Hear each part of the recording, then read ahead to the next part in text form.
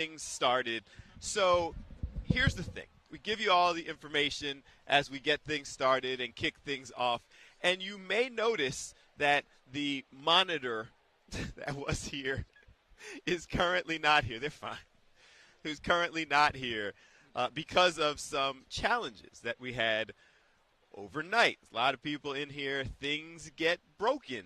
And so when we came in this morning, our whole video display that had been here all week was cracked and broken and what have you. So we decided to pivot. So we're starting right now, and in the next 15, 20 minutes, we're having another monitor delivered as we just keep. I feel like I just called an audible. Sounds like that's something would happen in, like, my neighborhood of Philadelphia. I don't know. Like, we came in and, like, something got vandalized in the middle of the night. I don't know. Yeah, it's crazy. Kind of sketchy. Rich Gannon, obviously, Pro Bowler, football star, from our area. Yeah, I'm from Northeast Philadelphia. I went to St. Joe's Prep and went to the University of Delaware and have a summer home in Ocean City, New Jersey. A lot of family and friends in the Philadelphia area, and so been blessed to not only play 17 years, but the last 20 years working as an NFL analyst, and really excited what I think is going to be an incredible game on Sunday night. It's the most Philly thing ever that our monitor would get broken on day 5, right? This is why we can't have nice things, what they say about Philly. Is this someone who's been through this a lot on both sides now? So you've obviously played, but doing the analyst stuff. I keep asking people, is this still exciting and fun kind of being here? I think it is. I always say I think it's an honor. Like, I think it's a privilege. I tell this to young players all the time. You know, it's a privilege to play in the NFL. Like, it's like a driver's license. If you don't, if you swerve out of your lane, you get in too many accidents, you drive drunk, you're going to lose the privilege. I think in the NFL, it's the same thing. Like, if you're not on time, you don't know what to do, you don't play fast with a sense of urgency, you're going to get traded or cut or released. I mean, that's just the nature of our business. The minute you think you've arrived, they're already looking for someone younger and cheaper to replace you. That's the NFL. And so I was blessed to play 17 years, not because I was the most talented guy, but because I had a passion for the game. I worked hard at my craft, and I never wanted to be cut. So, I think it's a privilege to be here, to cover this great game, to cover two of the best teams in the NFL. Obviously, a team that I played for, the Kansas City Chiefs, a team that I grew up rooting for in the Philadelphia Eagles. So I don't have a horse in the race. I know it's going to be a great game, but I would tell you this. If you want to go for a bike ride for like the first 57 minutes of the game and come back and watch the last 3 minutes, that's where this game's going to be decided. So you think it's going to be that? It's going to come down to close. Yeah. So that is everyone we've spoken to. And interestingly enough, I was watching one of the national shows this morning. Every single member of their panel flipped from picking the Chiefs all week to picking the Eagles this morning. I would say there's a lot of momentum just around here on Radio Row and talking to a lot of former players and a lot of former coaches and people that I've been in contact with. There's a lot of momentum towards this Philly offense, the best offensive line in football, Saquon Barkley, Jalen Hurts a part of the running game, the better roster, a better defensive roster. But I would caution you that the team they're playing is here for a reason, and not because they're the dominant team, not because they beat up on everybody. It's because they're very comfortable in tight games. They're very comfortable when they fall behind by a field goal. They're not going to panic. That's been their whole story. They've won all these one-possession games this year. I think Andy has sold them on the fact that you're not a great team. You're a good team, and if you do these things right, we'll have a chance to win. But I would tell you this, there's no one better in our game with the ball in his hands inside 2 minutes than Patrick Mahomes. So we keep and hearing. we've talked about that a lot this week with different people. We keep putting out this scenario. You know, if you're in the Eagles' position, would you rather be up by 4 with the ball in Mahomes' hands with 2 minutes to go, or down by 4 with the ball in Jalen's hands with 2 minutes to go? Is it a no-brainer, just have the ball because you don't want to give it to Mahomes? You know, I don't know if that's the case. I mean, I think with this Philly defense, I would tell you this: if you give the ball back to the Chiefs with say 2 minutes to go and you're up by a field goal or whatever, you better have a negative play. You better create a negative play. You better have a sack, a forced fumble, an interception, a tip ball, something, because you got to understand it's not 3-down territory. You're basically giving 4 downs to go 10 yards with 2 minutes to go on the clock. And any good quarterback in that situation is going to thrive. You have to come up with a negative play. Somebody has to come off the edge. Somebody has to get the ball out on the ground. That's how you beat Patrick Mahomes and the Chiefs. So you say you don't have a horse in this race. You kind of do. Like, you've got love and passion on both sides, and you just said you're still vacationing in our area. You're still at you just don't want to pick. And does that make it hard? No, it's not like I don't want to pick. Like, I honestly. Too connected.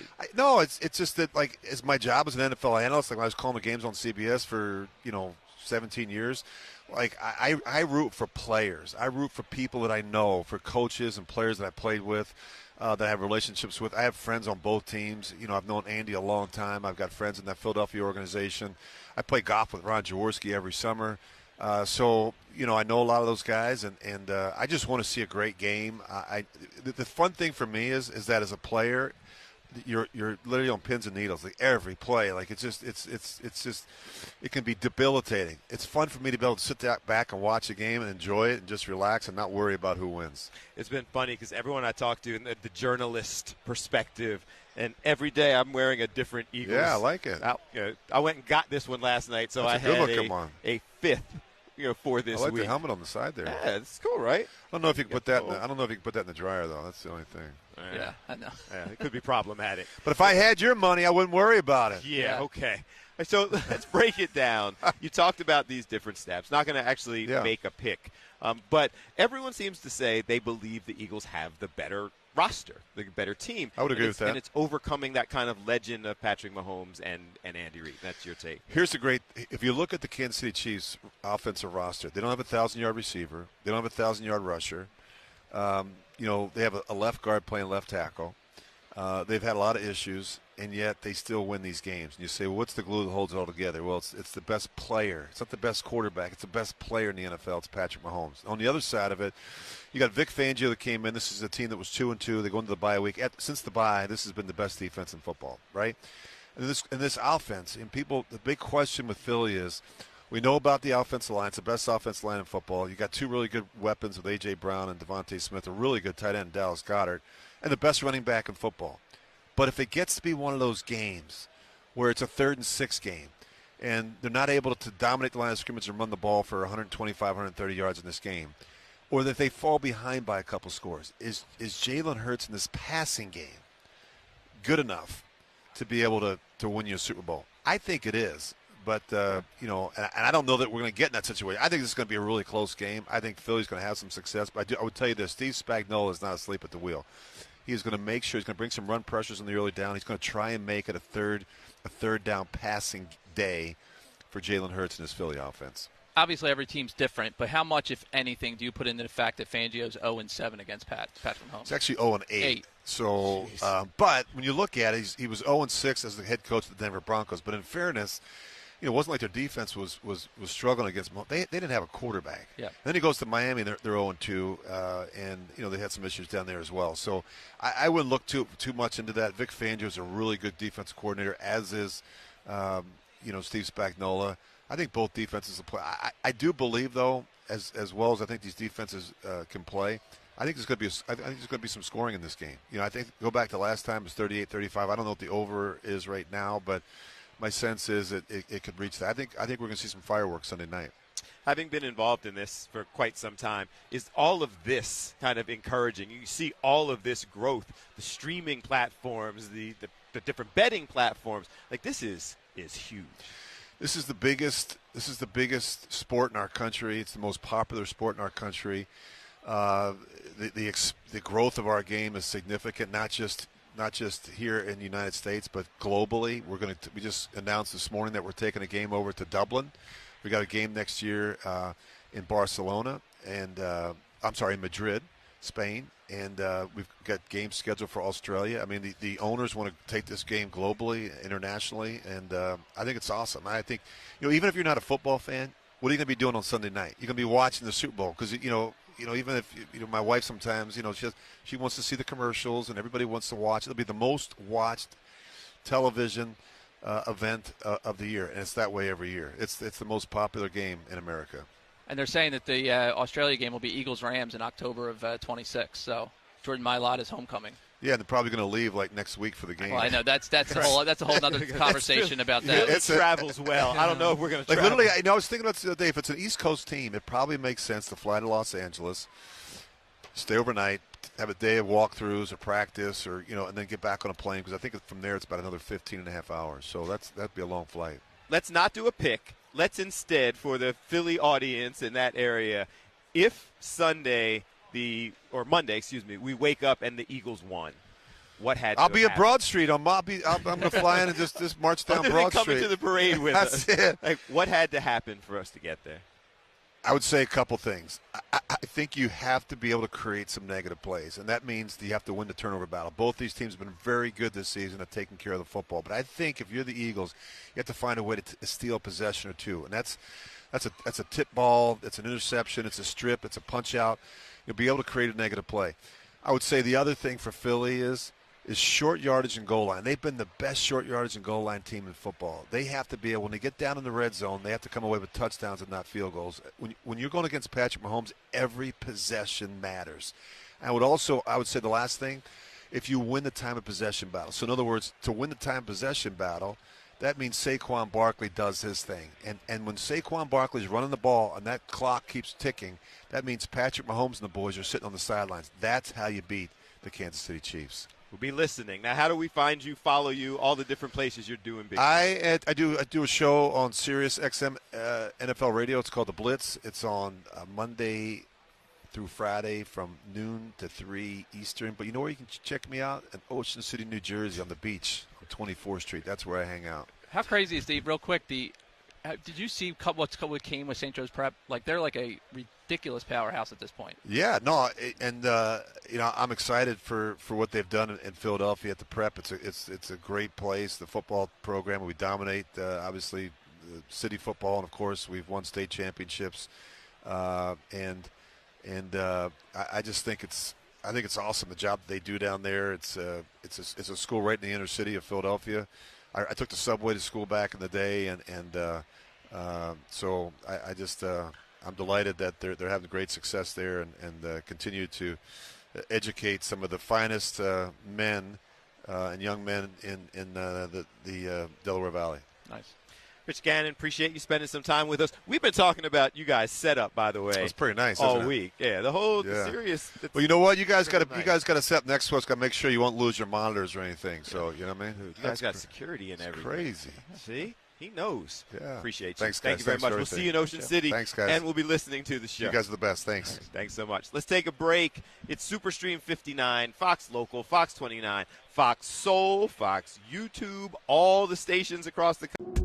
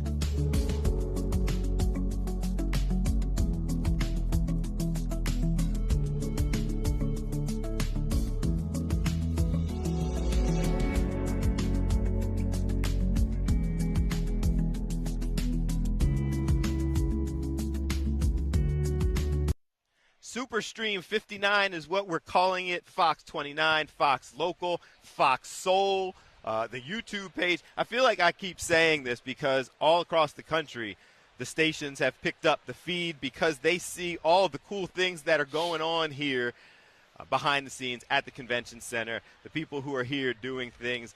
One of those folks is a familiar face to Eagles fans, played for the team, the Mighty Mouse. We still calling you that? They call me Mighty Mouse, man. That's what they call me. We still going to roll with that? We're still going to roll with that. We're going to roll with that. Mark McMillan, appreciate you stopping by.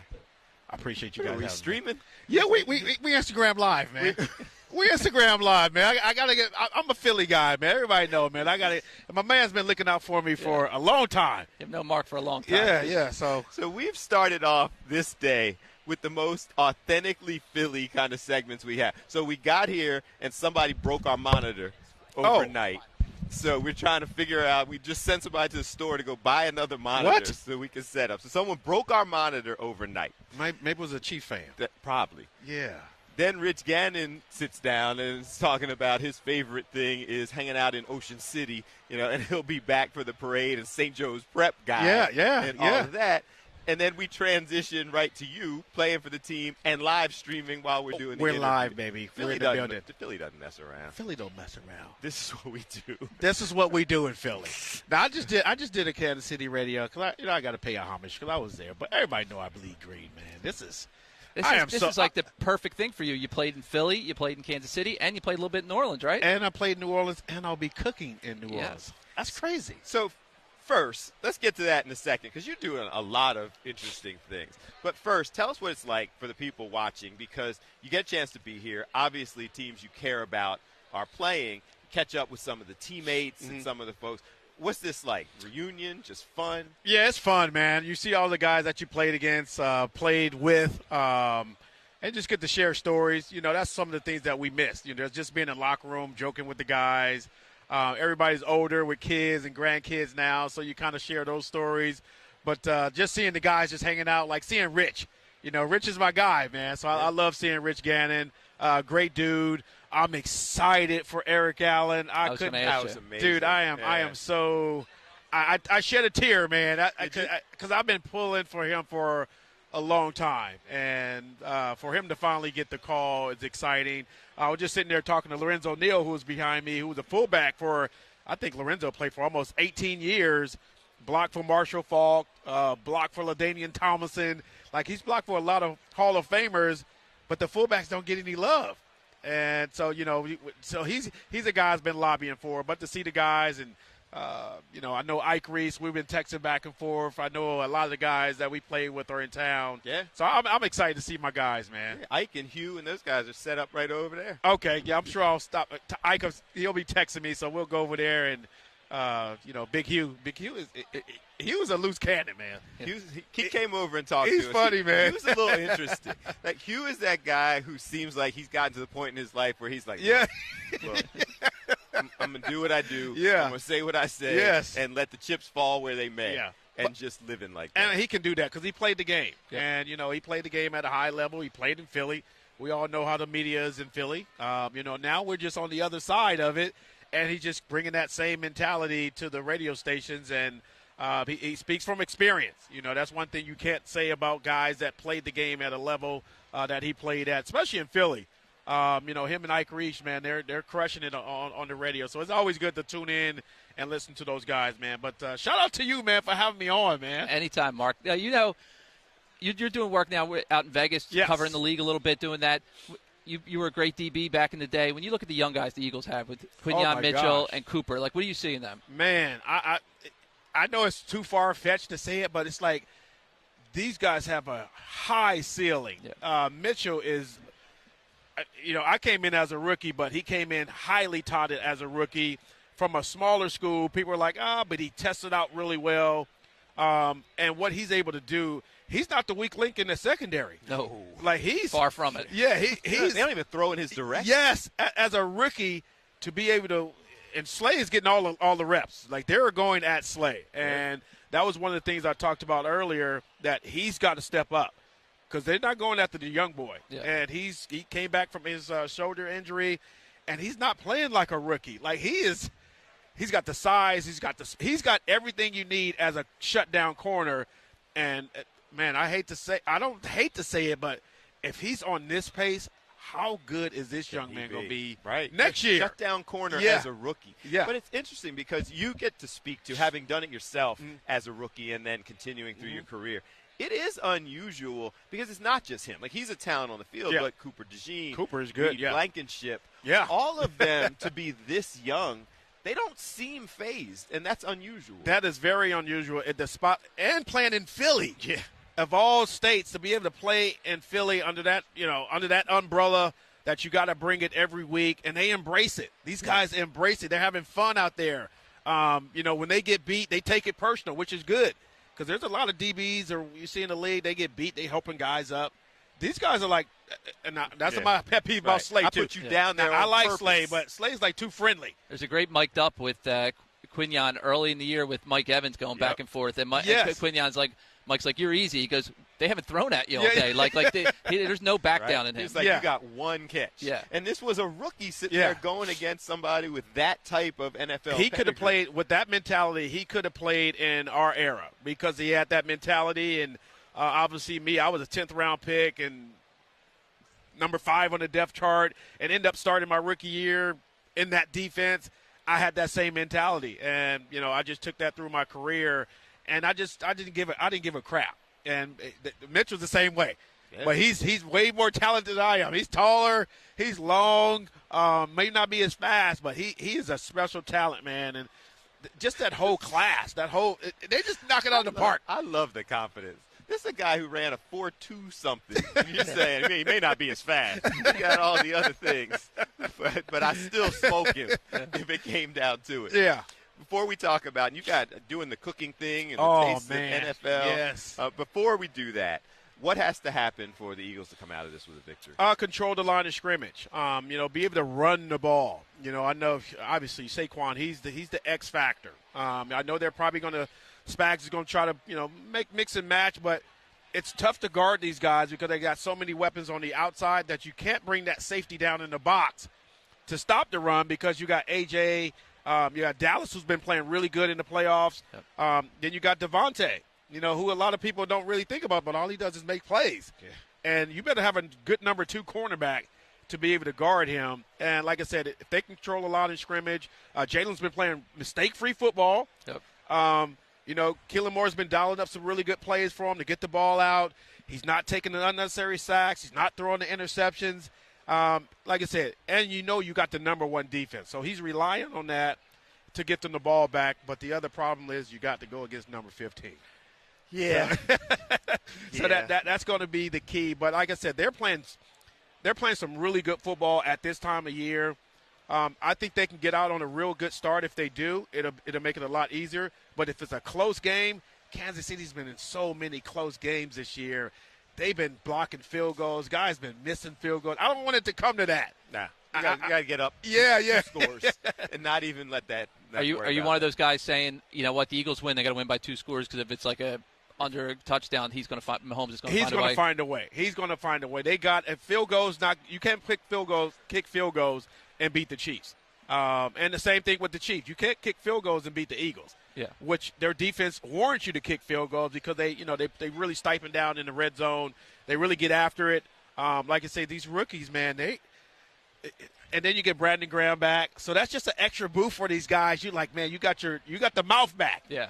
So he's going to be out there chirping big time. You know something about that. You were a little bit of a chirper back in the day. I did a little bit of chirping, man. He's challenging 4-2 to foot races now. What are you talking about? All right. What is Taste of the NFL? Taste of the NFL, man. We're raising money for Gen Youth to end student hunger for kids across the world. I've been blessed and lucky enough to be able to be in that space. Last year I was signing autographs at the Taste of the NFL. And obviously being on the show with Next Level Chef with Gordon Ramsay, some of the chefs from the Food Network, they're like, why are you over here signing autographs? I was like, well, I'm just making an appearance. Yeah. They're like, you should be up here cooking with us. So I was like, yeah, I should be up there cooking with y'all. They were like, we like your confidence. Yeah. So they reached out and said, hey, how would you like to come to New Orleans and be a part of the Taste? And I've been trying to get into this event for 10 years. Really? Yes. For a long time, I've been trying to get into this Follow event. him on Instagram. Grilling with McMillan was the thing way back in the day. Yes. And then it's grown to this now where you're on TV shows and everything Yes. else. So I'm excited, man. I partnered up with a guy named Daryl Schuler. He's a master chef. He's the first African-American master chef in the whole wide world. He's one of 70 master chefs. All right. So we put together something, a little twist of New Orleans. We got a barbecue brisket beignet. Really? Look at that reaction. Yeah. See that? See that? How can you not react like that? A barbecue brisket beignet. Yes. That's you guys' contribution to this. Yes, that's our contribution. No, we looked at everybody's menu. Everybody's doing crawfish and gumbo and red beans and rice. Like, you're not ready. Yeah. You're like, I'm not ready. Like, we're bringing something different. We're bringing something different. So, yeah, we'll be at the Taste of the NFL tomorrow from 2 to 7 at the World War II Museum. So if you haven't got your tickets, get online. There's some amazing chefs there. It's going to be some amazing chefs. So I'm excited just to be in that category. I'm the first NFL player to ever be at the Taste of the NFL and have a booth. So I'm a pioneer of this thing, man. So I'm trying to lead it to other heights. So I don't just, talk football, man. We can talk food all day. Is this a win thing, or you just everybody samples, or do you get to walk out of there as the champion of the Taste of the NFL? Well, I'm walking in thinking I'm the champ. Valid. I keep that same mentality like I'm on the football field. And, a lot of people come in and say, oh, you come to the Super Bowl and have fun and hang out. I was like, no, bro, I am locked in for Saturday. This is my Super Bowl because obviously, there'll be a lot of eyes like, okay, can he cook? What is he going to make? Now, if I blow this out the water, that just helps my brand even more. And now you get the bigger sponsors to come in and say, hey, man, this dude is doing something that no one is doing. And he played football. And, like I said, the perfect storm, Chiefs, Eagles, and I played with the Saints. So it's like the perfect storm. This dude never stopped competing, y'all. So how do we – watching him on the stream right now, so how we're on the stream. We're streaming and we're streaming. We're streaming and we're streaming. How do people get more – if you're in town, you obviously can come to the event. Yes. If you're not, how do we follow you, stay in touch with you, get ready for your next big thing? You got to do brisket beignets in Philly. We'll do something like a cheesesteak in Philly. Yeah. So what I did in Vegas, I partnered up with a pizza place called Evil Pie, named after Evel Knievel. We did a Philly cheesesteak pizza, and they used my olive oil with it. Okay. So I'm already paying my little homage to Philadelphia, but I'm excited to come back. The last time I cooked outside. Yeah, you cooked years outside ago, in the patio. And I was just winging it. Now I'm cooking at events, cooking at resorts. Now you're pro. I got a big event coming up at the Hotel Valley Ho March 13th through 16th in Scottsdale, Arizona. During that weekend, we're expecting over 5,000 people in those 4 days.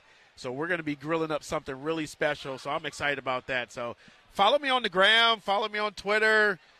It's just Mark McMillan, man. It's just follow me. I'll follow back. I always interact with the people, and I don't try to big-time anybody. So I'm so confident about my food, bro.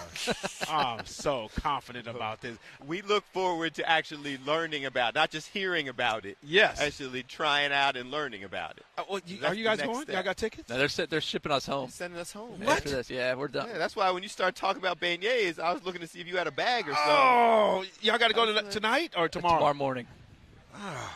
Because there's a storm coming to Philly. So if we don't get out, there's a snowstorm. Oh, if you don't get back, they're not sure. Next time you're in Philly, we'll figure out where you're cooking. We'll come out. Yeah, let's make it happen. I'll come to the studio and cook now. You know, this dude's the director of original programming. It means we should try to create like a cooking thing that we put on. Hey, let's make it happen. Let's make it. I'm telling you, we can put the pressure on live. That's what we do. We can make it happen. All right, appreciate you. Appreciate you guys Thanks having so me much. on, my man. Mighty Mouse, T-Money McMillan, T-Money in the building. Chef Mighty Mouse. That's what they call me now, Chef McMillan. It's not. I'm almost like Terry Crews now. Everybody don't even know Terry Crews played in the NFL.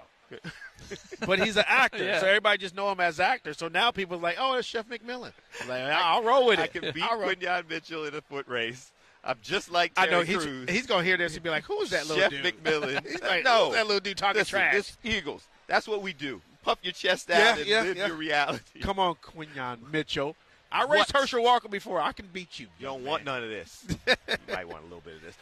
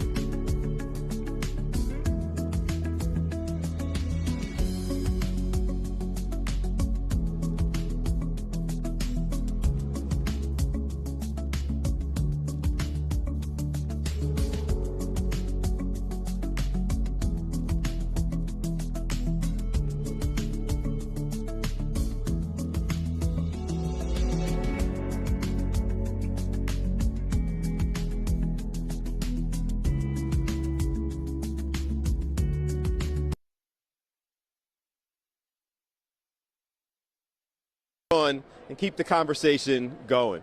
So, guys, what's up, man? How you feel? So we got all kinds of things going on. As I pointed out, this space here, the champ is still here. It's still here, wandering around.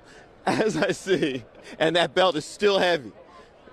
As we said, guys, we had a little bit of an issue with our monitor finding its way to the floor with people who were doing things overnight. It's just the nature of it. So we're making do. We have another one coming. We're going to continue to talk to as many people as we possibly can. And you can see that the folks are kind of huddled over here. I got to see who Coach O has today. It's one of the booths that has been pretty active throughout this process.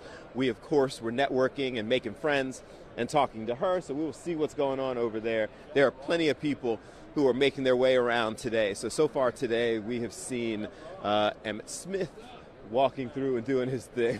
What's up, man? Walking through and doing their thing. We have seen several of the different athletes. Troy Vincent, his wife has a podcast. They're right on the other side of us, and we're going to talk to them. They've been doing outreach work throughout the week here in New Orleans. What's this? Come here. Come here. You just rocking the It's a Philly thing? So, my name is Ivory Tab. Okay. I'm from South Jersey. It's nice to meet you. It's nice to meet you. I went to LSU. Okay. So this is the perfect gumbo, the perfect storm. Okay. You know, you got to have the right ingredients right now. Right. My Eagles in Louisiana. What better way? So other than the fact that you are an Eagles fan, Yes. and in Louisiana and LSU, Yes. what are you doing here? So I manage talent. So I take athletes around to talk to the different booths, and we talk about intangibles and what you need to do to make it to the league. Okay, so why am I just meeting you on Friday? We've been here all week. Who's the talent you're walking around with? I mean, you're you, but other than you. So I have a bunch of guys. I have a bunch of access. I do a lot of work with rookies and retired guys. So I get you when you start, and then now when your career is in, I finish, and we just do it. So it's one of those things that for me, I was like, New Orleans is the place that we got to go, number one, but that we got to win. It seems like doing that, representing talent and kind of making the way around here, there is a growth, particularly for women of color. Like you see Jalen Hurts' agent and some of the others. Jalen Hurts is an all-female team representing him. Have you seen this growth? Is that, I mean, obviously that represents a positive. So for me, when I first started out of the business, that was one of the ways. It was a connection. I trust you. You're familiar to me. I know you're going to protect me. Families are like, I know she's going to treat my son like her son, so let me hand it over to you. And that's the best way for it. Okay. Yeah. So we should all get behind this. So were you over there with Coach O? So technically I was just over there doing an interview with Jameson, because he's one of the guys that like actually really honestly believe that. And he believes in, so, you know, the other night he asked Coach Nick, I'm going to be a free agent. What team should I go to? Who asked that? Jason Winston. Jameis Winston's over there? Yeah, I just finished. My guy just finished talking to him, but on Monday night at Media Row, you got to find the clip and put it on. He asked Coach and he asked Jalen, hey, I'm a free agent this year. What team should I go to? Right. And that's like... So I heard he asked Saquon. Yes. And Saquon said he should go to the Giants. Yes. So James is around here getting a job. Oh, so Jameson actually, why he's here? Because he's Fox digital correspondent this week. Yeah. And so that's why he's out here talking to the people and doing all the things. But that kind of thing, I know his team, it was women, and that's kind of pushed him to do this kind of stuff, because we're the ones that are going to be like, boom, take a chance. Because who else is going to, after your career, what you going to do next? Okay. People want to find you, more information about the things you're doing, your clients, how do they do that? So my name is Ivory Tab, and you can find me on ivorytab.com. And my big shout out, though, big shout out. Okay. My brother is the football coach at Pennsauken High School. Nice. Exactly. So we know how close that is. Yes. So we want to say, Coach Tab, I'm here getting all the footage for you. We're here encouraging you. And last but not least, go Birds.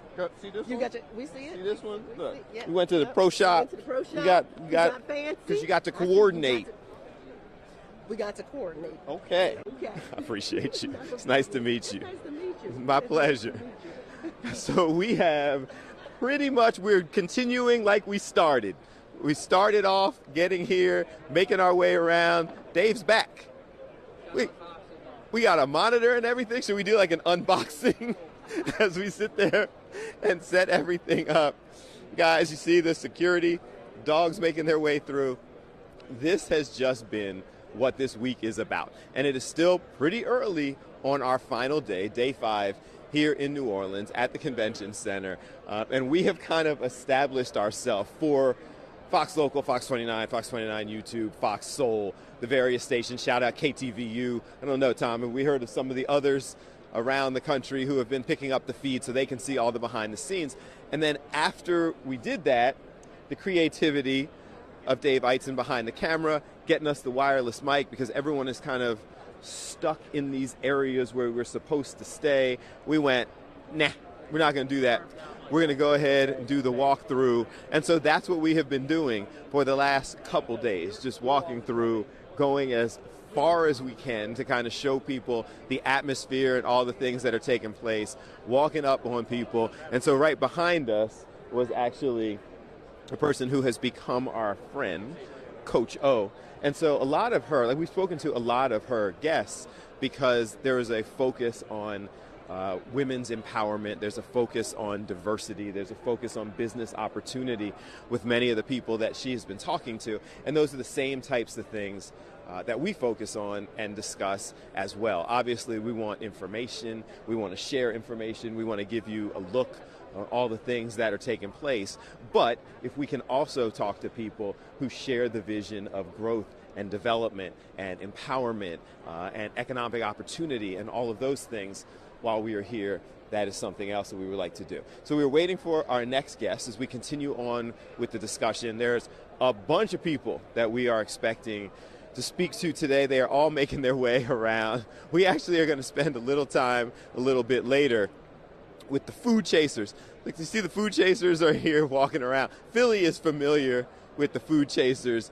The twins, there they go. Maya and Kayla are over there walking around. We're going to interview them later, but here they go right here so people can see right here. Dave's asking me which ones. The twins right there in white making their way through. So Philly is familiar with them because they're the ones who created the whole Jalen Hurts cheesesteak, and then he came and hung out with them, did a commercial with them. They are now internationally known for their food chasing and social media, and started a restaurant, and now they are down here talking to folks, meeting folks, doing the networking, and we're going to grab them a little bit later as they make their way through. So we're going to take a break, and then we will come back. Our next guest is up. Stay with us.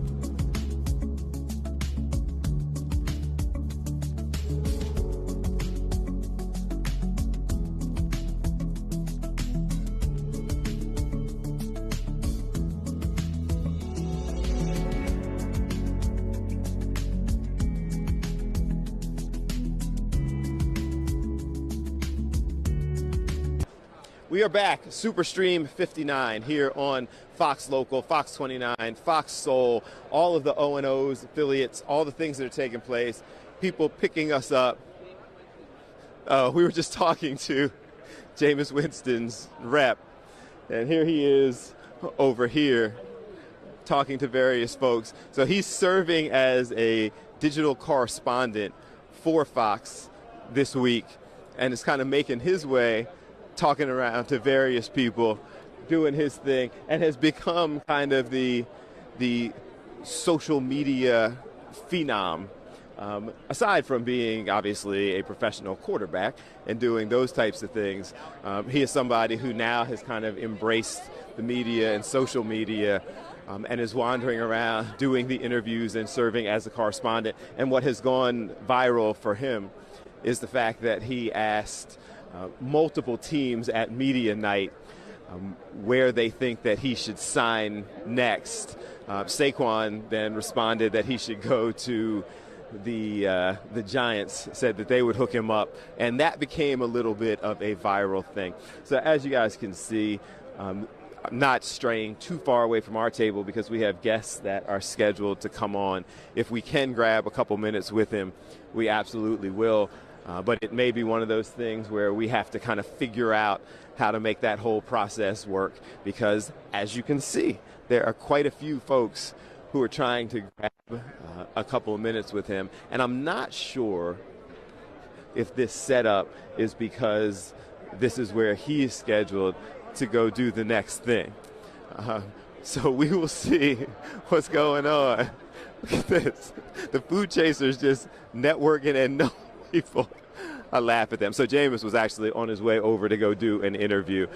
So didn't work out in this minute. I also see Michael Johnson, who is going to come on with us in just a little bit, who is a former Olympian. He and former Eagles player and sprinter and Olympian Devin Allen are both over there, and they're talking about a couple of different events that are coming up and going to take place. There you see Coach O, hardest working person in the building, making her way around. So up next for us is supposed to be NFL analyst and former player Gerald McCoy, who's going to come over to our table as soon as he can. We also have Donovan McNab, who is going to come over and spend a couple minutes with us as he walks through and kind of gets his thing. He's doing a little bit of outreach and publicity. So as soon as we can get him to roll through, we will. Coach O, so you guys can see, Coach O is not messing around. So every person who walks through, she is running through, trying to get in there, trying to get the connect and talking to different folks and trying to get them in on the interview. And Jameis is getting approached by quite a few people. They are telling me, make my way back to the table because our next guest, Gerald McCoy, is there and ready to go. So I'll make my way back to the table as we go ahead and spend some time. I'm going to go with what we already established is not the smooth transition to the headsets and then the sit down because our next guest, NFL Network analyst Gerald McCoy, is here at the table, sitting down, spending a little time with us. He's getting ready to do a marathon like we've been doing the last couple of days, 5.5 hours at a time. You're doing 8? Yeah, I'm doing 8. 8.5 hours is a lot, man. You looking forward to this? That's nothing. I've been here since Sunday, so yeah. Okay. Yeah, so that's just the ender. You know, when you get to the end of something, man, I'm an athlete, so it's like the fourth quarter. You know, you train for the fourth quarter. I run a lot. The end is the easy part. It's that middle portion, like that mental fortitude to push through. Once you get to the end, it's like, now you gonna stop now? You're already here now. Once you push through Wednesday and Thursday, you were good, right? Yeah, it's like when you doing rep. This is what used to kill me as an athlete. When coaches used to say, "Hey man, you didn't do all your reps, and how many? You only did 8 reps, and you got 10. Now you got 10. If you got 10 reps, why get all the way to 8 and then stop? Yeah. Stop at 4. If you go stop, stop early. Don't stop. Don't get to the end and then be like, oh, I can't. So when I'm doing anything, if I'm like right there, like 2 minutes left, 3 minutes left, I can't get through it. It's like, so you did 80% of what you did, and now you don't want to fit. Man, just finish. That's just stupid. It doesn't make any sense. It don't make sense. It's like you gonna quit at 30%. It's like quit early. The motivational speaker. Yeah. It's like if you get that far, you're already in pain. You might as well get the reward. That's what I'm saying, man. So that 8 hours, man, whatever. It is what it is, man. It's part of it. So you're an athlete and an analyst. What's all of this feel like to you? I've gained an all new respect for it. When I was a rookie in the NFL, I went to Radio Row, and I was like, what in the world is all of this? I didn't know, man. I'm from Southside Oklahoma City. I'm not from a place that has a NFL team. The University of Oklahoma is our NFL team. So that's all I knew, Oklahoma. I had never been to Nordstrom. I didn't know what Neiman Marcus was. I didn't know what none of that was. So definitely didn't know what Radio Row was. I did opening day. That was the year that Green Bay played Pittsburgh. Okay. So I seen all of that. There was a lot of hoopla, and I'm like, man, this is crazy. Well, as the years went on, I kept coming through, and I'm like, okay, I'm starting to understand. But now that I'm on the other side of it, you gain a new respect for the profession. As an athlete, you do all the work, you work out, and you go through the grind and all that, and then they like, oh, you got mandatory media. You like, oh, my God, I don't really want to do this. But even as a player, I understood that the media are just professionals doing their job. Right. But now that I'm on the media side, I understand it's the same grind. If you put the work in, there's a lot of athletes that cross over and don't do the work. I went to the broadcast boot camp that they provide for current and former players. And one of the things they taught us is if you cross over to the media, if you don't do the work, just like on the field, if you're not working out, if you're not working on your game or trying to get better, everybody will know. So when I crossed over to the media, I said, you know what? I would never go into somebody else's profession and don't treat it as if somebody crossed over into mine. Because if somebody came to be a professional football player or thought they could and they didn't put the work in, I feel disrespected. Okay. So when I crossed over, I never wanted to bring that energy to the media. So being around here, it's just a bunch of professionals doing their job. And what I take from all of this is look at what the game of football does. Yeah. It brings all of these people together. That's why we got the greatest sport in the world. Look at what this is. It's you can call it a circus or whatever name you want to call it. Let's say you did call it a circus. The circus travels, and it's an incredible show. You got all these different animals. You got elephants running in a circle and doing all this stuff. And then you got the clown that's throwing stuff at people and all that fire everywhere. It's a lot going on. But the circus, a lot of people pay to see. So when I'm looking around, man, this is freaking incredible that one football game can bring all of this. And if you make the most of it, man, this is really honestly where you create change. All these people coming together, look at what the game can do. We've talked about that a lot this week. Obviously you've crossed over, but how encouraging is it for you to see how many players who have voices here? It's not just your old school media. Cam's set up right here. Shador was doing his podcast. Like there's a space for everybody in here now. This is not the old school Radio Row. It's like content center. Yeah, for sure, man. That's just the times we in. Players have their own voice, and the players should use their voice. And it's just a new age. It's just like I was riding over here and was riding in the car, and we rode past a cyber truck. And who I was riding in the car with, she was like, man, I never seen one of those. I was like, I just got one. She was like, well, what is it like? And I was like, well, I live in Dallas, and I live about 45 minutes from the airport. And I put in my home address and pushed the button, and it drove me home. She was like, what? The car drove you home, man? Technology's crazy. It's just the times we in. And the times we in of now is player content. Yeah. Everybody's taking their own voice and taking control of their own narrative. So now somebody else can't paint your narrative. So when you turn the camera on and push record, whatever you say You got to take accountability for. There's no excuses anymore. You can't say, oh, they misquoted me or none of that. Hey, you said that. You said that. On camera. On camera. So, you know. Do you think that is – because a lot of the players we've spoken to who are doing those types of things this week, they love it because one of the challenges that they've expressed when they were playing is that too often it is somebody who doesn't necessarily know trying to paint that narrative. Do you like that as somebody who it's your voice, or is it that much harder, as you said, because now I've got to be held accountable for everything I say? Nah, for me, if I said it, I'll say it again. If I said it to you once, I'll say it again. I'm very calculated with what I say, and we all make mistakes. We all say things sometimes that we're like, frick, I was just talking too fast and whatever. Yeah. But you knew before you did this that you were going to be on camera.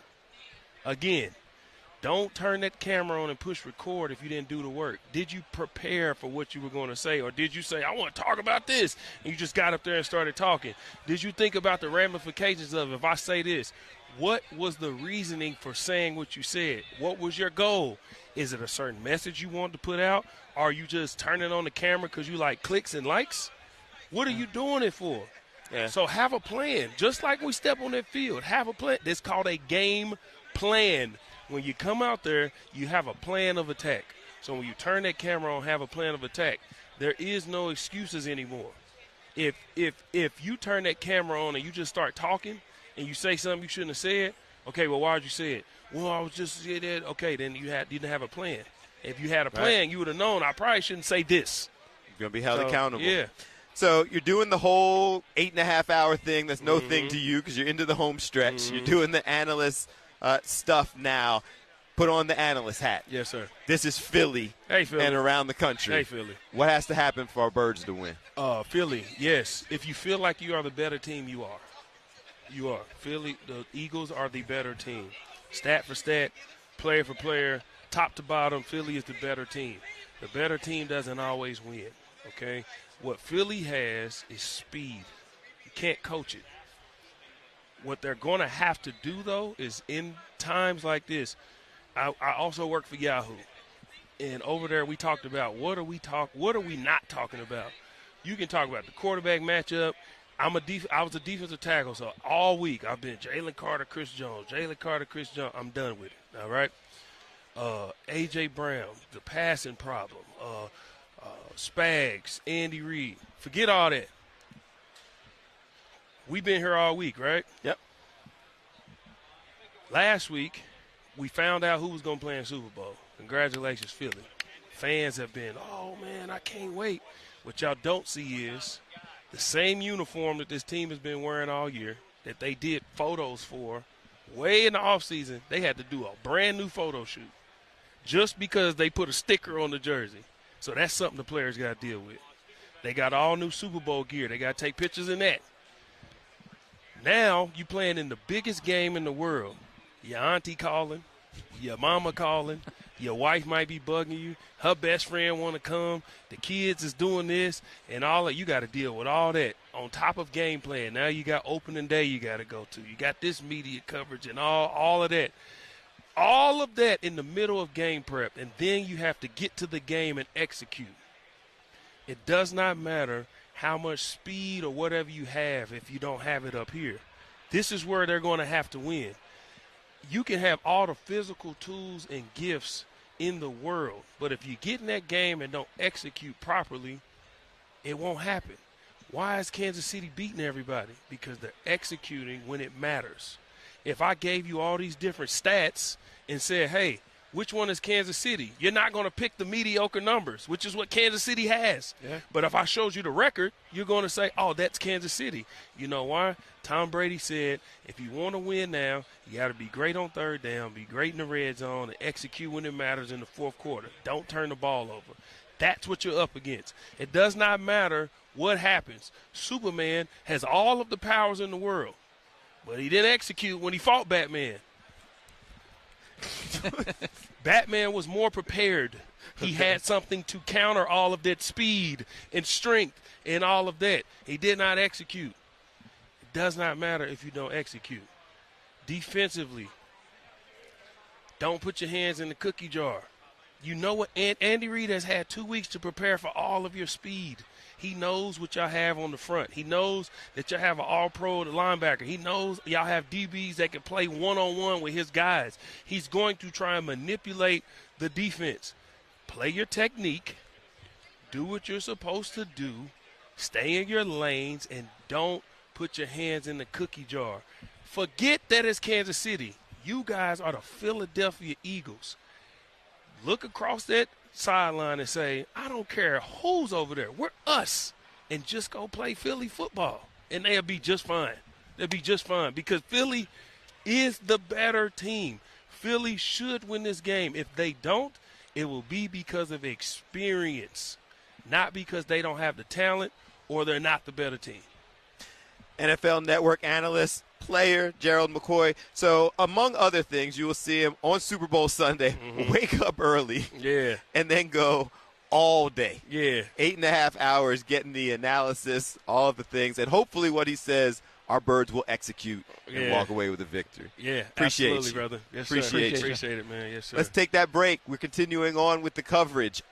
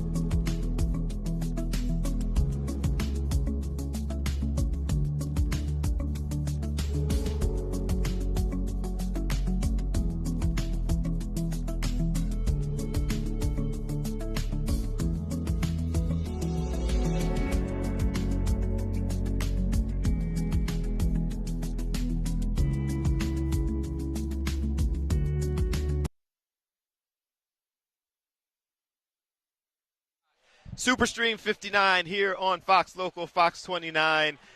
So we already told the story. This show has started off as the most Philly thing ever today.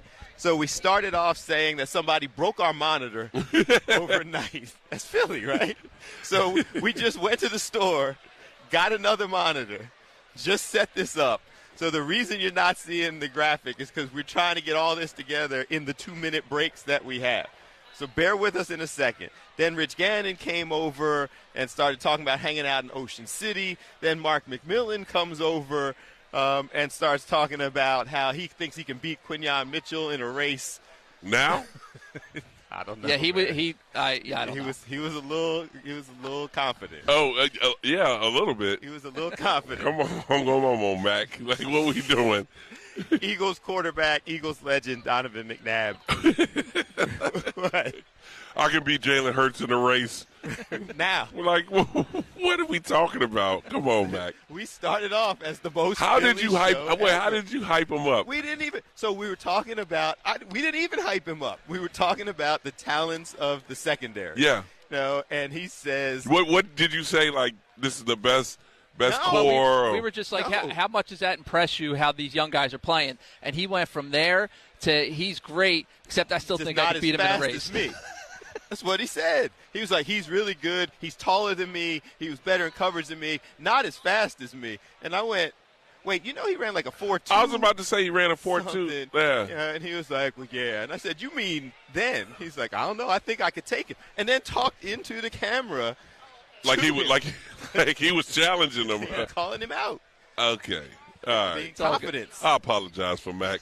Confidence is a good thing. We don't want to be them old guys on the lawn that's still like, I can still do it. Like right now. Like, hey, listen. But whatever. Like, Yeah. we appreciate the confidence. Yeah. And he picked Eagles. What's all this? I mean, obviously this is something you've been through before. Obviously the loyalty and love for the Eagles. Right. But what's all this like for you experiencing it now? You know what? I look at it in the sense of being able to see old friends, familiar faces, see old friends in the media, come in and kind of just talk ball. And so when we grew up playing ball, we grew up loving the game, we grew up being a part of the game, we're still involved. It's just physically we're not doing what we're doing. And so I love watching this team play because it's been different every week. Obviously, people focus on the Saquon success, the offensive line. You talk about Mitchell and DeJean and those guys, the young talent. I just love watching and being able to be a part of it. And then now we find ourselves here in the Super Bowl where this is round 2 for a lot of the guys that were a part of that Super Bowl run that they had that ended up in Arizona. Still that, I mean, it's always going to be loyalty and Right. love for Philly, but still that love for this team. Like, do you feel that energy? Like, I got to get this win for these guys. I mean, obviously, being an Eagle alum, I want this for Jalen. I want this for the organization because I think they deserve it.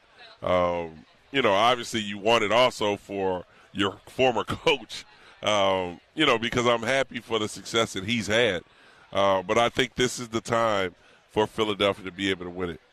How much do you think a win flips the script on the conversation about Jalen? Because I hear you on the radio every week in Philly, and the same questions come up over and over and over again. How despite how he plays in this game, because the last Super Bowl he played great. Obviously, he had the fumble, but he played great. Right. But the conversation hasn't changed. Does a win change the conversation, do you think? We're talking about Philly. I was waiting for it, yeah. We're talking about Philly where they're either they like you or they don't, or they're disgruntled, or, it's always something. They have to find one particular person to talk about. And it's easy to talk about the quarterback. And I've always explained to people, what would you rather have the Joe Burrow throw for over 5,000 yards And lose. Right. Right. Would you like to have the Josh Allens, which you make it that far and, you kind of like, we had a great run because we've done that. Yep.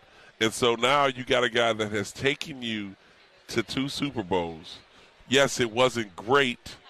It was still an exciting year. And now he has a chance to hold up the trophy at the end of it all. I just think it gets overlooked because it's not the sexy conversation. It's not the, what Jalen threw for 400 yards and 5 touchdowns. Yeah, now you're having Saquon was out there doing it. Like, he had 185 by 3 quarters. Like, it's something different, and that's what I talked about. Every game is something different. The defense played well. Like, we had 3 picks or, created 4 turnovers, and we did 9,000 tush pushes, to win the game. Like, it's always something different. And so I think with Jalen in the conversation, if he wins it, then, yeah, I think it changes the narrative a little bit because, look, they're still talking about Nick Foles winning the Super Bowl. Yeah. Like, Nick didn't even start the whole season. He came in like Trent Dilfer won the Super Bowl, and they got a statue. Yep.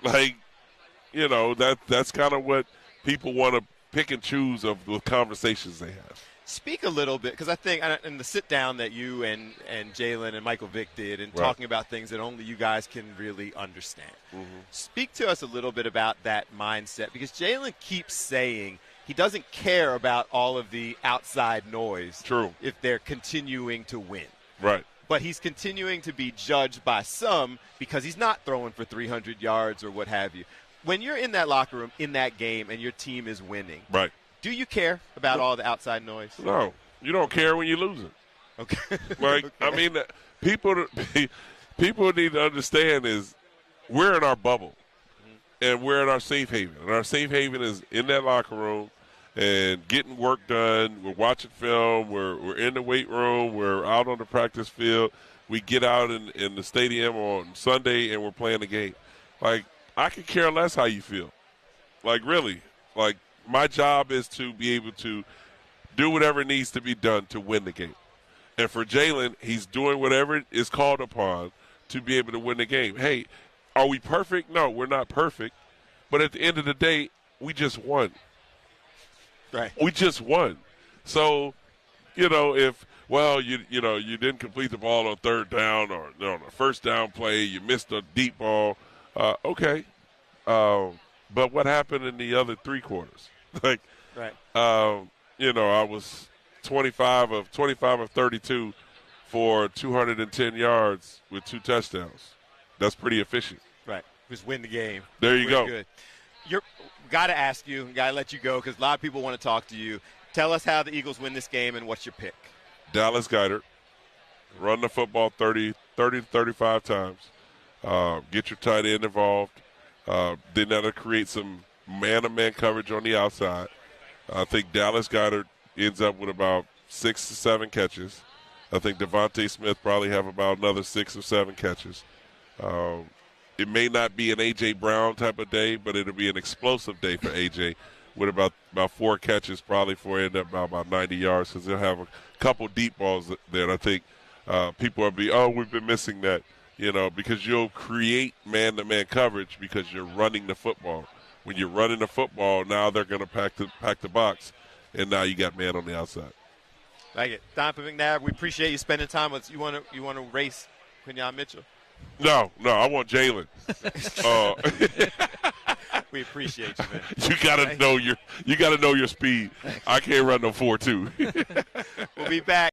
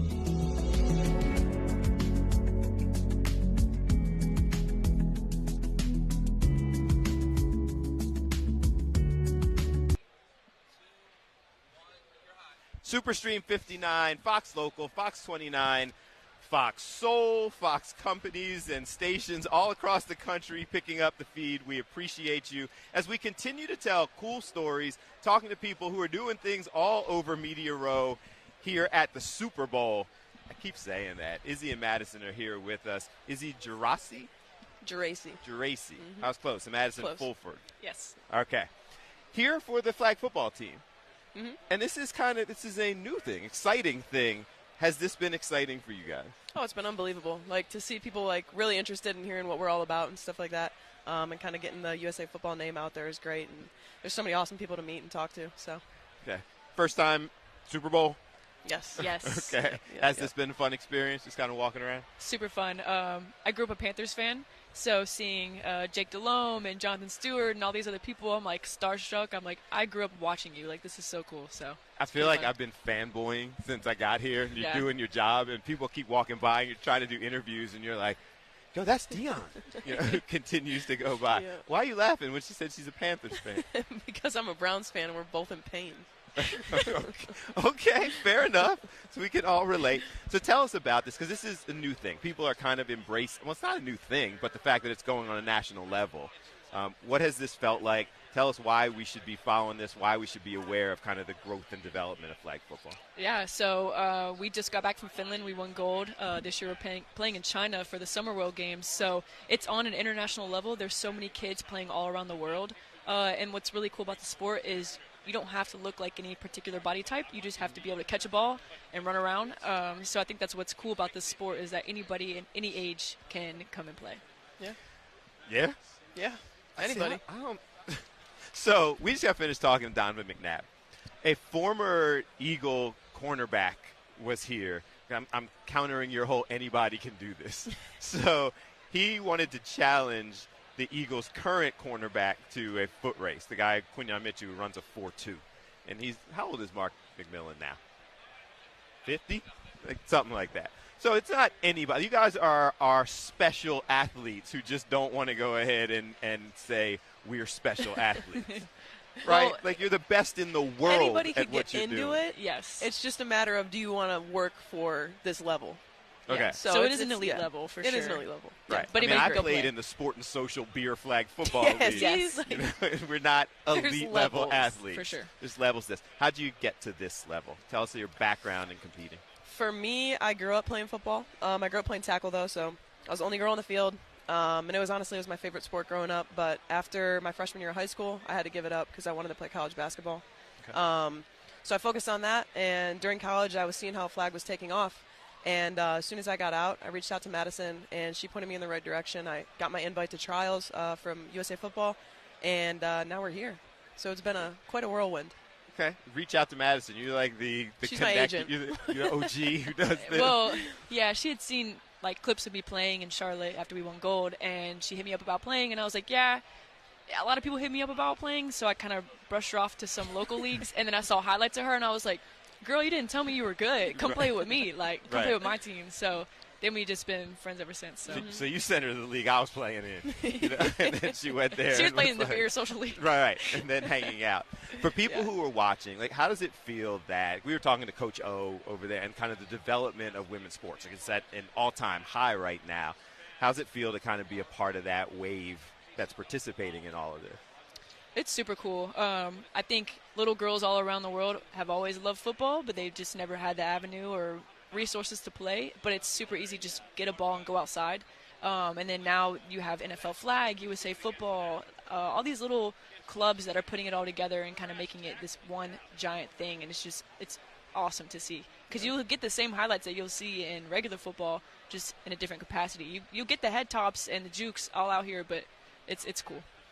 Okay, so all the people who are sitting there watching, the beer league people who think they could compete, explain the levels to this. Like, they come out there, they're going to get embarrassed. Yeah. People think it might look easy, but, like, I feel like sometimes you're watching the NBA and you might think it looks easy, but they're just, like, they're all so good that you can't even tell. But, no, yeah, there's levels to it. Like, you just have, like, people that don't drop balls, like, for example, or people that don't miss flags. Like, pulling a flag is way harder than you think. Like, I look like an idiot when I'm out there on defense trying to pull a flag because it's just harder than you think.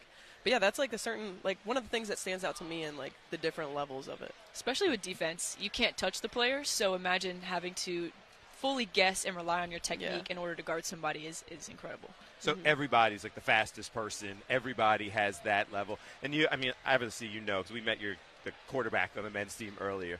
So that whole controversy that started with people saying pros, I guess I understand it a little bit better now because I didn't understand the rules. Yeah. So you really do have to be the fastest, like the most, just to be on the field. Yes. Okay, so just because you're big and can play on an NFL level does not necessarily mean that you can compete. Not at all in flag. It's got the look on your face is Not like at I've all. heard this Like, way too many times. Height could matter for jump balls and stuff like that, but size really doesn't come into play for flag. Like it's all about like your elusiveness and your like IQ. And flag game is way different than tackle, IQ wise. It's a smaller field, smaller like 5-on-5. So it's just everything's quicker. You got to think faster, and it's different. Like it really is. Okay. So you're already winning gold, like world championships. Yes. How's it going to feel competing in the Olympics and being able to do that and having all of us be able to appreciate what you're doing? I've dreamed of that since I was a baby. Like, I didn't know what sport I was going to play in the Olympics, but I knew I wanted to be there. And so now that it's a reality and we just have to continue to make the team every year, that is my one and only goal. And I know you can see all my tats. I'm immediately getting the rings tatted on me if I make that team. So I'm super excited. Yeah. You ready to go? Same kind of energy? Yeah, exactly the same energy. Like kids grow up looking up to the Olympics. Like I want to represent the red, white, and blue, wear the USA across my chest, and wear that gold medal. So like being able to do that for the sport that I truly love and care about and have cared about all my life is an unbelievable feeling. I feel like it's pretty cool to be able to say, like, once you guys make the team and you're there competing, to say that you're the best in the world at anything. Yeah. Like, to be able to aspire to do that and actually have the path. Like, I'm sure when you were little girls, like, achieving that may have been a dream, but now it's like it's a reality. Like, that's got to be just, whoa, the kind of message you're sending to people. For sure. It's a different kind of pressure. I feel like you have to have the confidence and manifestation that this is your spot to lose. So I go in every year like I'm going to play my best because this is my spot and I'm not going to let anybody take it, versus my first year and I was like, dang, I really want to be on the team. Like, I want that. I want this. So it's a different pressure flip, honestly. It's fun, though. People want more information. How do they find you? How do they find out about it? How can we see a game? We're going to get on board. I'm going to quit the beer league and I want to go try out. Like, how do we get more? So usafootball.com. That's one way. If you're looking to get scouted or anything like that, there's it's called the Game Time app. You can submit your profile, which is what I did, how I got on the team. Okay. Or you come out to our USA Football events, talent ID camps, and then, you can follow us on all of our social medias, USA Football on social media. So a lot of outlets, and if you want to see games, what do we think for China? How are they going to stream that? Probably on Streaming ESPN, service? whatever they did for the World Games before, and I think that was ESPN. Yeah. Okay, so when's that? When are you playing next? August, yep. Okay. All right, so until then, you're just embarrassing people who think that they can compete. We embarrass people in the social leagues, yeah. Fair enough. Appreciate you both spending some time with us. Thank you so much. Thank you. Where can we get the jerseys? Man, they need to make some, right? They need don't to make some. These aren't available? That's a Ryan Should question. be. Yeah, that is a Ryan question. Hey, Ryan. Where's Ryan? How do we get swag? He's like, we're going to work about it. We're going to figure out the merch deal so we can get these jerseys. Thank you so much.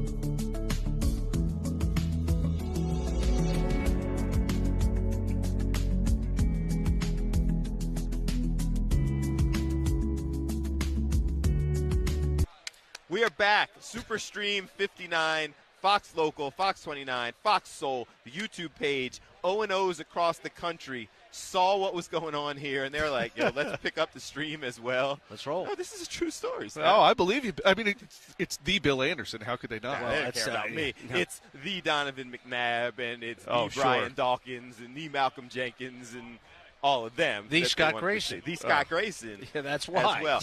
Before we let you guys talk sports and kind of update us on what's been going on throughout the week, it's your birthday. It Yeah, is. man. Yes. Happy birthday, man. I can't say how old I am, but Jason Kelsey's number's on the back. Okay? All right. Fair enough. That I didn't wasn't- say it. Wasn't painfully difficult. Get the man for you. Hurricane tonight. It's No, between right? 61 and 63 if you're just waking up, okay? Awesome. Congratulations. Thank you. Happy birthday. I We're appreciate celebrating something. You're in New Orleans I for your appreciate. birthday. Well, there's enough places to celebrate here, and so you kind of figured that out after 5 days here. But it's all good, and thank you all out there that have reached out some way through social. I appreciate it.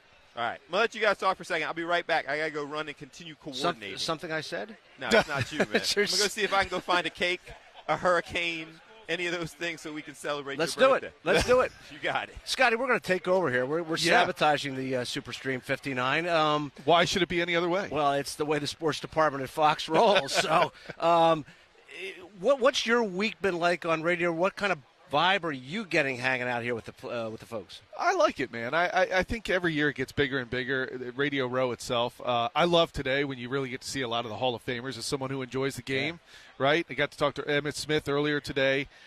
Boy, I love how he teases the Philadelphia. I told him, like, you wrecked my childhood.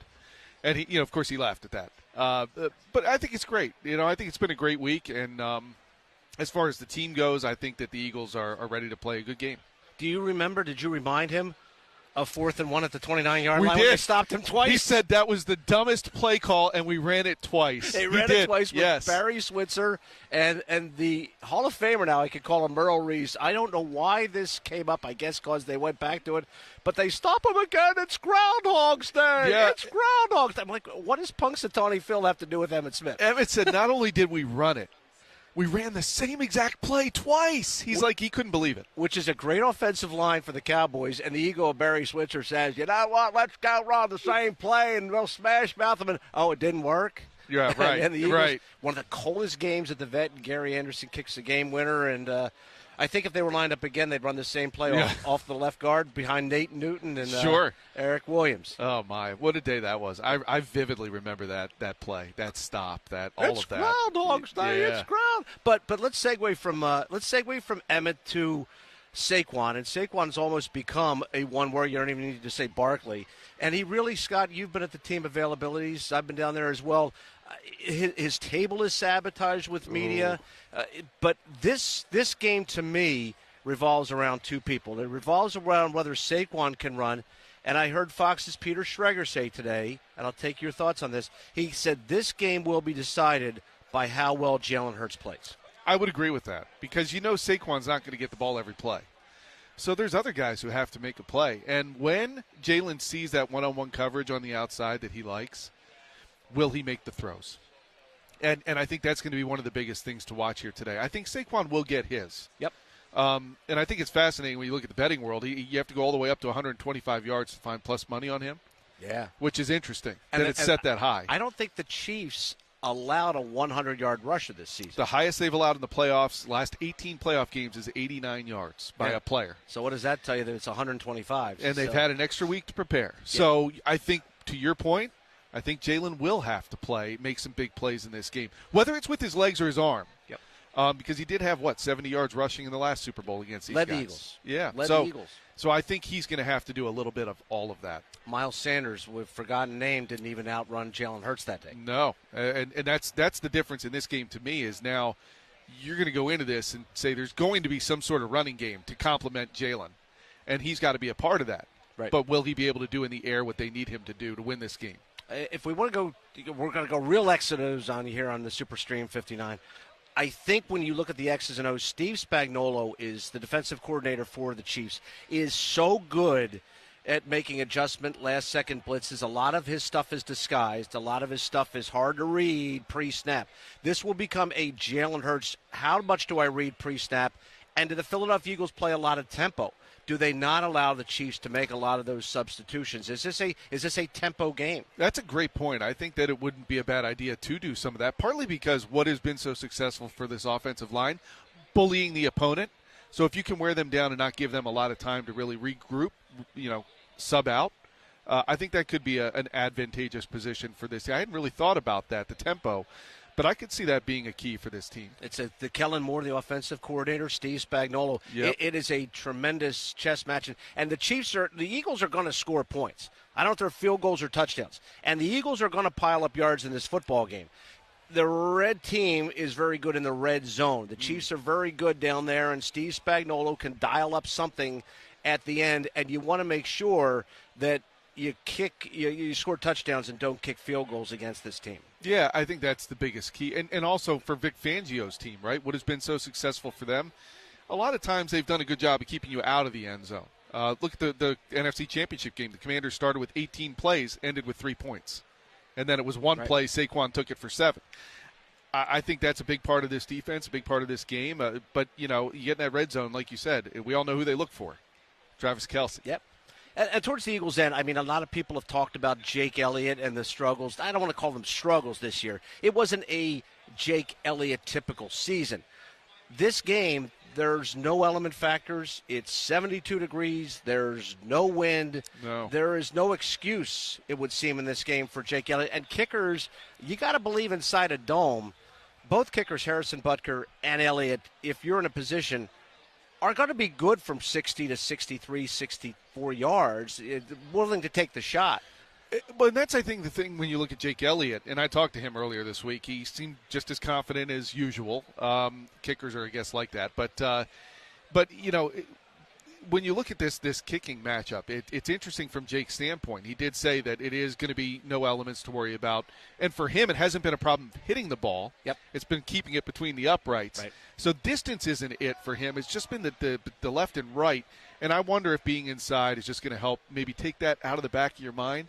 But interesting tidbit since you brought up the kickers. This is the first Super Bowl, Tom, that we've seen 2 kickers that have kicked in 2 or more Super Bowls each. Did not know that. Yes. That's what I'm here to do. That's I'm here to what drop you're a here little to do. knowledge on. Well, when you talk about splitting between the uprights, it's kind of like the work of Bill Anderson, the host of the Superstream. I mean, the show sometimes can go off the rail. You want to kind of try to steer it back between the uprights. You want to kind of make sure it goes through the uprights. It doesn't go completely off. The teammate on the sideline who's just like, "No, this is a good game." You look good with a visor. You look good with a visor on. How about this? I like the shirt. Did you buy one for all of us? Did you get that here? Yeah. Did you buy one for us? So I needed one more. So you I didn't just realize it was your birthday until this morning, or I would have gotten one. Oh, yesterday. yeah.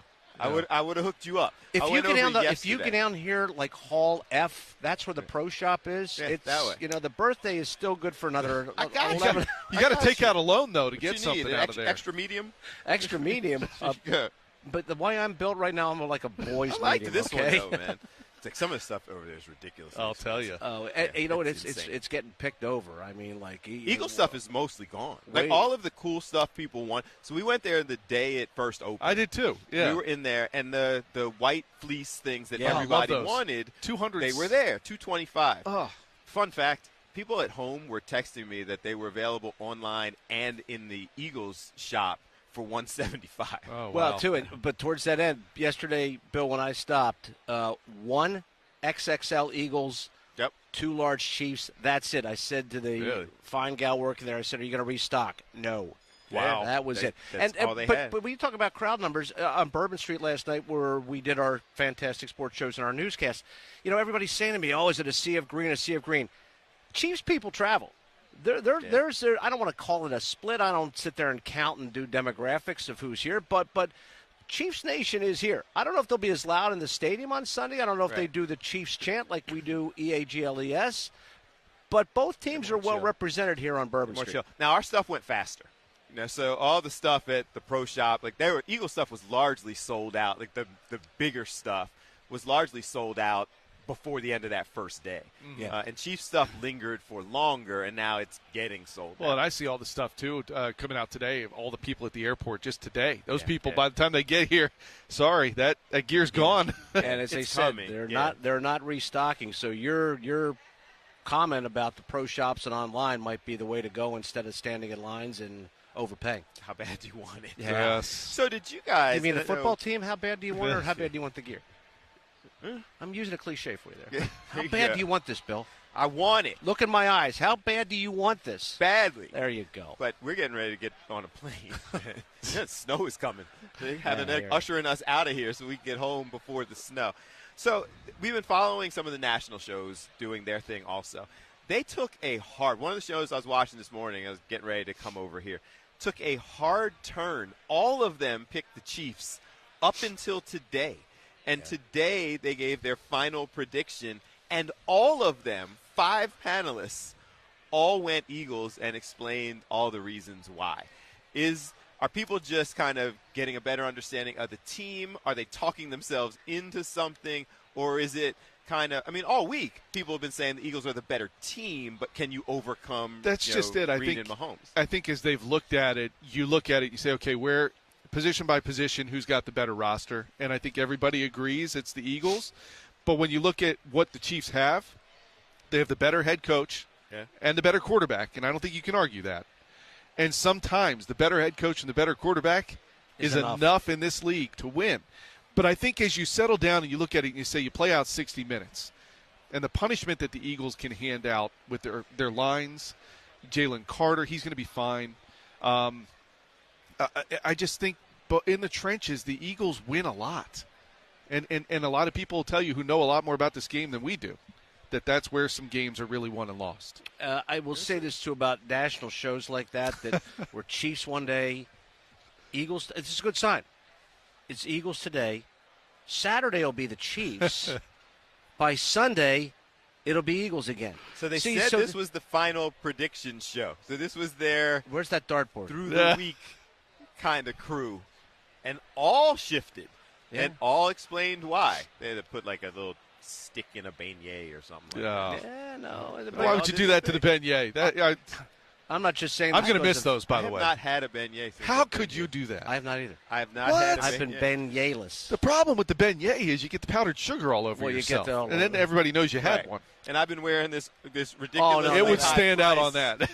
Eagles gear. I'm not trying to overpay for a T-shirt and then soak it in powdered sugar. But don't you guys feel here as we sit here on Friday with our 5th day on the Super Stream, not only us, but can you imagine the players like, can we play this football game? Yeah.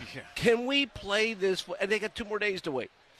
I want to play the game now. I'm ready. So the people who've been watching, I just got a text message, and I don't know her name. I was going to shout her out, but our friend, educator and what have you, Sharif El-Mekki, he did tell me her name. His aunt, Rose Dickerson, said that she has watched every single minute of this stream since we went on. So shout out, Aunt Rose. We appreciate you. But Aunt Rose also realizes what all of us are now realizing. We came in, at least I did, Monday, like, okay. Let's go. Look at all of this. Let's go. The energy and it. And I'm still upbeat and energetic, but I have a better understanding of what everyone has been saying about what you have to overcome to get ready for the game. It's a marathon, it's constant. Not a sprint. And I've heard a lot of former Super Bowl winners talk about how you have to stay low all week. Like, as much as you start getting excited about the game, you cannot waste any of that excitement early in the week. You need all that on Sunday. Pace it out, spread it out, get to Sunday, and there'll be and the players will feel all that emotion. And I think Scott, we've talked about it, that when you take that first hit, when you have that first pop over the middle, when you have that first pancake block, yep. It's a football game, guys. Yep. It's a football game. Ready to play. Let's go, and I believe me, Eagle Nation will be loud, but a lot of these players will not hear a lot of the crowd on Sunday. You got to block it out and figure out how to win the football game. Let's see. Here's Rodney McLeod. Oh, I was Look just at him right there. Rodney was showing me his ring earlier. He actually let me wear the ring a few minutes ago. You got the ring on. Yeah. Oh, all right. Look at that. Look at this. Crash it. Yeah, bring him in here. What up? What's going on, man? What's going on? I done crashed the set. Come on, it's your show. It's your stream. Yeah. I don't think it's a crash when you're invited. Like, we want you up in here. We want to see the ring, but we also want your So energy. you wanted me for the ring, or you wanted? We want your take. Package deal. We want your analysis. That's all love. How y'all doing? Good. Obviously, you've done a bunch of this as a player. got the ring, now kind of doing all this, making your way around. How's this feel to you? It feels good to come back around in this environment of like legends and be a champion. Yeah. It's different. It's a flex. Like when you come in with the Super Bowl ring, it's a slight flex. It's a reminder to everybody of what you were able to accomplish, and not only myself, but what we were able to accomplish as a team, that 2017 team. So we'll see, on Sunday how the Birds can do. Okay. How do you handle? What do you remember as going through the Super Bowl for the first time?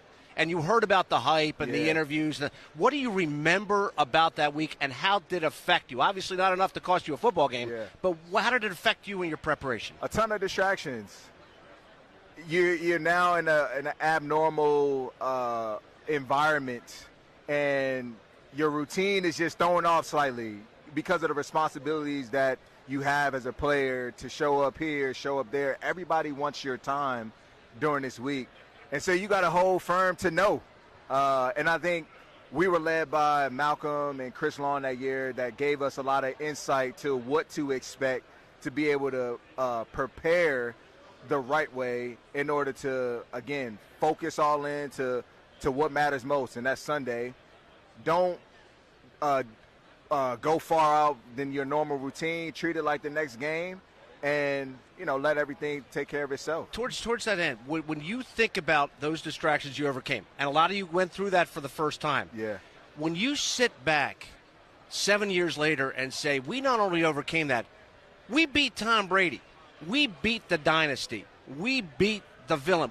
Do you ever sit back and say, this is even bigger than I thought? No.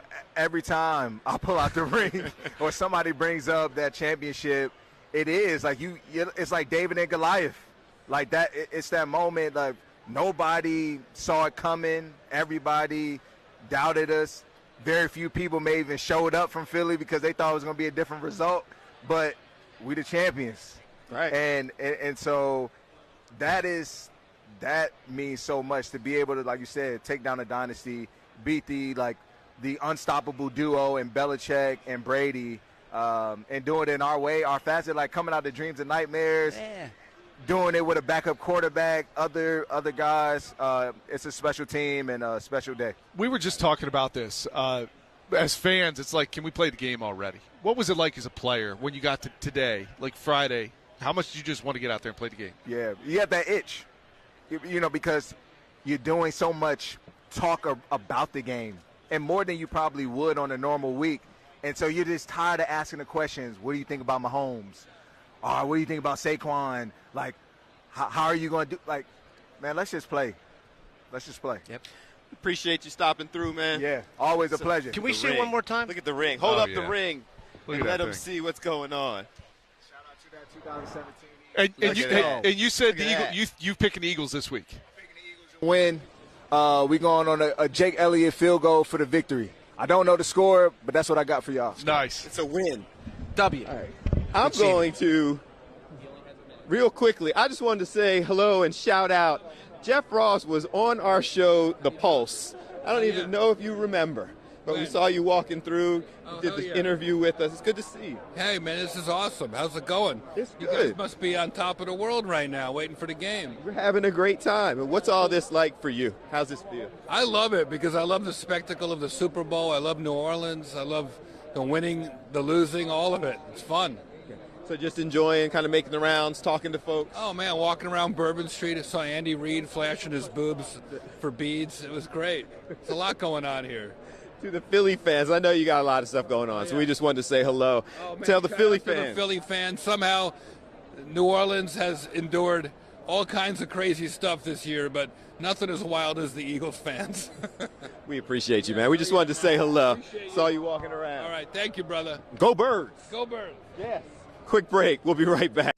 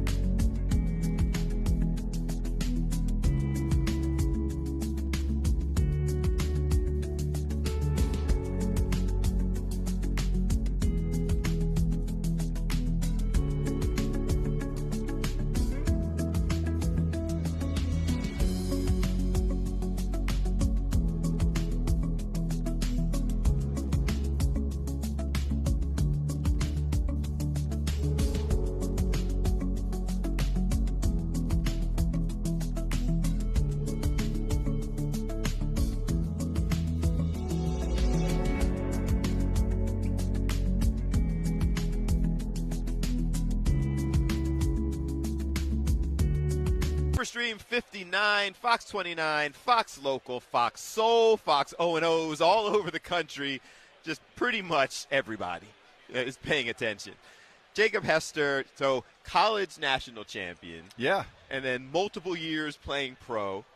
And now Sirius XM kind of doing the radio TV pop-up thing. Yeah, I tried to do a little bit of everything. Played at LSU, was fortunate enough to win a championship there. 6 years in the NFL. Knew I wanted to get into this business while I was playing. I would co-host shows in the springtime when I was playing there in San Diego, and had to run 7 years now on Sirius XM. I've got a lot of jobs because I have a lot of children. I have 5 children, and so all the jobs that I possibly can have, I am all about those. A lot of jobs because I got bills. We got to handle this. It was funny to me because we're all kind of doing this in various capacities. Right. We've been talking about the whole huge Sirius setup and everything over there. It's cool. This is the first time you've been over here when Cam Newton came in and did his whole "Go Team." It is. It's a whole chant and huddle and everything else. And the look on your face was just like ours. It's like, oh, like, okay. Yeah.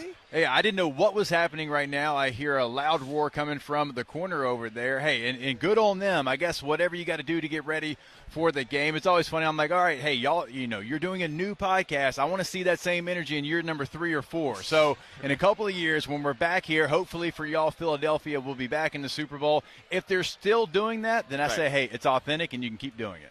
Nice. The other thing, and then we'll talk about kind of your analysis of the game and all the things you're doing. I mentioned to Malcolm Jenkins when he was here, when Cam Newton walked by, I was shocked at how big that guy was. Always. And playing quarterback. It was like, I've walked by linemen, who were about the same he looks size. down. He's the only quarterback that, truly had to get on a knee probably in the huddle. Like, you see a lot of quarterbacks get on a knee, and they're trying to get on the, get the play going there. Like, Cam, you would have had to look up to him, and it would have been very confusing for the linemen to have to look up to their quarterback. He is a massive human being, and I watched him play in the SEC. He played a little bit after me when he was at Auburn, but that year that he had, they only had one other real draft choice, and that was on the other side of the football, so he was an absolute cheat code. He is a large human and a large personality. Doing all of this, having done it as a player on the highest level and multiple steps throughout, you come in here and soak all of this up as a member of the media now. How's this feel to you? I always love it because when you retire, the one thing that you're looking for the energy. You're looking for the adrenaline that you can't really get when you stop playing, right? If you could bottle that up and sell it, you can name your price, right? Well, this is as close as I personally, for me, that I can get to the adrenaline of getting ready for a pregame. You walk in here, and certainly if you're here early in the morning and you see it build, it's like a slow build, and you just keep getting more fired up and more fired up. So for me, there is no better energy than Media Row because every single year it feels like it continues to grow. And I don't have a game to be played later, probably a good thing because I'd rip both hamstrings, but this is as close to that feeling that I can get. I saw 3 different people trying to do the sprint in the NFL experience yesterday to the point where the announcer had to tell people, please warm up when you're in line. If you're over 35. I walked in there, and my children drove down. They met me here. We took all 5 to the NFL experience. I saw a grown man take 3 steps. You could almost hear the hammy pop. He grabs it. He's down. He's out for the count. So if you're going to do it, be smart and stretch because I used to do it for a living, and I ain't doing it. Dude, I felt bad for them. I know, I did They're too. sitting there running and going, 5 steps, and the hamstring People goes. don't realize when you haven't gone full tilt, when you hadn't gone from 0 to 60 like that in a long time, maybe since your high school days, it's not a great idea. Yeah. Not smart. All right, so you're doing the analysis. Generally, you focus more on college football. Yes. But you're doing the kind of Super Bowl pop-up and analyzing all of that. How has this been? What's your take on the game as you see it so far? Yeah, so certainly spending a long time in the NFL, I respect the NFL as much as anything, and I do have a college sports radio show over on Sirius XM, but here for the Super Bowl, we have our own Super Bowl channel, Super Bowl 59 radio, so we really dive into all aspects of the game and just kind of watching tape, and I actually – last night I'm doing, watching Vic and the defense and the quarter halves that they play and kind of the stuff that they do with their young corners. I love where Philly's at right now. And I promise I didn't wear these colors on purpose today. Should've. I did wear the green and black, but I love this Eagles team. I like it better than even Super Bowl 57 for a couple of different reasons. I mentioned the young corners. Quinyon Mitchell, I cover the Senior Bowl every single year. He was the best player there a couple of years ago. he was calling out players by their school, not their name, to go one-on-one. He was like, Florida, Michigan, Georgia, come on out. And that's the kind of player that he was. I get chills even thinking about it because I was right there, and it was incredible to witness. And then you got Cooper DeJean as well. Those players, that's different, I think, than Super Bowl 57. Y'all know that. Some defensive back struggles in that year and in that game. But also, let's take a look at Super Bowl 57. Miles Sanders, your RB1, had 16 rushing yards. Now, Jalen was incredible. Throws for over 300, runs for 3 more. But you're changing out Miles Sanders, who's a good football player. I don't want to besmirch his name. But you're adding Saquon Barkley. The math is different on that. The equation has changed. That's why I like Philly in this game, because last time out, 38-35, great game. You couldn't have Jalen Hurts, who had to run for 70 yards too. He couldn't turn around, hand off the football, and catch a breather. Right. Take a break physically and mentally. He has the ultimate cheat code now at running back. He just won Offensive Player of the Year last night at NFL Honors. I think that is the difference in the game. I think the addition of Saquon Barkley to this Eagles team, it's going to go down as one of the best free agent signings of all time. You talked about Quinyon, and with your college background following that, we had this run of Georgia players come to Philly. And Jalen Carter specifically has gone to another level this year. He's playing like 98% of the snaps at defensive tackle, which last year there was a lot of question about if he's in shape, all that stuff. Did you see this coming from him in college as being this dominant of a player? I absolutely did, and I watched all their games, but certainly like the big games, and that's when he had his best moments was in the big games. I mean, I think we all remember when he picked Jaden Daniels up and just like had him in the air basically like one hand in the SEC championship game. He did that his entire career, but when the stage was the biggest, that's when he was his best, and so it's not surprising. I love the shape that he's in this year. I love so many different storylines, though, for this Eagles defense. And the offense is great, and I could talk about running back all day long, but I do think the defense is one of the main reasons you've won 15 of 16. How about not only Carter and Davis and what they have up front? What about Zach Bond? Okay, so I live here in Louisiana. Yeah. I know how the Saints treated him, and I know how the Saints did not develop him or use him. He's a hell of a football player. About to get paid. When he got drafted in the 3rd round, scouts that I know personally, they were like, that's a first-round talent. So being here in Louisiana, I'm like, okay, all right, Saints. They never knew how to use him. They put him in bad spots. They tried to make him an edge rusher. They tried to do different things with him. They never gave him his opportunity, right? And he talked about it. I mean, he went in deep. He said he'd sit in the parking lot and just cry, because he knew he was a better football player than that. When you combine that, I mean, we're talking about a first-team All-Pro linebacker. You combine that with all the emotions he's got going on, how much better he is than what you had last time you played this team in the Super Bowl, and he's playing in the building that told him basically he's not good enough. That's why this Eagles team, to me, has the opportunity to pull the minor upset here, even though it's only a 1.5-point spread. I'm not talking spread. I'm just talking about the Chiefs. They feel inevitable, right? They feel like they're always going to get it done. Patrick Mahomes, Andy Reid. Exactly. We just assume 15-87, Big Red on the sideline. They're going to get it done. But I think with all the things we're talking about with the Eagles, that's why I like them here, because it's a mixture of everything going in the right direction. And Nick Sirianni deserves a lot of credit, because y'all know it was toxic at the end of last year. It was toxic at the bye week. Right. I can't. 2-2. You're right. I mean, you had a game in South America. Nobody cared. You won the game. Everybody's like, I don't really care that you had all that travel. I don't care the situations that you had, right? And so for him to, within season, change everything, halt that right there, because it could have gone another way, as we all know here. Quick. And you win 15 of 16. And the one game you lost, I mean, you had.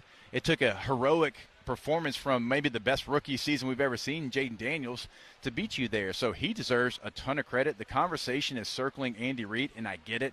If he wins, it's going to be his 4th. But also, we need to give a lot of credit to the Eagles staff for what they've done. Appreciate it. Yep, cool. All right, we're going to take a break. How do people find you? Follow the show, get you on social, all those good I appreciate things. it. Jacob Hester 18 on all social, and listen to Off Campus every single day, 3 to 6 Eastern time on College Sports Radio, Sirius XM, Channel 84. We just had to stop because he picked the Eagles and told us why. So here it goes. And Mike.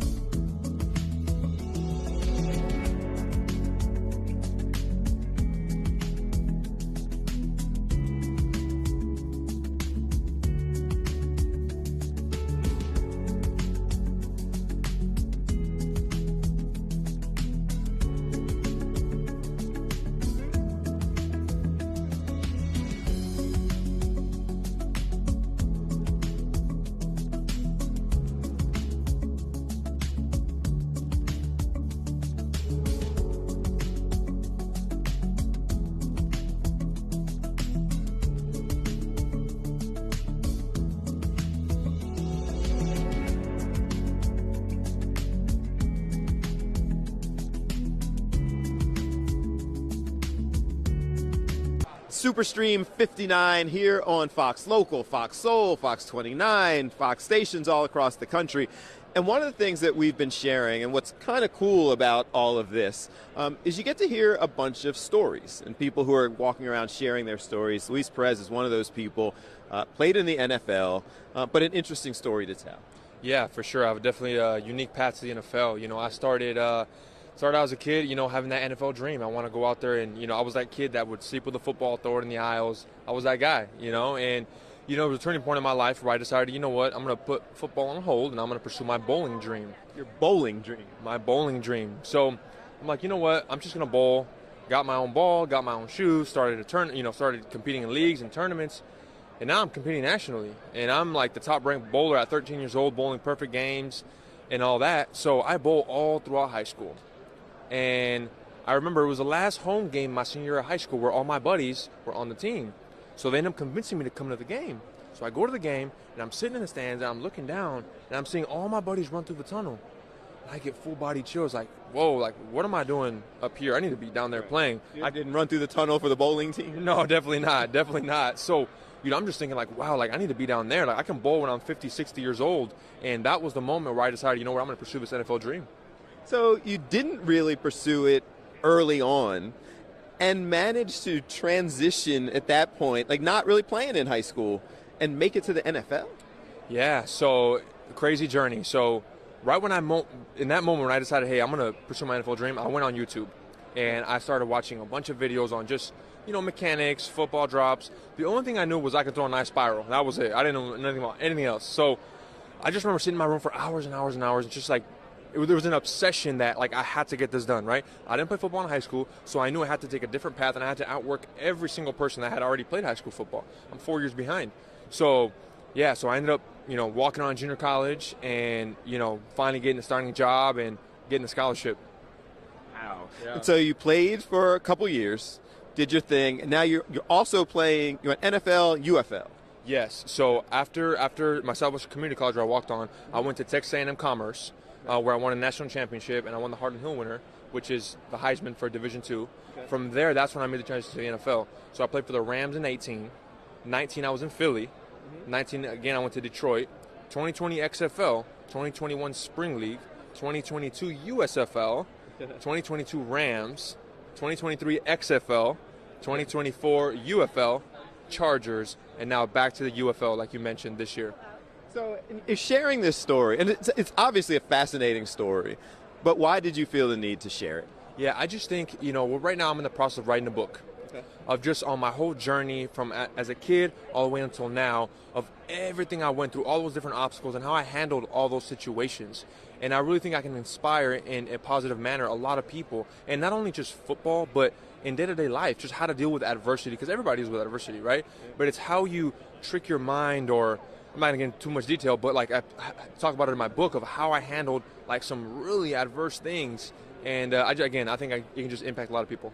You think that young people who hear that story then can believe that you don't necessarily have to take that direct path that people see. You can hard work and overcome.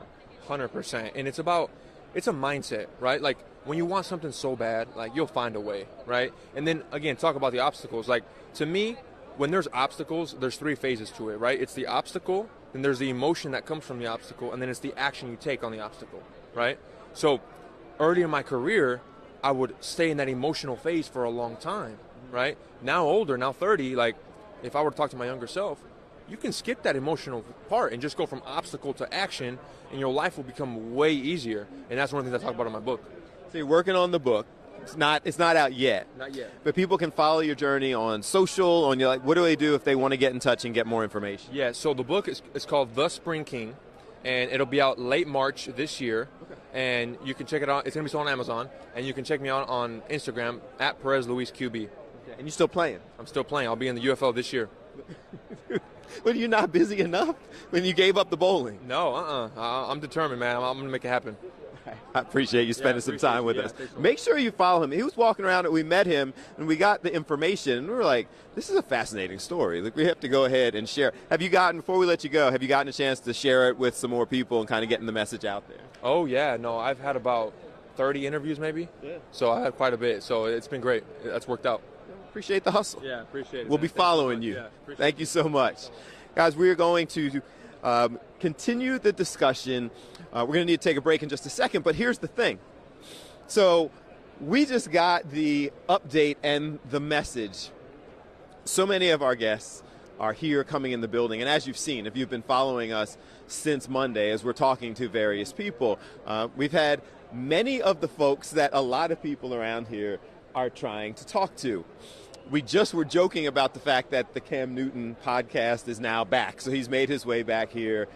Him and the whole just giant people just walking by that you accidentally put your arm out and hit a brick wall that is walking by you. So the Cam Newton podcast group is back, and they're kind of right next to us, and they're doing their thing. So part of the challenge is a lot of the guests that we have and have scheduled are people that so many folks want to talk to.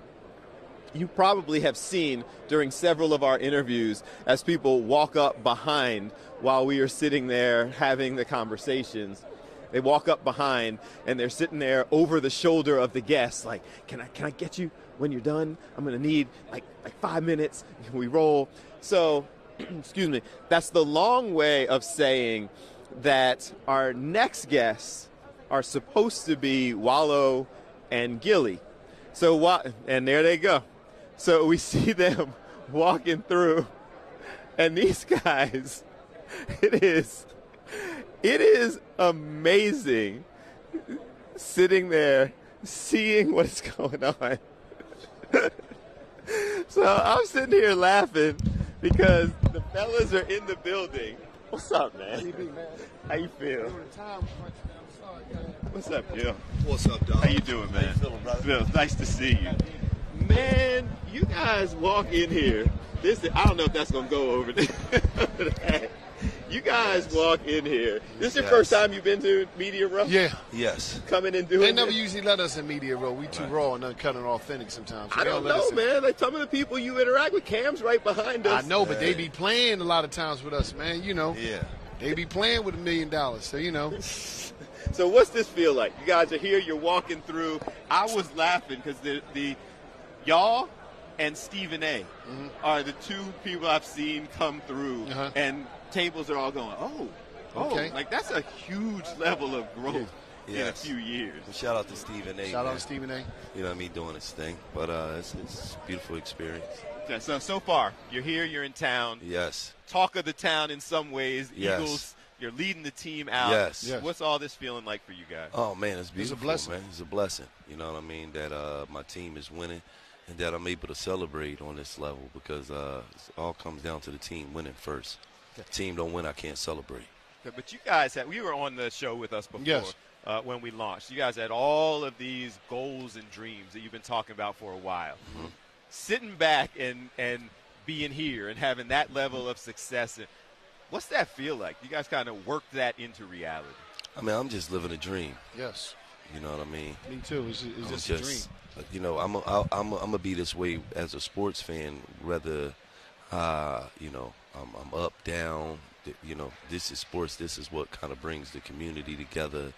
As you can see on my page, you got the white people doing it, the black people doing it, the purple people, orange. It don't matter what color. Everybody's just coming together, celebrating. That's something that sports does for the city and for the community. So, you know, for me, it's just a beautiful thing because I'd be doing the same thing if I wasn't in this position. So the fact that the Eagles embrace me and show me love and allow me to do it on such a stage and such a platform, you know, I feel truly blessed. You were talking for years now about the path that you wanted to take. Yeah. You're well on it. So, but so is this even surprising to you? Because it seems like you always believed you'd be able to get here. No, you know, one thing about me and Cuz, we always, you know, if you put the work in, God going to bless you. That's all you got to do is put the work in. Most people ain't putting work in. People just talking. And you got to understand, you know, most people just going to sit back and wait for something to happen. We going to go make it happen. So we not surprised about a lot of stuff that happened for us because we build up. We're going to put the work in. Next year we're going to be here. This year we're going to be here. We just put the work in. Okay, so what's next? We got, man, first the Eagles victory. You know, that's Got number to. one. Are you leading the team out? I don't know. I haven't gotten that call yet, so I don't know. But Eagles victory. That's what we concentrate on. And we got an energy drink, Pure Fuel hydration drink, which is the official sports drink for the Sixers in the Chicago Sky. Cuz got a book out, New York Times bestseller. Yeah, man. Congratulations. Thank you. You know what I mean? We just doing a lot of things, just all over the place like broken glass. Yep. Living the dream. How's it feel that you guys have been able to inspire so many young people? And this isn't necessarily the place to go deep down that discussion. Yeah. But your backgrounds are stuff that young people see you. They're like, okay, they're doing this. Like, we can actually do this. No, that's our main agenda, the school of young cats, the young people. You know what I mean? Yes. Because a lot of people forget them out. And they're still impressionable. They still figuring out life. Older people, a lot of times, they already got mixed out. I'm going to be this, and they just cool with it. But it's our duty to get them some game because everybody forget about them. Everybody quick to criticize them, but they ain't quick to help them or give them outlets or information to help them be better individuals as they grow. Yeah. Same thing, just feeling good, being able to inspire the next generation. Absolutely. And, for us, it's about giving the youth game, and that's guidance, attention, motivation, and education. Because when we was growing up, we always had old heads and, people who would tell us, no, don't do this, don't do that, don't. And then somewhere along the line, the old heads, it just don't exist in the community anymore. So now the youngins is listening to youngins, you know what I mean? So we just had to develop something that they could look at and see as authentic and as raw. And, it's not that, it's not sugar-coated at all. And, they take it well. Yeah. Two more things. I'm going to let y'all go because I know doing things, you guys don't get into town and not get into doing stuff. Yeah. How in the world did you get everybody on earth blow the whistle, dancing, your neighbor with a broom, JoJo, the whole nine? Was that a plan? You just celebrate? Actually, me and JoJo do a live stream called Gilly on Sports. And it'd be thousands.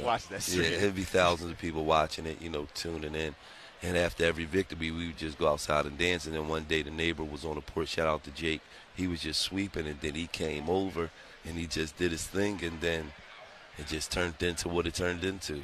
You know what I mean? Not one time did I ever tell Jake to come over, though. Mm-hmm. He just, after he did it the first time, after we won, he would just come do it. He'd see us outside dancing, and he'd just come do it. And now, shout out to me as a broom deal. And so God is good, I remember the first time I saw that. I sat there. I might have commented on the page. Yeah. It was like, this is the type, it's beautiful because it's the type of scenario that you would expected neighbors to be like, yo, can you turn that down? Right. And these neighbors are coming out dancing and joining the celebration. And then you got the whole world doing it. Yeah. Over with Alex and Mike over with us on Fox. Yes. All right. So, Patti LaBelle. Who else? You called out Kevin Hart. Amari Hardwick. He's half a fool. Yeah. He did it, yeah. Meek Mill. I still got to get one from Meek. Lil Uzi hasn't done it yet. A lot of the other people in Philly done it, the Ricos and the Rockies, and a lot of people have done it in Philly. Too Rare, and a lot of the celebrities, that's coming up have done it in Philly. So I still got to get Meek to do it. Man, Philly's proud of y'all. We appreciate everything that you've done. We appreciate your activity. I know where you're going with. Who wins the game? Oh, man, Eagles. All right, no concern. This dude has on different uniforms everywhere you go.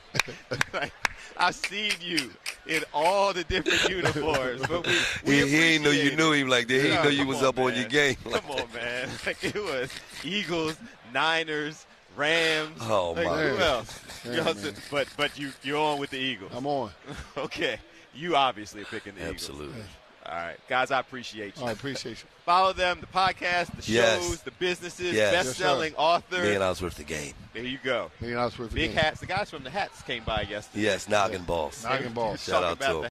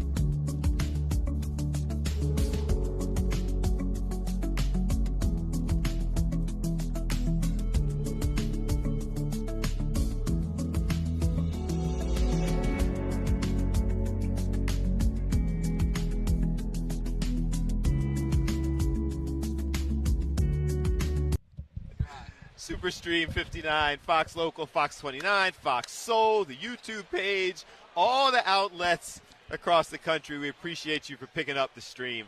I'm laughing because I'm seeing Gilly and Wallow walking off in the distance, and 3 other people wearing those giant hats just surrounded them as they walked out. We have a guest here, but a little later we can talk about what it was like getting them over here, because it was, with me and Debo Samuel, I'll have to go head-to-head for Gilly's attention. I'm not winning that generally, so it was interesting. It's an inspiring story. We're good.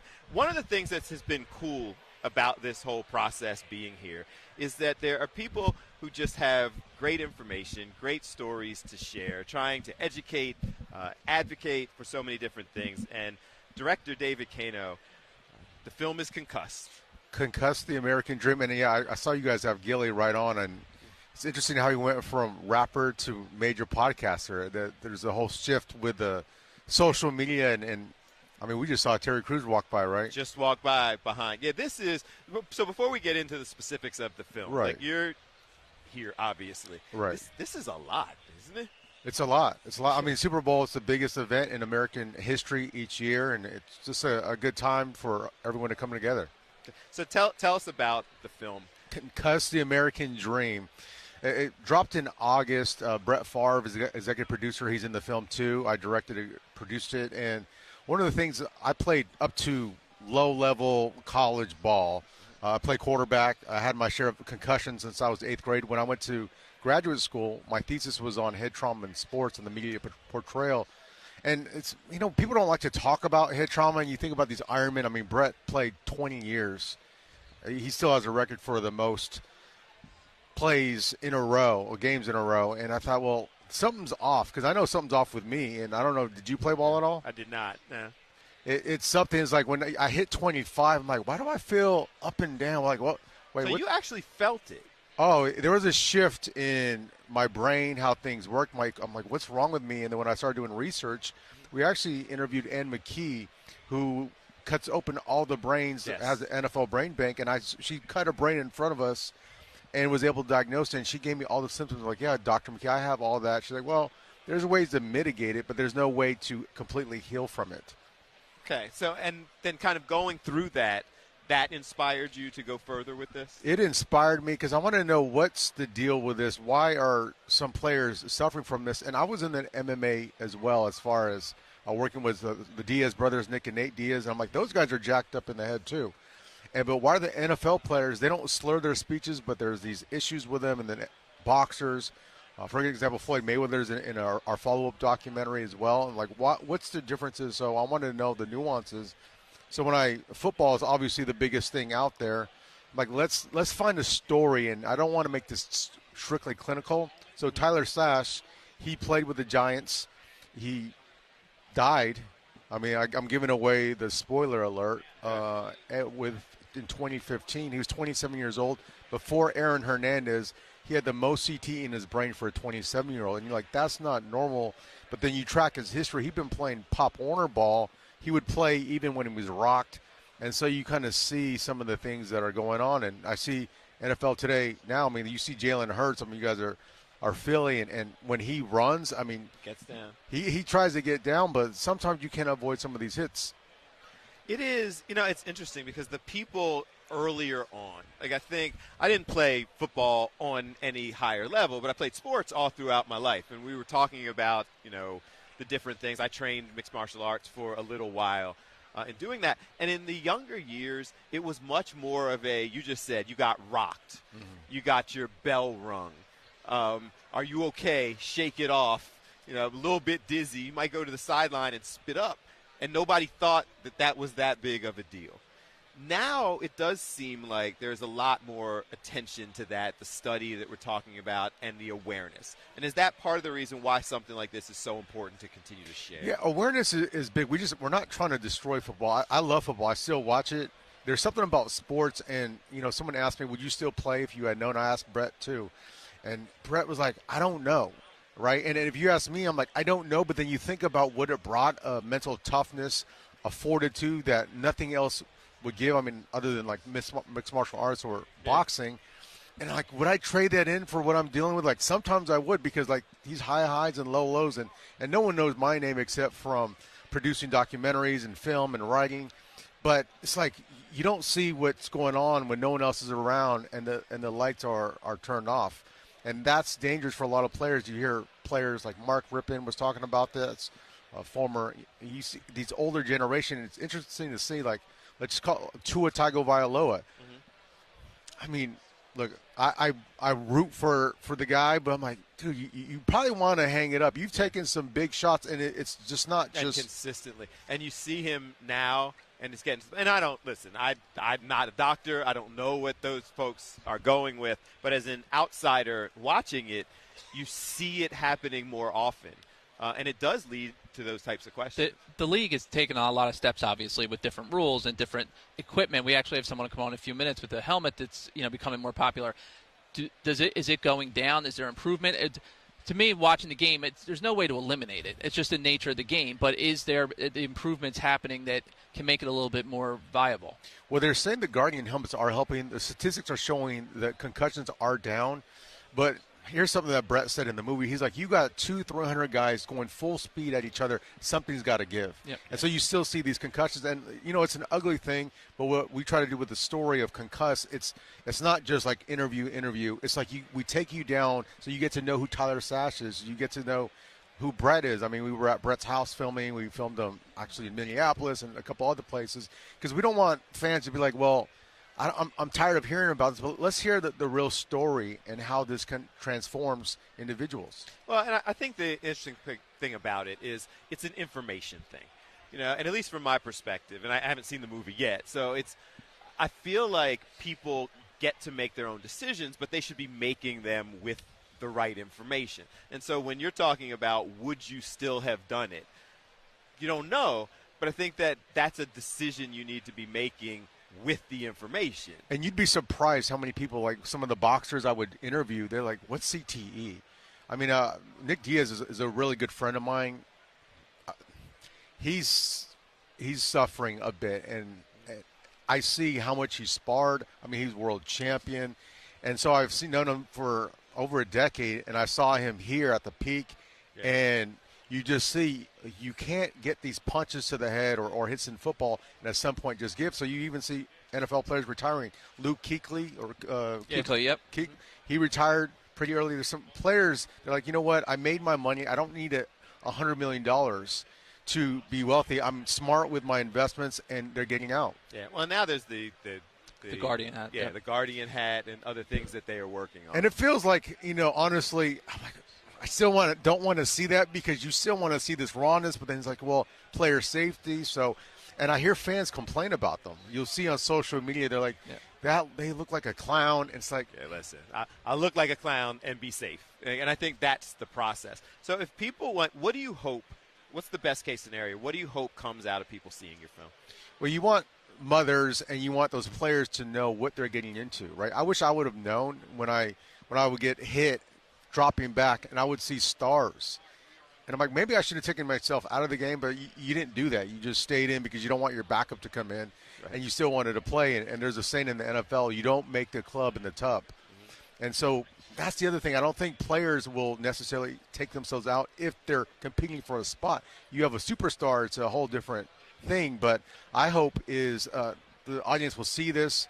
We have a trilogy. We have 2 more films coming out, one on boxing and then an MMA one with a bunch of Hall of Famers in both sports, which I don't think is a sport, but I want just awareness and them to take away is like I said when I did an interview with the New York Post, I said, if you don't cry by the end of the film, I'll give you your money back. I want to touch somebody. Well, and I think at some point you have to protect people from themselves, and that's part of the thing. We're going to need to take a break. Tell people how they can find you, find the information, see the film, all these good things. Concuss American Dream. It's on Apple TV. It's on Amazon Prime. It's on Roku, Tubi. It's everywhere. It's everywhere right now, so you can go check it out. And we'll look for the ones coming after. Yeah, you can follow me, Real DeCano, REAL DeCano, and Concuss the American Dream as well, and everything will pop up. Sounds good. Appreciate you spending some time with us. Thank you. Thanks a lot. Thank you. We will be right back. We continue on nonstop here from Media Row at the Super Bowl in the Convention Center. This is day 5 of doing this nonstop. A couple more hours. And then, oh, by the way, there's a game.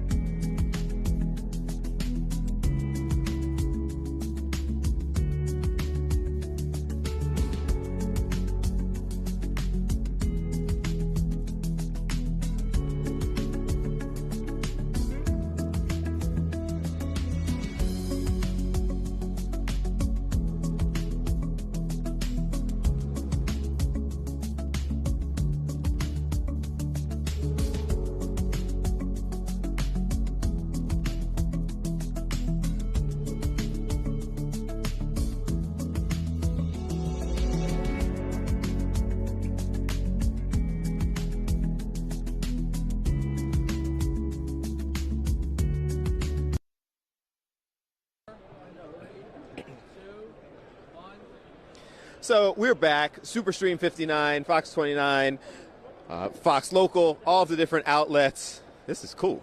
All right. So it honestly was an interesting and kind of a perfect segue, because we were just talking to someone about the kind of development and ways to protect people and the things that are taking place and how necessary it is. And that's what you do. Introduce yourself to our audience.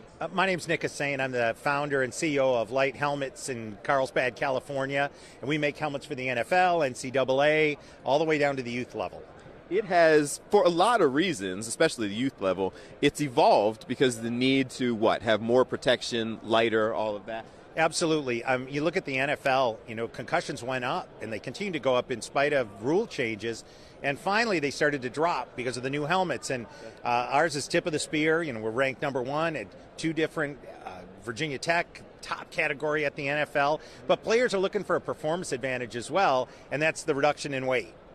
Okay. So I was casually just go Birds. I was just picking this up, and I haven't, since I was a kid, I haven't really played. But this feels significantly less clunky, heavy than some of the things we've had before. Absolutely. So, we've taken almost half the weight out of the helmet, and we bring military and auto race technology to the football field. And people think that, this is a novel concept. These materials have been used in the global war on terror. They've been used in IndyCar for forever. A guy by the name of Bill Simpson pioneered the company, and I purchased it. Tony Romo owns part of the company. Cam Jordan owns part of the company. Richard Smith, who's founded FedEx, owns part of the company. This is a real deal, and there's only 3 companies that make football helmets. And but we're getting more and more players jumping aboard. But even the kids are looking for reduced weight. The new standard for youth football helmets, 3.5 pounds. We're the only one that gets there. Really? So it feels like the ability, new technologies you're talking about, development and things like that, will make it that much easier because you can be safer and lighter. Absolutely. In fact, the NFL helped us develop the internals on this with our partner company, Clyde, out of Canada. And the NFL really, really is interested in keeping players on the field, right? I mean, not only for the benefit of the player, but for the benefit of the NFL and everybody that's watching at home. If you lose a star quarterback, that quality of that game, what happens this weekend? We saw the quarterback on the Eagles got dinged a couple of weeks prior to the end of the season, and it changed the dynamics of the playoffs. Look at what happened to the Dolphins this year. So everybody's interested in keeping the players safe on Saturdays and Sundays and Friday night lights. And there's just not that many companies doing it because it is a complex business. But with the support of the NFL, the new tech that we've got in here, 3D printed parts, who would have ever thought that that would have been part of a football helmet? And it also feels like it's beneficial that you talked about Tony Romo and some of the others, having the players involved who have actually gone through it and know what it feels like, kind of advising and participating, seems like that's absolutely helpful.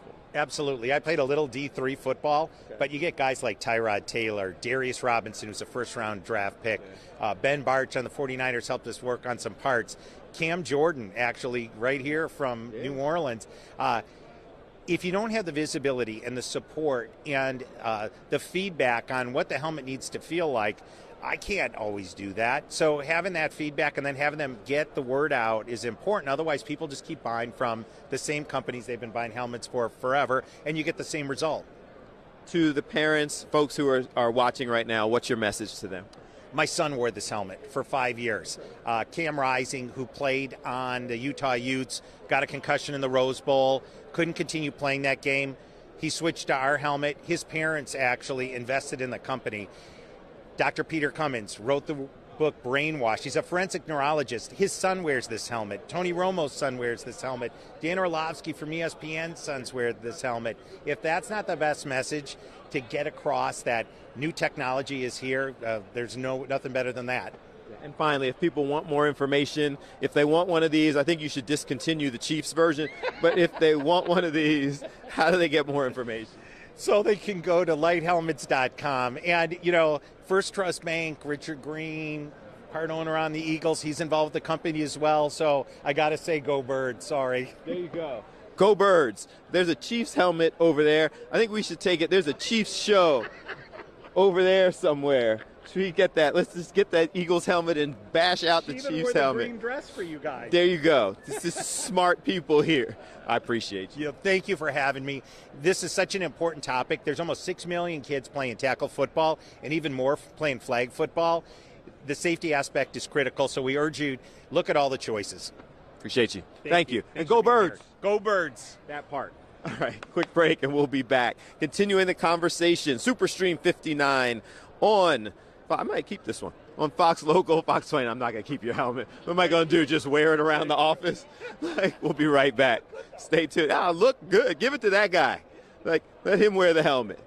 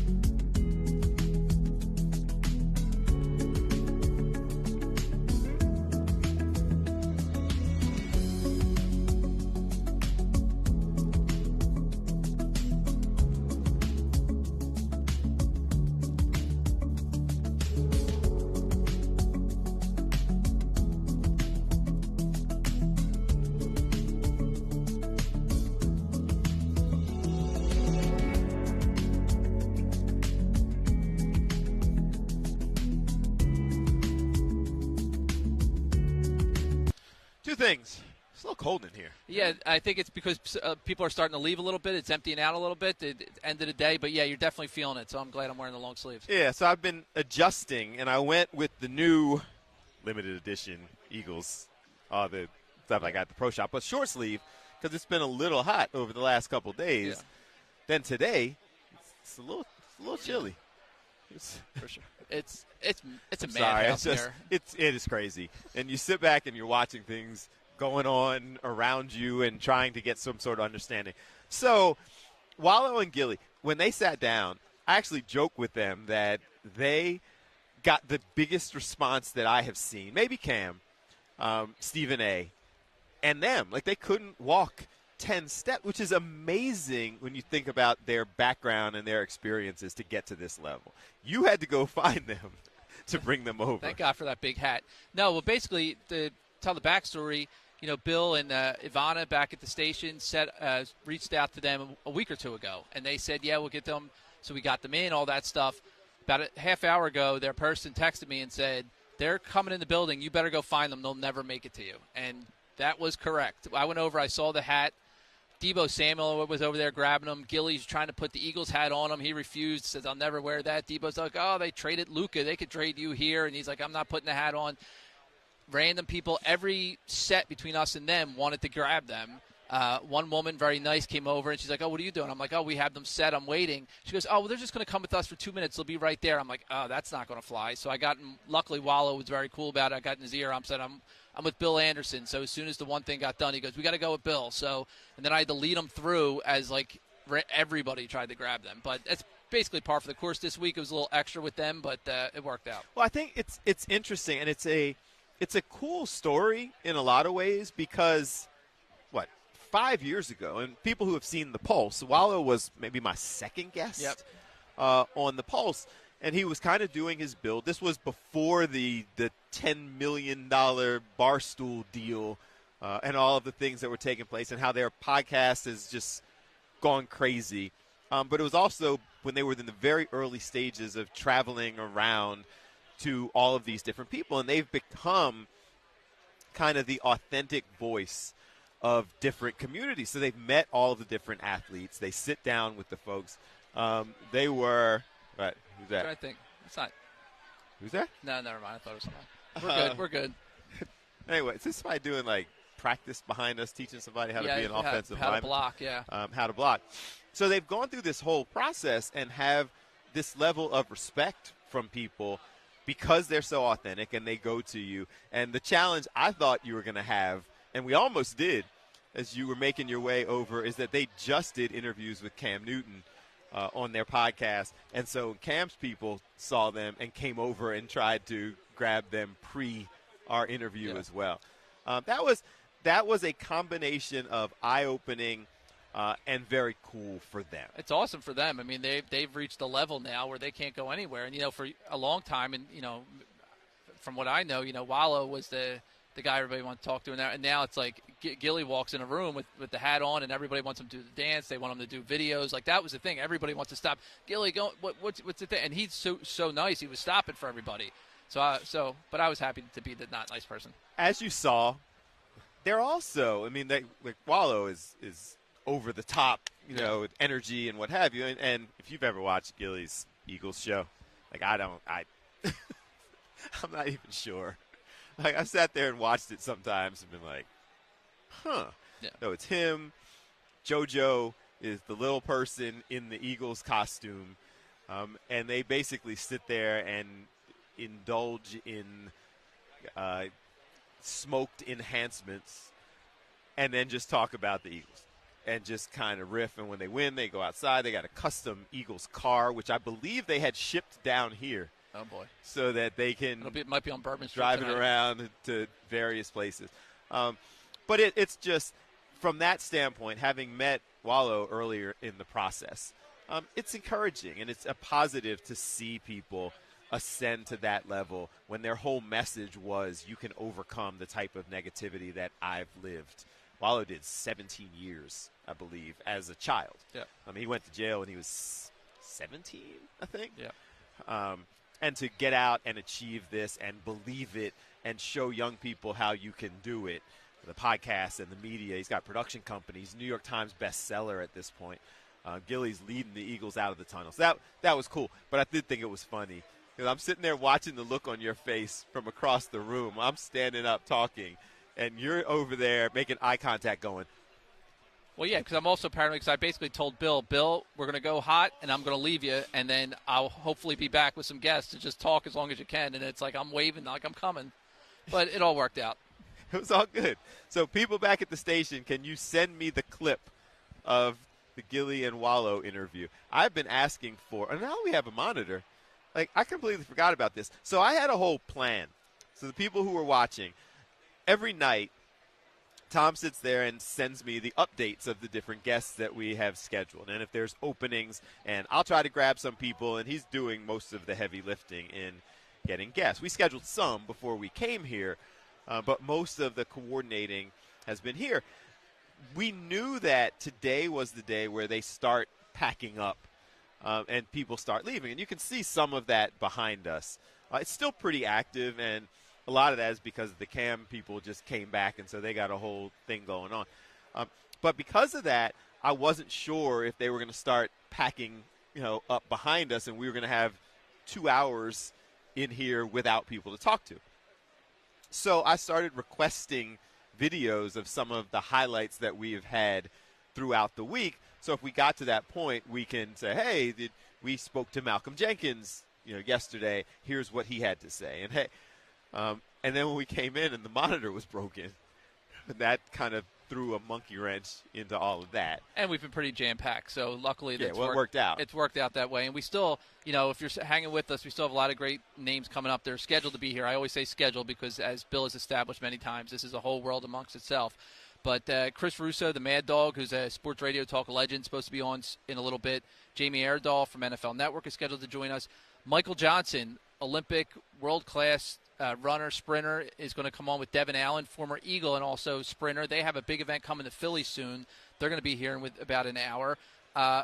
Former NFL running back Ricky Williams is scheduled to be with us at 2:45, and comedian Michael Blackson is also supposed to swing by around 3 o'clock. So we have a lot of people scheduled. Don't hold us to them because you see how this works. But, and luckily, and 26, Freddie. Yeah, and Freddy Mitchell. We saw Freddie last night. He told me he's coming. He said he'll be here early afternoon.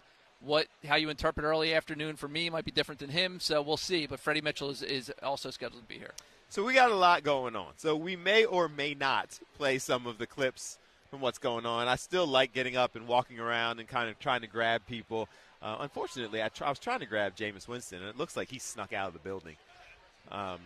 Snuck is probably the wrong word because he doesn't do anything small.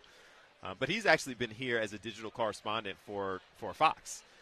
And going around talking to different people. That guy is just a big personality. Yeah. So a lot going on. So let's take a break. We will come back, keep the conversation going. That whole discussion I just shared with you, that was a long, drawn-out way of explaining why I was requesting the clip.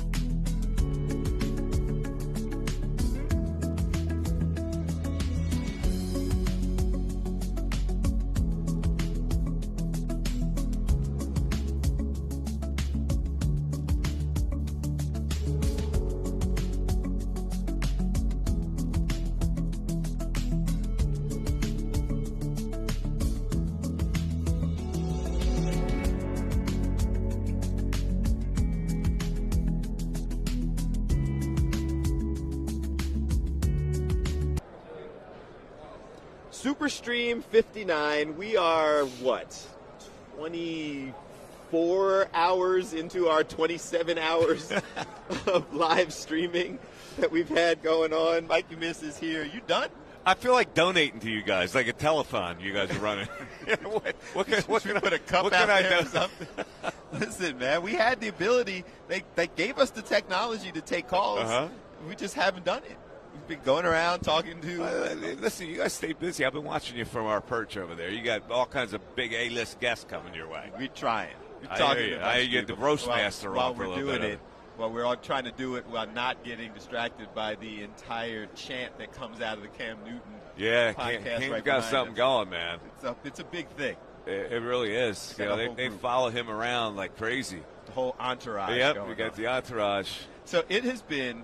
We've been kind of keeping track of it. So Cam, Stephen A., and then Wallow and Gilly, who just walked through with the big hat. Yeah, have been the ones that have. Who else? Jameis. Winston was Jameis has an entourage following him. Yeah, there's a handful of people who travel like 10 minutes. Yeah, it's interesting. This new dynamic with these guys. And Jameis has a lot to say, and Cam has a lot to say. And in this business, if you got something to say, it doesn't matter if the stuff comes out silly. People are going to listen to you. It's an interesting question. I'll ask you because it probably was a better question for you than it was for me. Because one of the guys, I'm trying to remember who it was, one of the former players, who's now doing the podcast, and they were asking, do those of us who work in the media resent the athletes who are out there now doing their things and jumping out into the media, or do we feel like they've kind of overstepped? I told them that I don't, because it doesn't really bother me that much as long as they know what they're talking about. What do you think? There's no question they've overstepped. I mean, it's like, but you know what? I roll with the times, and I know that fan base likes to have a comfortability with people that they've followed as an athlete.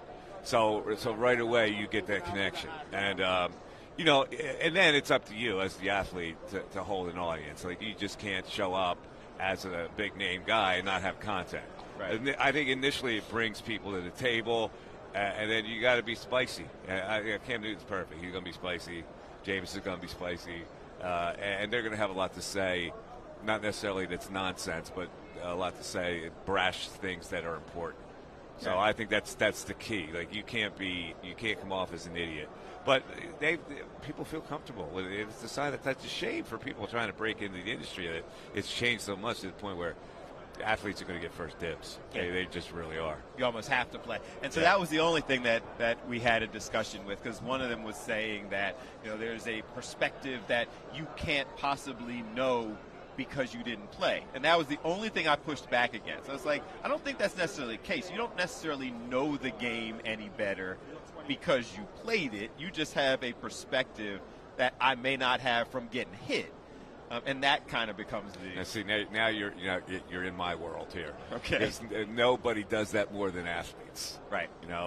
Athletes have this entitlement that, how dare you ask me a question about my sport when you haven't even scratched the surface of playing my sport? Like, how in the world can you make a judgment on what I do for a living? You're not even in the same ballpark. Right. They have that attitude. Right. Now, the smart ones will tolerate it and not try to make you feel like a dope. They'll understand, but most of them do not, and that's why I see the industry has changed to the point where they don't need to grant you any interviews. They don't need to talk to you. Right? If they don't want to talk to you, and most of them don't anymore. It's like, you look at the Eagles, that's so structured that you rarely get that camaraderie you used to have with a writer or broadcaster and athlete. They define their own terms now with all their social media accounts, their podcasts, whatever they do. And so they almost cheat themselves by giving you information that they would actually use for their podcast. That depletes their whole brand, So it's such a different world. But I've seen it many times, especially in baseball. Baseball, Bill, to me is the worst as far as dealing with players as a reporter.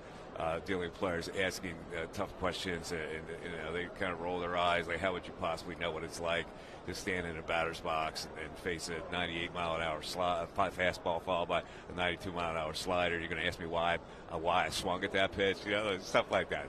They'll give you all that. But you don't understand. Yeah, you got to roll with it, because it's like, like I was a college baseball player, college athlete, and I played a lot of sports. I was coached by a lot of people. So I think I can see it on a little bit higher level, but they look at people who have never played a sport as, what right do you have to ask me that question? It really is. So you got to, meaning you have to sharpen up your questions. You have to kind of get to a question that shows off your expertise where they'll be able to trust you. All right. You getting ready to get out of Dodge? We're leaving now. We're not staying for the game, unfortunately.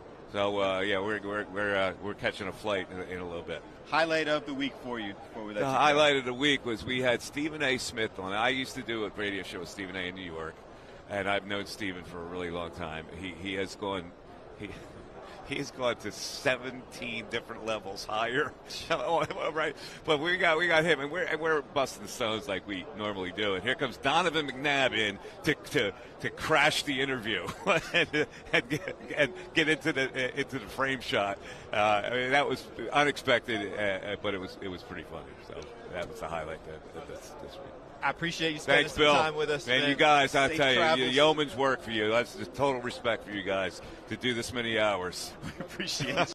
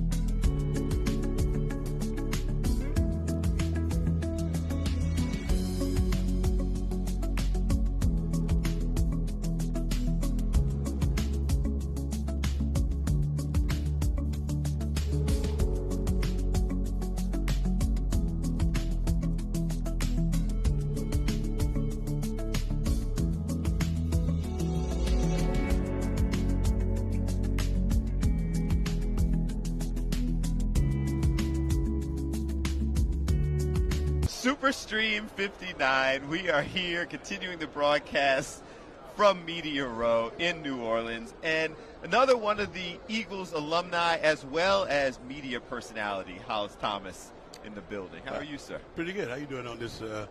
I know the people back home are sitting in the cold. It's 80 degrees here. I got on shorts, y'all. Yeah. He's trying to mess with you. It is. I've been teasing everybody. I've been sending them the forecast for the rest of the weekend back to Philly because I know it's going to snow. Yeah. And they say you might get stuck there. I was like, yeah, I'm not mad at that. Nah, it'll be all good. Yes. How has this been for you? I mean, obviously we've been through this as a player, right? But doing it as a media professional, what's this? Well, like? You know what? This is the second time I've done Media Row as a media person because I did it last year in Vegas. But the part I thought you were going with was I played here in New Orleans. I got traded from Philly to New Orleans. So coming back with a team that traded you, me being an avid Birds fan and, me being a Bird for life is actually pretty cool because I feel like we're better equipped to deal with the powers that be this time. Okay. Last time, everybody keeps talking about a rematch. It's never a rematch. You can't go back and change time. But what you can do is you can right the wrong. And last time I felt like we were too vanilla defensively, and we gave up way too many points to even be. You don't want to be in a shootout, especially as a defender. When you're a defender, that hurts your heart that they scored that many points. So we got an actual orchestrator, or I like to call him an engineer, and Vic Fangio. Everybody's harping on him never beating Patrick Mahomes, but nobody's harping on the fact that the Kansas City Chiefs has a really last-rated run defense. and I know, well, it's because I know Spags, he tries to put those little guys in the interior and playing. I was with him in St. Louis with the Rams, and he didn't have any D tackles on the interior, so it's going to be interesting to see can those small guys hold up against our big mammoth of a front. You know what's been interesting to me, and all the different people I've spoken to, and especially several of the Eagles alumni who were traded to or went to other teams. Right.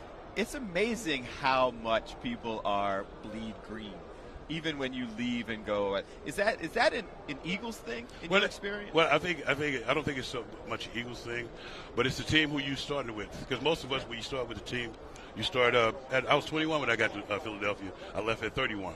So I pretty much became a man in Philly, and all those relationships and stuff. It's like when I go back to the Philly, the Eagles organization, a lot of the people that were on the lower tier coming up, they've migrated and they're up in the executive office now, and I'm like, yikes. And so and the kids that they had are now in college, making me feel old as hell. But it's like, so it was like, it's almost like you're coming back to family, like you're just coming home. I was like, and then the way that Jeff Lurie and the Eagles organization has started aligning things and bringing the alumni back, it makes it easier for us to get in touch with each other. But sometimes we have to do the work ourselves as far as like getting together. But the fans of Philly, they actually make it worth, especially if you like. I've said this before.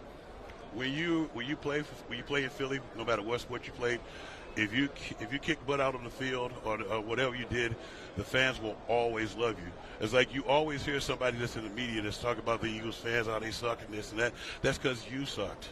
It's because you. Anytime somebody said that, you go look up their stats and see what they did when they were in Philadelphia. They just tell you like it is. I'd rather you tell me like it is than to be blowing smoke up my rump. They suck because you suck. Yes, that's what they would get. That's a quote. Yeah, it's kind of like you suck, so they were telling you suck. Yeah. Sometimes people get a inflated notion of their skill set, but when you get your butt kicked on the field or whatever it is, the people gonna know because they paid their hard-earned money to come see us. A lot of times we take it for granted that we got a contract. Well, the people are the ones who get you that contract. Because they come to the game. Dude, when we went to the Super Bowl, there were people putting second mortgages on their house to come to the Super Bowl in Jacksonville. And I was like, wow. Sometimes you have to take a step back. And then also, too, in coming back to Philly, being a player, you don't really get to go tailgate and really see how Philadelphia travels. It's one of the best traveling teams in the NFL. I was like, the takeover is real. And when you walk around here in New Orleans, you'll see pretty much a sea of green. When you pass somebody with Eagles gear on, they're going to say, go Birds. No doubt. Yeah, no doubt. It's just Eagles like, anything. Yes. You say go Birds. Yes. Tell us your perspective. How did the Eagles win this game? I think we win this game by doing what we did to get here. You got to run the ball down their throat. You can't get away from the run. If you look at when Kansas City played the Texans, Texas had 150 yards rushing on it. If they had stuck with the run, they had some timely stops. They were putting the pressure that they needed to put on Patrick Mahomes and making it a fight that, if you run the ball and the running back you got, he should have been MVP. I don't care what nobody says. They say it's a quarterback. You gave it to the quarterback who had way less stats than the all-pro quarterback. And they gave it to the quarterback who wasn't even nominated for Offensive Player of the Year. So I don't understand how that whole thing works. Not only that, he's second team All-Pro. Yeah. Second team. It makes no sense whatsoever. But I think we sealed the deal with Vic Fangio putting pressure on Patrick Mahomes, giving him different looks and stuff. Because the last time when we beat them in regular season is easy to win in regular season. This is different here. Playoffs is it ratchets up. But I feel like we could give him some different looks because last time we played him, all he had to look at was man under and cover 5 and a 4-man front. And I feel like Vic Fangio follows the organized chaos, and I feel like my guy Jalen Hurts he's going to make some timely throws, but he's not going to put the ball in harm's way. And I think that's the one thing. Once we win a turnover battle, that's going to be the key to turnover battles, making them turn the ball over, making them put the ball on the ground. If you look at our defense now, it's night and day compared to the last time that they played us. You see 5-6 green jerseys running to the ball, trying to punch the ball out. It's a joy to watch. As a defender, it's a joy to watch. All right, and you feel good about this? I feel tremendous about this. I love it. Yeah. I'm confident. Confidence levels are high. Repeat. Confidence levels are high. Appreciate Terminator. Appreciate you spending some time with us. Thank you, man. Appreciate you, man. Hollis Thomas, he is one of those Eagles alumni who's predicting the victory. You can also listen to him on the radio, and he'll be there celebrating. I'll be there celebrating. I'll be at the game. Okay. I'll be at a suite though. Tank needs his own bathroom and own drinks brought to him. I'm just saying. Vetted. I mean, my show is called Vetted. I do it with Urban Fryer. Okay. And Dolan's in Delco. you got to get out there. They gonna come out. Yeah, because they have my boy Pork Chop asks for the sweet baby blue burger. Okay. Changed my life. Listen, anybody named Pork Chop, you know they can go. Changed my life. We're going to check it out. We will.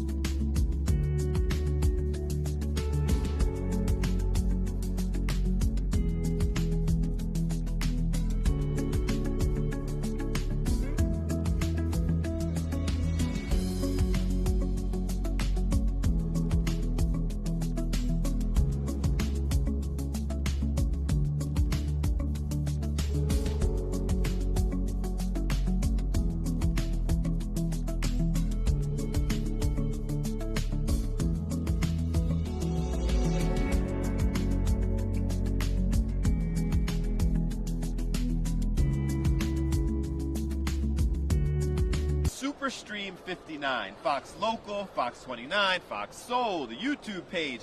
The O&Os all across the country have now picked up the feed, and they will be delighted to see that we have a Radio Hall of Famer sitting here with us, the Mad Dog, Chris Russo. That is it. Sir? How are you guys doing? We're doing Things well. good? Appreciate Everybody you. okay? Good. Good job. We're good. We've been here for a minute, but I feel like we were just talking to you. You've been doing this, what? 1989 was the first one I came to. Now, there were other stations who came prior to that, including Eskin In Philly, Andelman up in Boston, Pete Franklin, who, passed away, who was at FAM before Mike and I started, Mike Francesa. But my first one was the San Francisco-Denver game here. And we did the show at the Hyatt all week, Monday on, across the street from the Superdome. So, totally different. Media day was Tuesday morning. Nobody there. Everybody did their shows in their hotel room or somewhere else. There wasn't that conveyor belt feel to it. Yeah.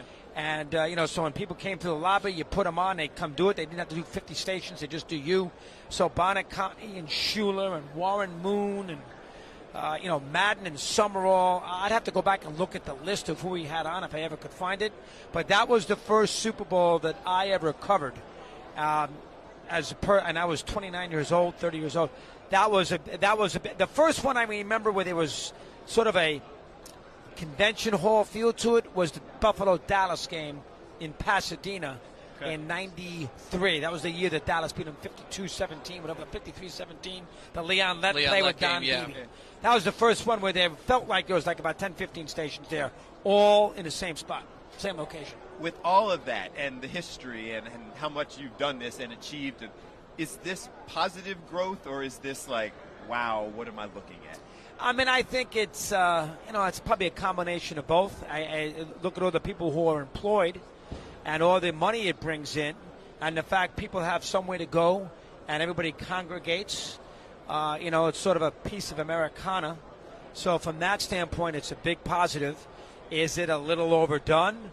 What can you break down? It's a football game. We're not breaking down, the Tehran presidential conference with Stalin, Roosevelt, and Churchill, 43 in Tehran. So it's a little over the top. Media day is the media day was totally changed than it used to be. It used to be you had to be a football guy. I remember the second Super Bowl, Buffalo and the Giants, they had media day on the Monday morning. It may have been Tuesday morning. Yeah, it was Tuesday morning. In the sombrero. And they had the players in the stands. And I went to go find Marv Levy. There was 4 people around him for an hour. 4 people sitting around him talking football. Doesn't happen today. No, Head coach, you can't get anybody. You can't get near him. No. And if you watch that Buffalo 30 for 30, the rings they never got, you're going to see me ask Levy a question right there. Turns his shoulder, and they don't have that. So you don't have the intimacy that you used to have. Which is, it's the way it is. It's part of growth, but it gets a little too much. But again, there are some positives too. Gives America a place to sort of pay attention to for a week. It's obviously never going to change because of the money and all this that's involved. But would you, if a perfect world, would you see it just a 1 week instead of the 2? Absolutely. The games are usually better too.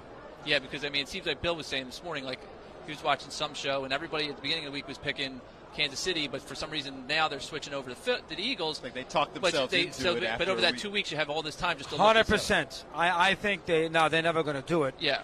And the fact they say they can't is a bunch of nonsense because Buffalo and the Giants in 90, which may have been it was a great game, 20-19, Norwood's missed field goal. They didn't have a bye week that week because obviously that was the war, and so they went right from San Francisco. Houston game. Right. So that was the Whitney Houston game. So that was a great game. I have to go look at the others, but it's so much better without it. Now, listen, they've always had the week off. If you go look, even back in the 50s, 40s, they had a week off. They always had a week off between the Western Conference winner and the Eastern Conference winner, and they did the week off in case there was a tie, they would play the game in the week off. Perfect example. I'll give you 2 examples. Giants, Colts, 58, the famous game in overtime. Alan Amici scores. Well, the Giants had to play the Browns the week before because they tied in the regular season. They didn't have tiebreakers. They tied, and so the Browns had to play the Giants the next week while the Colts had a week off. 65, Colts, Green Bay, tied in the Western Conference. That's the famous game in the playoff where Don Chandler missed the field goal. Jim Tunney, who just passed away, called it good, and the Packers won 13-10 in overtime. That was a play-in game, and they played that in the week in between, and then Green Bay Well, they didn't have a Super Bowl. Then they played the championship game against the Browns the following week. So people don't realize that they had the scheduled week off in between the end of the regular season and the title game, or if they played a playoff game in between there. So they've always had it, but I've always thought the games are better without the week off. I really have. I'm curious because we're seeing all of the podcasts and all of the big growth and things around here, and just listening to you, obviously have knowledge, the information, the research. Well, I've been doing it a long time, so if I don't, I'm in trouble. Been doing it for a minute. Well, but it's an interesting point because you have a lot of people now who get into it who may not spend as much time not sports on the fans. research, the knowledge, those types of things. Now, it expands the base, like it expands the audience of people watching, but does it reduce the quality? Yeah, absolutely. You have a lot of people who come down to the Super Bowl and they're not sports fans. In the old days, people who covered the Super Bowl, they worked for a newspaper, a radio station. They were sports guys. You don't have that as much anymore. You got TMZ here. You got all the other outlets that couldn't tell you who Len Dawson was. Yep. Never heard of Hank Stram. Don't know who Ron Jaworski is. Never heard of Bill Berge, Chuck Bednarik. The 60 title game, what's that about? So from that standpoint, you have brought in a lot of those folks. And that's a negative aspect of it because it's, you have a lot of goofiness that wasn't there 20, 30, 40 years ago. So you got, it's part of growth. It's not all positive, but there definitely is that factor. And speaking of the football, that's interesting. I just thought of it. You guys would like this. In the 60 title game at Franklin Field, since we're in Philly, that's the only game that Lombardi ever lost in the playoffs. Yep. Okay, championship game. It's the day after Christmas. In 94, before you two were born probably, I went to a Jet Packer game in Green Bay. I sat with Ray Scott, the great announcer, for the whole game. Ray did the Twins and he did the Packers. We talked about that game. At dinner, they had an after party, the Packers did, in Philly. In that game, the Packers drove early on and they went for it on 4th down and were stopped. Late in the game, they were down 17-13, deep in equal territory, and they didn't score. 4th down, Bednarik makes the tackle. Scott asked Lombardi, Vince, what'd you learn about this game? First ever playoff game that Vince ever coached. Take the points. Because if he kicked the field goal on the first drive, he would have been able to kick the field goal on the second drive. How football has changed. Now, they never take the points. They go for it constantly. No, I thought that's interesting. That argument happens a lot in Philly, especially with Sirianni. Before. It's Absolutely. There's a lot of old school people like myself, get the points, whatever. We're actually going to have to take the break. Before we let you go, I know you're doing a lot of different things. Tell us why the Eagles win. Well, they almost won 2 years ago. If they had a better call at the end, they could have won. Plus, they didn't have Barkley. That's the first thing. Second thing, I think their defensive line, pound for pound, could overrun the Chief offensive line. Remember, the Chiefs, when they lost with Mahomes to Tampa, they got crushed along the offensive line. Mahomes was running for his life. That's the second thing. Third thing, well, it's really a mathematical thing. They've won 17 games, Kansas City, in a row by one possession. The last 17 one-possession games, the Chiefs have won. Block a field goal against Denver, which would have won the game for the Broncos. Kick a field goal against San Diego that scrapes the upright. Who knows if Buffalo gets the first down on 4th and an inch, 22-21, maybe Buffalo wins the game. Eventually, in all sports, something evens out. Nobody thought the Yankees would lose to the Pirates in 60. They had won all these World Series. Mazeroski hits the home run. Nobody thought that the A's would lose to the Dodgers. Gibson hits a home run. Eventually, something is going to happen where, wow, the Chiefs lost? I can't believe it. You're not going to go on forever.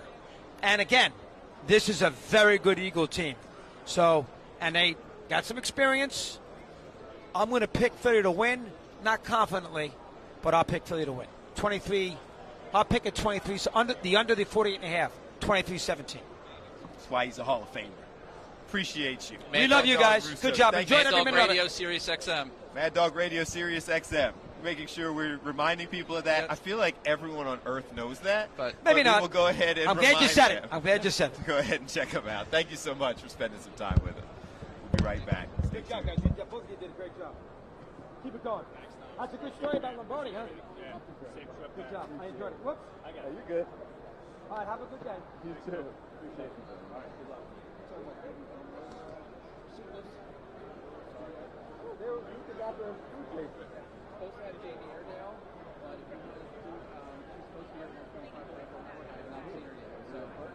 Yeah, why don't you talk to them? But if she shows up, they have to. They're on 15-minute windows. Y'all ready? Do you want to stand or no? I don't know. So we're trying to figure out somebody who's trying to rush us out. So we don't know if we want to start and stop. So what do you think? I think we should go ahead and do it. All right, do it. Let them wait. Yeah, we're from Philly. Right? We just saw Mad Dog leave you. You love him. That's cool. Y'all having fun in here? Yeah. This is crazy. Thank you, Bill. We really appreciate this. Of course. So this lady over Maggie, she hot. Smell. She remember So they're waiting Bill, for us? you're hot. Oh. I didn't know what he was telling me. He said, I don't know if he was telling me to turn around because Michael Johnson is walking around behind us. Like all that, the Olympian Michael Johnson. Y'all got to put on the headset. Oh, man, I have his sneakers. Yeah, we got his sneakers in the trunk. Love y'all. I'm gonna go get them for him to sign. You about to interview Mike Johnson? We're interviewing you right now. Are we live? We're live. Oh. Okay, Bill. Everybody in Philly and now all over the place knows the Food Chasers, Maya and Kayla. How are y'all? Do they? They do. Hey. Listen, there were people talking to us about it. Y'all are getting ready to do business with Mark McMillan. Yes. Shout out to him. I'm gonna put it out there. He said he wants us at the Brian Dawkins golf tournament. Yes, he did. So Brian Dawkins, that may be news to you, but it's Here happening. come the twins with the Jalen cheesesteak. It's happening, Brian. He was here Was he yesterday? Who, Brian B-Dawg? Dawkins was Oh, here. I love B-Dawg. We love We did B-Dawg. Brian Dawkins and Malcolm Jenkins back to back while we were sitting here talking. Oh God, I need all that energy. So how has this been for y'all? It's first time on Media Row? Yes. Yeah, mine too. So Yeah. I'm fanboying. What? Yeah, You know? we're fangirling. So I'm it's like, that's you Dan know Marino, Marino, that's loud. Deion Sanders. Yeah, but we're scared to approach people and get all in their face. So we're trying to be cute professional. So we haven't really approached anybody, but we were staring at Deion, hoping he stared back. That's as far as we got. So- I think he did. So fun tip. Everybody in here is marketing or promoting something. Yes, You know, so when you go up there, it's something like giving away wings so that you can try to we had paper some. towels to clean your head. Everybody is promoting something, so Okay. there's no reason that y'all shouldn't be getting people on your social or introducing All them. right, okay, Bill. That's what's going on. All right, let me go That's what- find Deion Sanders. That's what everybody is I'm doing. starting at the top. That's Right. the first tip. The second tip is they'll tell you no. If they can't. That's No, the I'm part we saying don't like, if they Bill. don't, if they Rejection don't is want to hard. do it, Yeah, I know, they'll Bill, say but no. that's when the affiliate come out. We don't want to get thrown out. I've been But taking you're not this- going to keep telling me no. You too good to talk to me? Yeah, so let's leave that alone. So- Hey, I know him from Philly. Hey! What does this feel like for y'all? Obviously, you've done a lot of different things because of the association with Jalen. Then it all has kind of blown up for you. You know, what's it feel like that you rode that wave all the way to the Super Bowl? It's like an out of body experience. It is. Like- It's like living and walking in a whole dream because we're huge Eagles fans. Grew up when they used to practice at Westchester, do tour-a-days. So just to be here and to be here connected to Jalen, I mean, you couldn't dream of it any better, at all. Okay. And some of the other people you got a chance to see? We haven't gotten a chance to see any. We don't care about Eagles. I'll be honest with you. Debo walked by us. We was like, all right, I was whatever. about to give him a go bird. So Debo tried to steal our Wallow and Gilly interview. Oh, really? You should have Yeah. told us that earlier. So they were here, and they were walking by, and Debo snatched them up to try to Really? take our interview. Oh, I He wish I Debo'd was you. there. He Debo'd you? did. I wish I was there for that. I would handle them for you. So what I excited think I'm y'all? taller than him, too. When he walked by, I felt like I had him by like a half an inch. Yeah. What made y'all want to come down and share in all this? I saw all your social media. You're like, we're going to hop on the plane. I'm going to be honest. It was Kayla's idea. She she was like, she knew we were, after we got through, what was it? It was Packers, The Rams. So Right. she knew we was going to beat the Commanders. She was like, I'm not worried about this. Do you want to ride down there? I'm like, well, let the game play out. She's like, we're going to win. Let's try. So we Googled it. It said 18 hours and 24 minutes. I was like, count me out. I'm not I don't want to do nothing for 18 hours. Right. I don't So need we to sleep, compromised. cook, We eat. Flew to Nashville, and then we drove down from The rest Nashville of the and way. just stopped along the way. We almost lost our lives in the cave. We did not. But That's an exaggeration. we made it out, and then we almost died in a haunted house. But here we are. That was a guided tour. These are all her tricks that Whose she wanted to do. idea was it to wear all the clothes so you didn't have to pay to check Me. the bag? Hers. What? Listen, we're on a So, budget. I saw when she said it. I said I found cheap tickets. Okay. I didn't know it was on Spirit, and you know Spirit charges you per bag.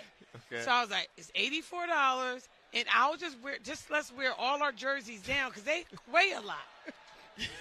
So I was like, I threw 4 jerseys on. She wouldn't even put on 2. No. And then I put on a sweatshirt. And then we get to the airport, though. We're 8 pounds under. I didn't even have to The bag was only 39. We had up to and 48. I was sweating like. Because we don't have a scale at home. So, So too much there's pressure. that. So Don't you put wore scales in all your the house. stuff. They took it off in the airplane and bathroom. bruised my elbow because, you know, the bathrooms are small. So I'm trying to take all these. Boom, boom, boom, It's a boom, mess. boom. That's how our trip started. All right. Here we are. Here we are. So how do people follow you, find you, all that good stuff? At Food Chasers on Instagram and Food Chasers TV on YouTube. We're putting the longer videos on YouTube. Because it's a lot. Yeah, It's a lot we going on. It's a lot. It's a lot happening. So go ahead and check you out. Yeah. Okay. And what are your predictions for the game? Oh, Eagles by She got landslide. that too. By Eagles landslide. by landslide. I mean, I'm thinking 38. I'll give them 20. They may get 20. All right. 38-20. We just want y'all to stop by and say hello. Yes, You guys gonna go to the experience? Did you go over there yet? Is it free?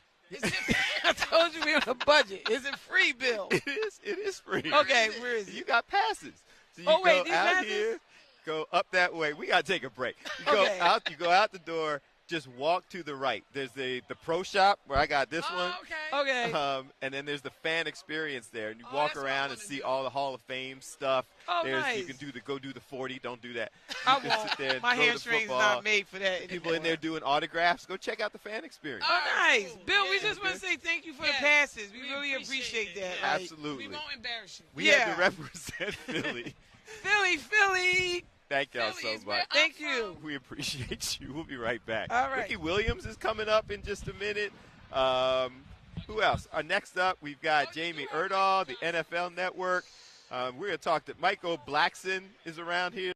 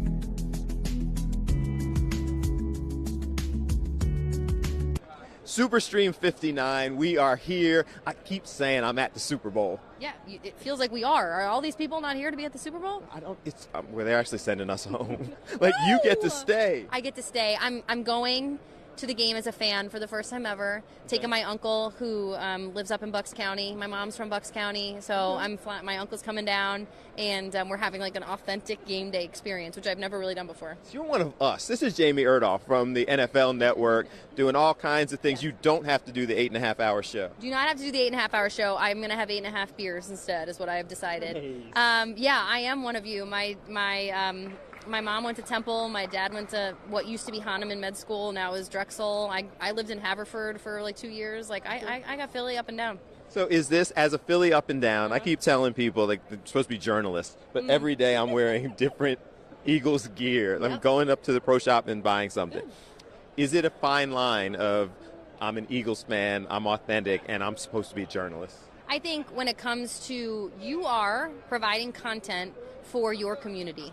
And your community wants to hear positively about what is happening with their team. So if that implies that you get to go and buy a T-shirt and put somebody else in a good mood because your team is playing in a Super Bowl, then so be it. Now, are you also going to show up at a Sirianni press conference halfway through the year, and if they're not playing well, ask a great question? I assume you are. You can do both, in my opinion. I mean, love her. You're talking to a girl who showed up in Minnesota and sounded the Gallarhorn this year and like lost my mind in front of 60,000 people. So like, I think you can do both, and if not, then I'm just doing it wrong. But it seems like the NFL Network's cool with that. Like, it seems like a fun place to work because Colleen obviously is Phillied all out. So they kind of let you go have a little fun with it. I think it allows you to just love the game that we're literally. Like we work for the Shield and we love football, and I think if you allow us to be the diet fans that we are, or like authentically where we're from, that allows us to be hopefully the talent and the personalities that you like watching on TV. So fanning a little bit, as I acknowledge that I have, what's the highlight of all this been for you so far? Oh, man, we had what I have now deemed Hall of Famer Friday on GMFB today. And sending my dad photos of me talking to Emmitt Smith, Dan Marino, Deion Sanders, and then Eli Manning, because I know he didn't get in last night. But, like, it was an amazing day. The guys that show up here every year, it just really shows you how proud they are to be a part of Canton and the careers that they had. I just love those players so much. Seeing Randy Moss like show up on the video screen at Honors last night, like my heart is just filled with like football love right now. Jamie, that was low-key shade. It was low-key shade. I didn't know that you didn't intend to do that. It was like, I was surrounded by Hall of Famers, ... comma. I was going to make a whole Instagram post, and I was adding all these pictures, and I called it Hall of Fame Friday, and then I was about to hit next, and I was about to shade him publicly on Instagram. So I was like, oh, my God, I got to take Eli out of that. We had Eli on the show. He was like, he found out, obviously, when he did that he wasn't in, and he's like, I was able to cope with it, and, like, I understand that I will get this for my organization at some point. And, like, he's had a great weekend with his family and friends. It would have been cool if it happened for him in New Orleans. It didn't. I think we should all just follow his lead and be like, all right, I think it'll happen for him eventually. It's cool. Like, he'll get there. It's first time. You can't shade a Manning if you work in football TV. Like, don't do that. So I really didn't just shade you, Eli Manning, I promise. It was low-key. Okay, fine. I mean, it wasn't intentional. Like I'm from Philly, so I'm, No, I mean, I don't want to hurt anybody intentionally. Like, that's not my goal. Sure. But I picked up on it as the whole Philly thing. I just wanted to brag that we had Eli on the show, but I also didn't want to sound like an idiot and be like, Eli got in. And they're like, no, he didn't. I was standing right there. It's a fine line. Yeah, it is. How do we find you, follow you, watch you, all that good stuff? GMFB, Monday through Friday, 8 a.m. Eastern on NFL Network. And we also air on Fox 29 locally on GMFB OT. I think it's at 10 a.m. Eastern. Check your local listings, which I love saying. And you're going to see me live Monday morning with Peter Schrager and Kyle Brandt right here. Probably been up all night celebrating a Super Bowl. Yes, that part. So you're picking the birds. Yes, I am. Yes, I am. That was not real convincing. Because I have been avoiding answering that question everywhere in every city that I've been in, even on our show, but I will say it for you on your show. Because it's Philly. Yeah. Yes. Appreciate you. Absolutely. Thank you very much. She meant it. She's going Philly. She's go Birds. All that good stuff. Make sure you're watching when she says it to the whole world because we're Eagles proud. When you guys win, send me the clip, then I can brag about it on Monday morning. That part. All right.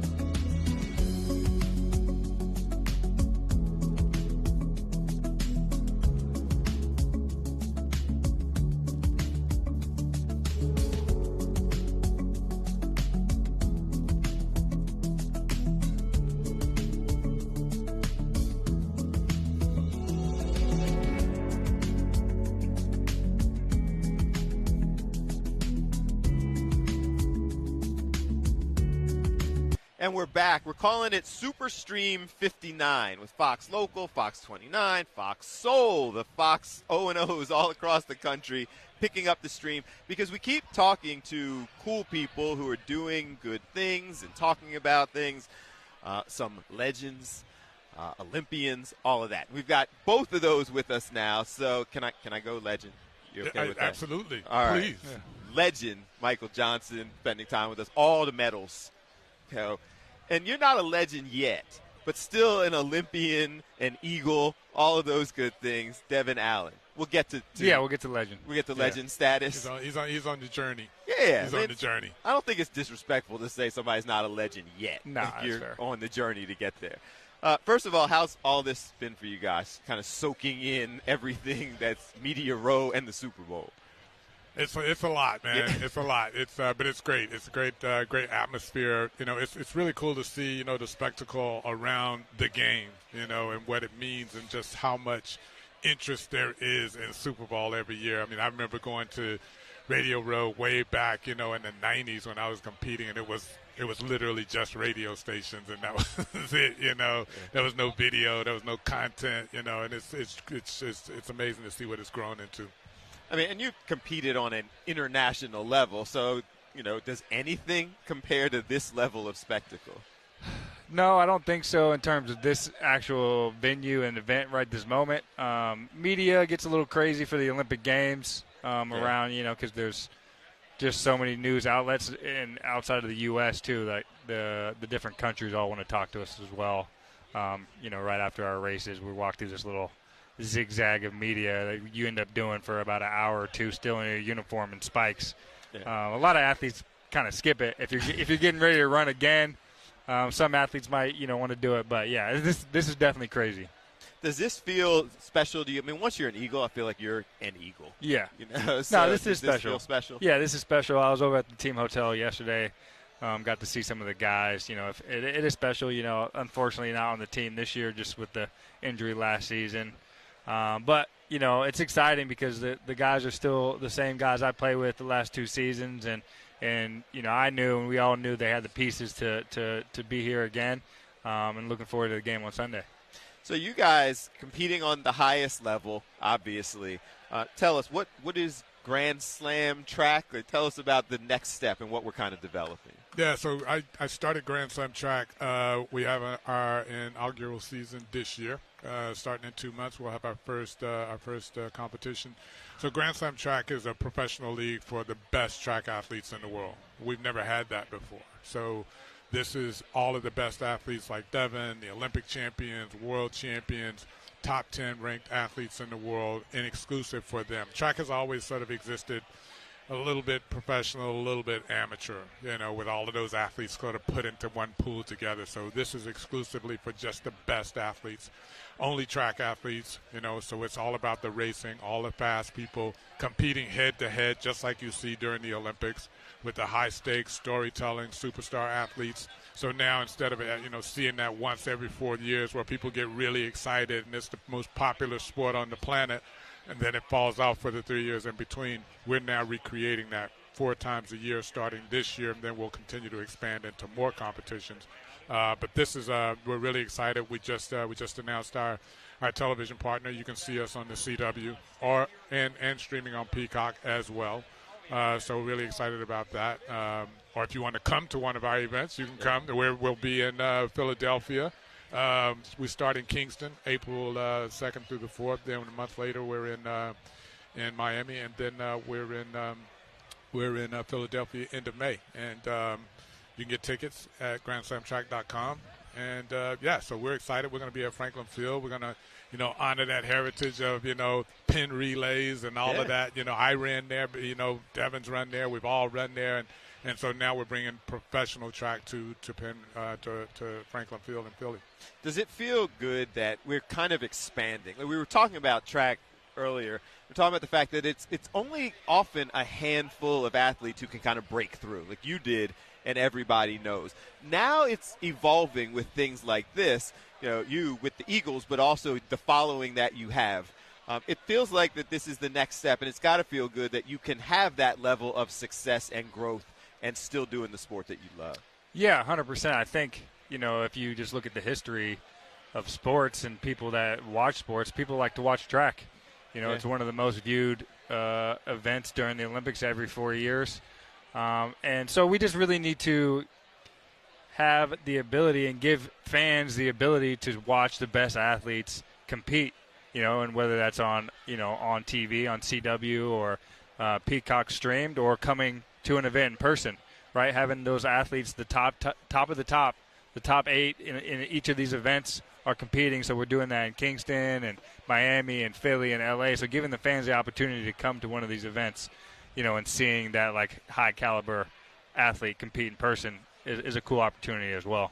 I feel like doing it as a league and broadcast, and it also allows for the stories that surround it. Like it is, who was it? Usain Bolt. I trained for 4 years to run 9 seconds. Exactly. Like it's challenging for people, even their favorite athletes, to get to know somebody who's running for 9 seconds or 30 seconds or what have you. So this will also allow kind of the stories around it. Well, yeah, we're big on the storytelling, so you'll get a chance to see, athletes like Devin, how they train, what their life is like off the track, and living as a professional track athlete, and the grueling training and preparation for events and the travel and all of those different things. We'll be able to take you behind the scenes. You'll learn more about these athletes. And, you'll start to, kind of like, I like that person. I'm going to follow you. Like you might be an Eagles fan. You're going to follow Devin. Devin's going to be your athlete, and there's a lot of that crossover from football to track. So, this is really the opportunity for, these athletes are doing a really good job of connecting with fans and producing content themselves and have great personalities, but they need a platform, like you said, so they can break through. I was able to do that, but my situation was unique. I had to break world records and do unique things in the sports and have an Olympics in America and wear gold shoes and build a brand, and these athletes are doing a great job of that, but they need an actual professional league that catapults them and supports them, so that the fans and delivers them to fans. We're really, as Grand Slam Track, as the league that I founded, we are the connection between the great athletes and that performance that they are able to exhibit on the track and the fans who want to see and be entertained by those great performances. You know how Philly is. We got somebody to cheer for. That's going to be our guy. Right. You're going to sit there and all of a sudden people showing up. And that's what you want, got right? your back consistently. But Devin, for the last several years, when he wasn't playing football, he's having to go all the way over to Europe and around the world, and and people in, we got fans around the world. We have athletes. Our league has 17 athletes from 17 different countries, and we're televised in over 100 countries. So we're a global league. But you should have fans able to watch you where you're from. And so now those fans in Philadelphia will be able to see Devin compete versus when he's competing around the world and it's coming on at 2 a.m. and, on some obscure, YouTube channel that they don't know that he even – they're like, oh, I thought you retired. You get that a lot, So, this allows him to stay in the public consciousness and for people to witness the greatness of athletes like Devin. You're one of the few who's gotten a chance to test it.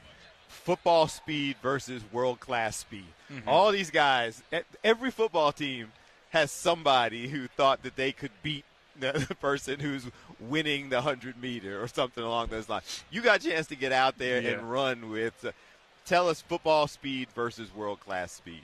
I mean, there's some fast guys in the league, but nothing like track and field speed. Okay. And when I first got to Philly, first training camp, a lot of people talking smack. Everybody's like, I want to race. And I was like, all right, we can race.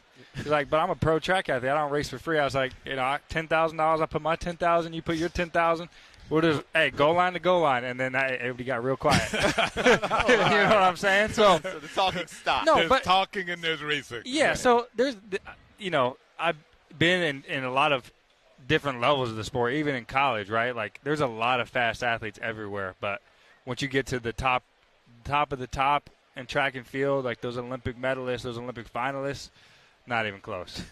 I love that story, by the way, because everybody puffs out their chest till you put down the money. Yeah. And then it is. Well, that's the thing. It wasn't even that much money for them. You know how the NFL guys, they make a whole bunch of money. I was like, hey, just some light. They're like, come on. Yeah. Hey. That's a level of confidence, too. Because you're talking about the guy who it may not have been that much money for them, and you were still making the team. Yeah. And he's I'm like, still trying. Okay. Yeah. You're like, okay. How do we get more information? How do we follow you? How do we look for the races and the development? Yeah, so go to GrandSlamTrack.com. All of our information is there. That's where you can buy tickets. It's where you can see our television schedule. It's where you can see all of our racers as well, who's actually racing. All of that information is there. We couldn't be more excited, man. But like I said, we're coming to Philadelphia, so we'd love for everybody to come out to Franklin Field last weekend of May. And but if you can't come out, you can watch us on CW or on Peacock. Appreciate y'all. It's been an honor. Yeah, appreciate it. Thanks. I love this. I'm going to clip that. The next time one of the players we're interviewing, like Mark McMillan today was talking about racing Quinyon Mitchell. Yeah. Mark McMillan's been retired for 15 years. Mark's my guy. He lives in AZ. I'm from Phoenix. Yeah, good dude. Yeah, I trained with him a little bit when I was getting ready to make my comeback in football. Okay. Yeah, but he was fast back in the day too. But not now. Nah, exactly. He's not going to beat Quinyon Mitchell now. But that's the confidence you got to have to be a type of player he was. Well, we should have asked him. Quinyon says, all right, put the 10,000 down. To your point, everybody can say, I could beat this person, or I can. Let's race. We're going to have you actually out there racing. Yeah. There you go. Like Kevin Hart blew his legs out after talking to everybody. Kevin told me right before the Olympics, like, hey, man, I want to race. Bro, I'm like, I'm going to have you come out. But we got celebrities racing celebrities. We got football players racing football players. Y'all got good insurance. Kevin got good insurance. You have a whole bunch of hamstring and just go over to the NFL Medical experience. Yeah. You're seeing people blowing out hamstrings daily. All right, we got to take a break.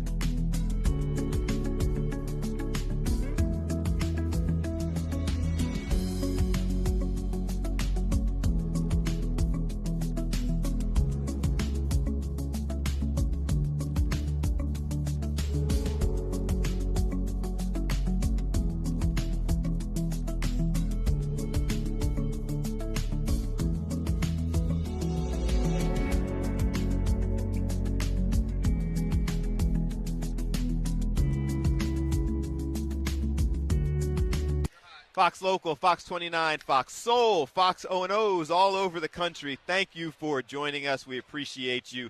For Superstream 59, it's 2:18 here, so it's 3:18 in Philly, which means we are 25 hours and about 15 minutes into our 27-and-a-half-hour marathon broadcast, sharing all kinds of information, cool people.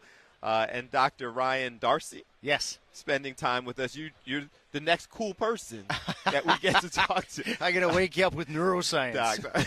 Well, this is important information that we're sharing. It has been cool, though, in talking about that. Yeah, for sure. When you kind of make your way around here and seeing all of the different information and the different areas that the NFL and medical and advocacy and gets into, like that has been eye-opening. Yeah, it really is. I mean, there's some incredible stuff going on. Lee Steinberg's Party in Brain Health, which we're a major part of. Yeah. And then we're working with the NFL alumni actually around brain performance and health. So we're taking a positive approach around you've got a supercomputer between your ears, and any one of us wants to think faster. And that's really where we're optimizing your brain, the potential, the impact, and the way, whether or not you're playing the game or you're retired from the game, or you're coaching kids in high school or college, there's huge performance advantages in unlocking the mystery of the brain. So these are the types of things, when we talk about all of the resources, the medical, the science that professional athletes have access to. Yeah. This is the kind of stuff we're talking about. Yes and no. So, yes, you would think, but no in the sense that we've always sort of, I think the brain's been a mystery to people, so they don't want to look there, right? So they get really good at performance optimizing their bodies. Okay. And then you have a conversation with them and go, well, what if I can get you an advantage where you can actually anticipate the play and outthink everyone by 100 milliseconds? And then you've got their attention then. Okay. Yeah.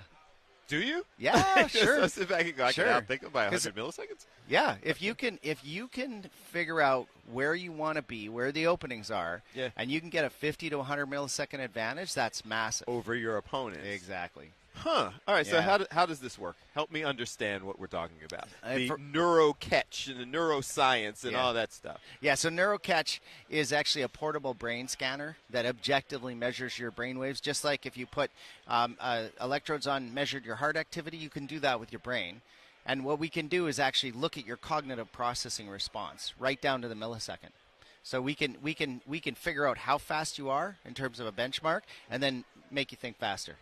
How? Like, how do we do this? There's all sorts of crazy ways. Once you can measure it, you start to figure out, okay, what does something like taking a Red Bull do, right? And that actually increases your attention, but doesn't necessarily increase how fast you process things. Okay. If you've got a travel schedule and you're cognitively fatigued, that slows how fast, and so we can address that. But now there's all these crazy technologies coming down the pipe where we can actually put energy into the cells and power them up so that you process things more quickly and, importantly, more consistently, so you can count on your brain being as fast as you need it to be when you need it to be. So is this professional athletes, obviously, you're working with. Sure, yeah. Is this something that benefits the rest of us as well? It sure does, yeah. I think pro athletes and pro sports are really the tip of the spear in demonstrating it because that millisecond advantage matters. Yeah. But we're seeing this for sure also in, let's say, special forces, where it matters for them as well, and military. We are also seeing it in corporate executives, right? So we see it throughout life that people are saying, wait a minute, I've spent all this time thinking about optimizing my body. I do want to optimize my brain and get that advantage. And therefore, rather than worry about, what are the bad things that could happen to my brain, I'm gonna take this into my own sort of realm and just manage that so that I don't have to worry about those things so much. It's interesting because we do have so many people who will take supplements, and there's Right. all the things that you see Right. marketed. This is so-and-so brain. Yeah. The pill. Yeah. But this kind of is another, same goal. It's just another path towards it. Well, if you think, we stopped and we thought about it for a minute, and do you know what was missing in that entire equation? Tell me. An objective ruler to see if any of those supplements work. Working. Okay. So, right. so I we feel said, much well, better after I took this. Exactly. So let's get rid of the subjectivity and like my guess or your guess, and let's actually just measure your brain waves and see if they're actually if those supplements are working on your physiology. And so we have that ability to do that now in a push-button device. If people want more information, if they want to get involved, if they want to maximize. Yes. If I'm trying to take somebody back there watching job, so I want that millisecond That's advantage. right. Yeah. How do we get more information? Well, definitely look us up at neurocatch.com. Happy to chat with people. We're here, again, partnered with Retire players who are going to become ambassadors and get into the whole brain coaching thing. And so, yeah, we're here to spread the word and really try and sort of unleash, not just through the NFL, but wider people's brain potentials. Go limitless. See, you wowed them with neuroscience. I Go hope limitless, so. though. Like, we all saw the movie. If we can sit there and do that, that's right. I'm on board. That's what we're trying to do. Let's do it. Let's do it. Doc, I appreciate Awesome. you. Thanks, man. Thank you very much. Continuing on our stream. So next up, I believe, I just saw our next guest walking by. Ricky Williams just walked by. He is coming up next. And then we've got, guys, I'm trying to stay on top of this. It is, again, 24 hours and so ever many minutes into our broadcast. So we still have, as I'm going through this list, we're supposed to be talking to Ricky Williams, who is now in the building making his way around. We're supposed to be talking to Michael Blackson, who will be coming in and making his way around. We are supposed to be talking to Freddy Mitchell. Same thing. And we're supposed to be doing all of this in the next roughly 90 minutes. So we will see what's ultimately going to happen. We continue to push forward, and I'm head on a swivel as I'm seeing all the things moving around. But we're going to take a quick break. When we come back, I'm going to walk and give you – I haven't done a little walk around yet, but you can see behind us, as anticipated, how things are starting to thin out. Go Birds! Are starting to thin out. As people are packing up, getting ready to do their thing. They're finishing up weeks of broadcast. Some of these folks we have met, interacted with, become friendly with. It feels like everyone said these become like reunions. I don't know if we'll be back next year, but if we are back next year, we will have a whole bunch of people that we are now friendly and familiar with and will continue to provide this type of information and access. So let's take a break. We will see who's coming up.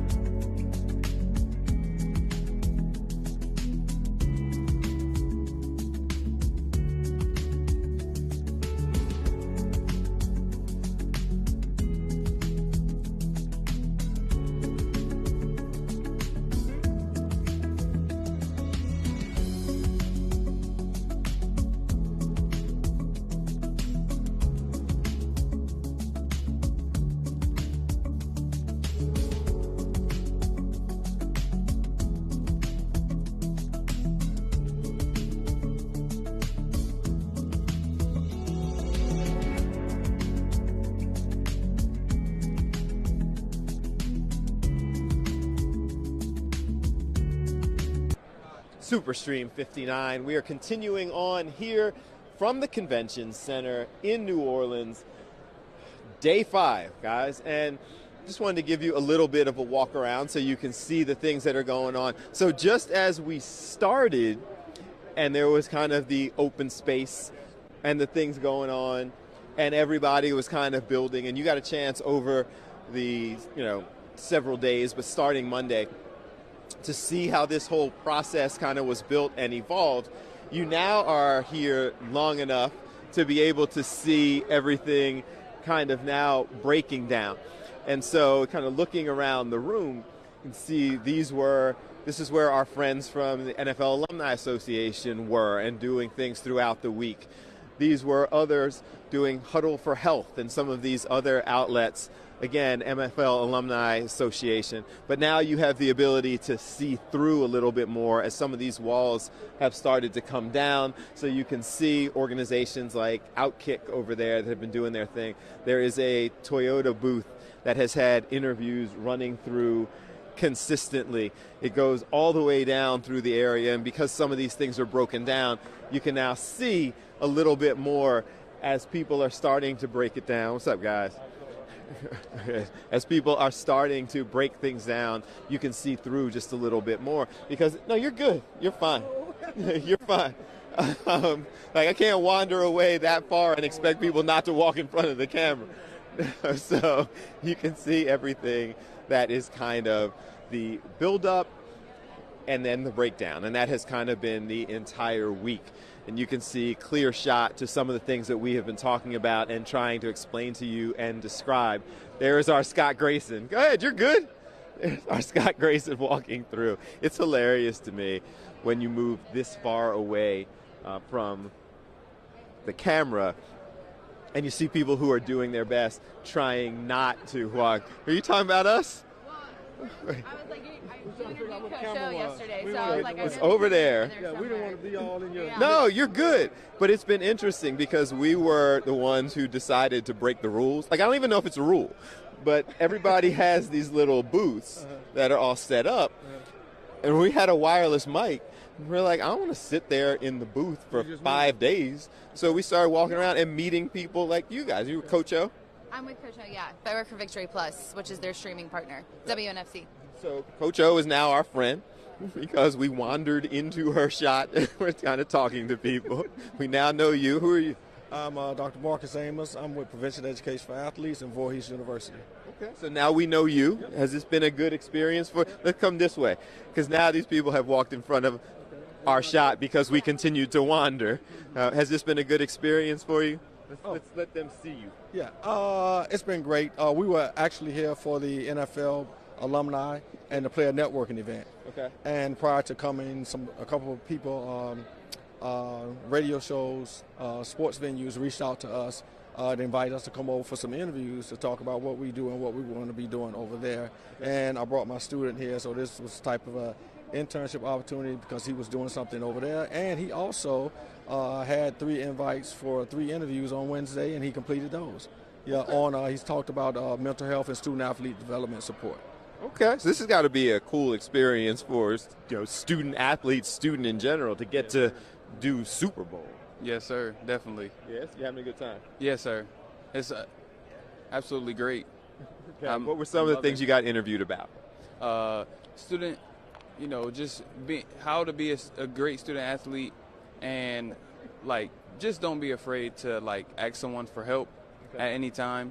Of course, with mental health awareness, there's always a helping hand out there, and you can't just rely on just a coach or just friends or anything like that to speak about things that may be on your mind.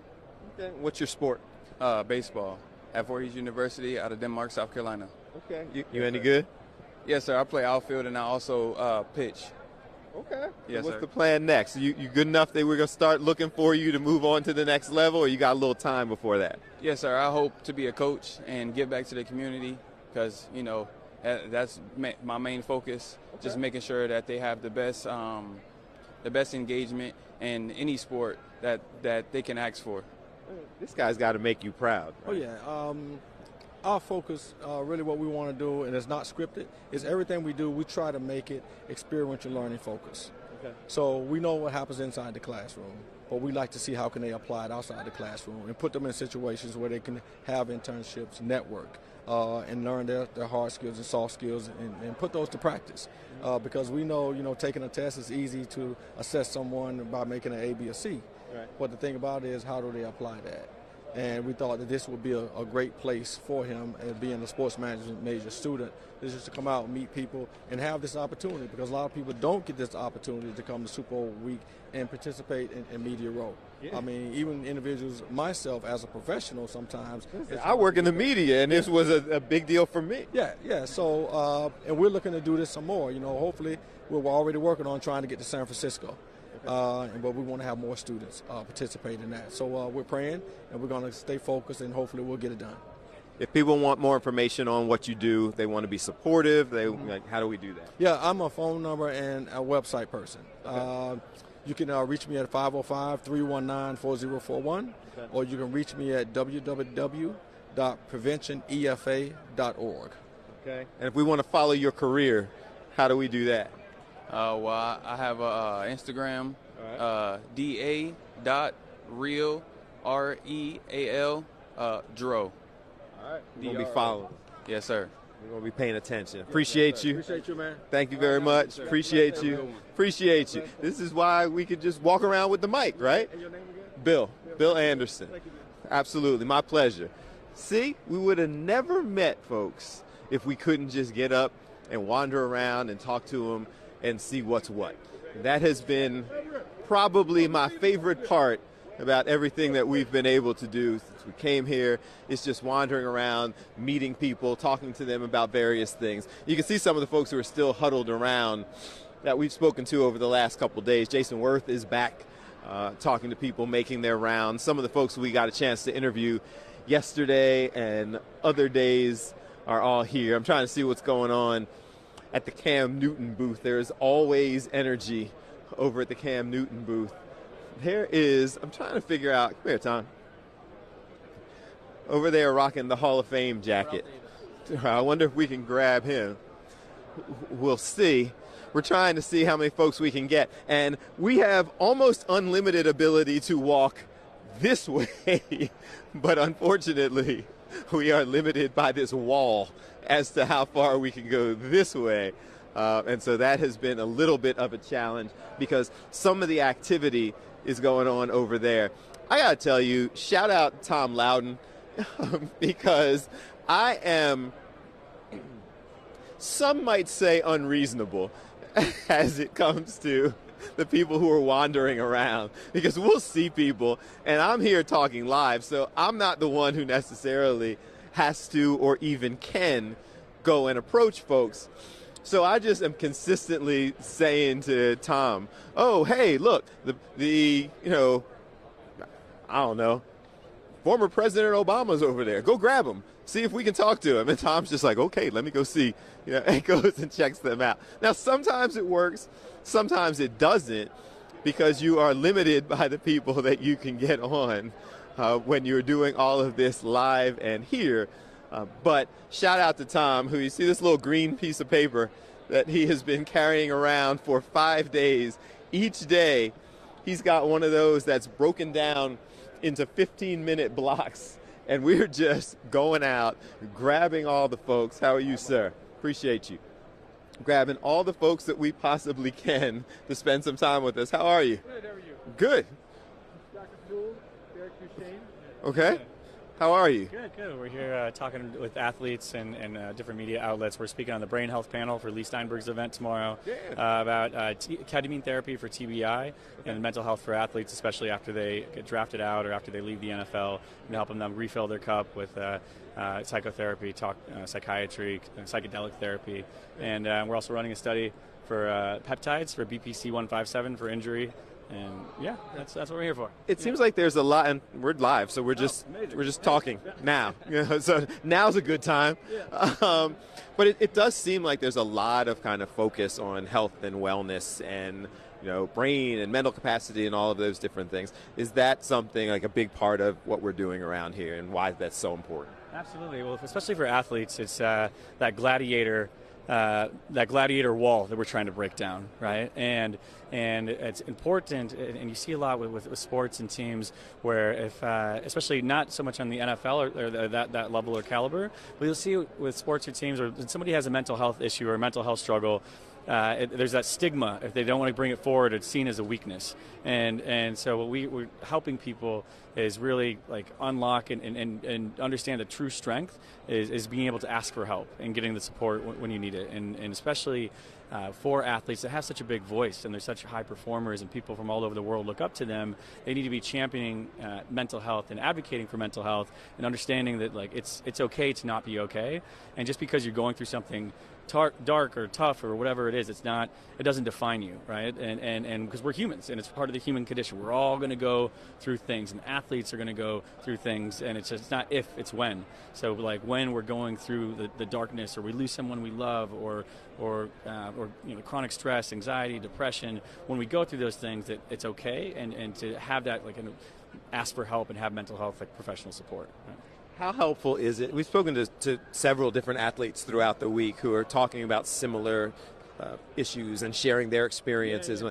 Has it proven to be really helpful when you can get these high-profile individuals and athletes to express that I'm just like you, and I've had the same kind of challenges as anyone else?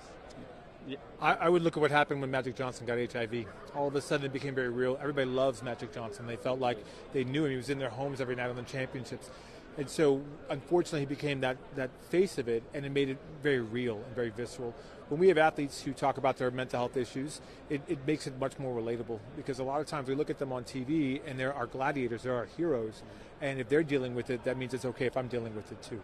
So we find it's really powerful. Yeah, so for your mental health as an athlete, like we put people on a pedestal, right? And it doesn't matter if you're an athlete or an entertainer or a musician or actor, and we put them on a pedestal, but at the end of the day, like, we're all people, and we all go to sleep at night, we all brush our teeth, we all eat food, and so normalizing mental health struggles, I think, is really, really critical and really important to come from athletes, because there's such incredibly driven and kind of strict machines that are at the pinnacle of kind of human excellence and the pinnacle of their sport. So while they're portraying that, it's also like they should also be portraying that, like, mentally, it's like you should look at it as mental fitness, right? Or going to the gym for your brain and having a therapist, or working through the trauma, or working through that kind of darkness inside, and normalizing it, making it okay to not be okay and to share your feelings. We had Lee Steinberg on with us earlier in the week, but if people want more information, I know there's the panel. Yeah. How do they follow up on what you guys have been talking about? Absolutely. So our company's called Better You, and we do concierge medicine with athletes, and we do primarily mental health, and that's betteryoucare.com, just the letter U. And we're a nationwide company, and just here to help. So.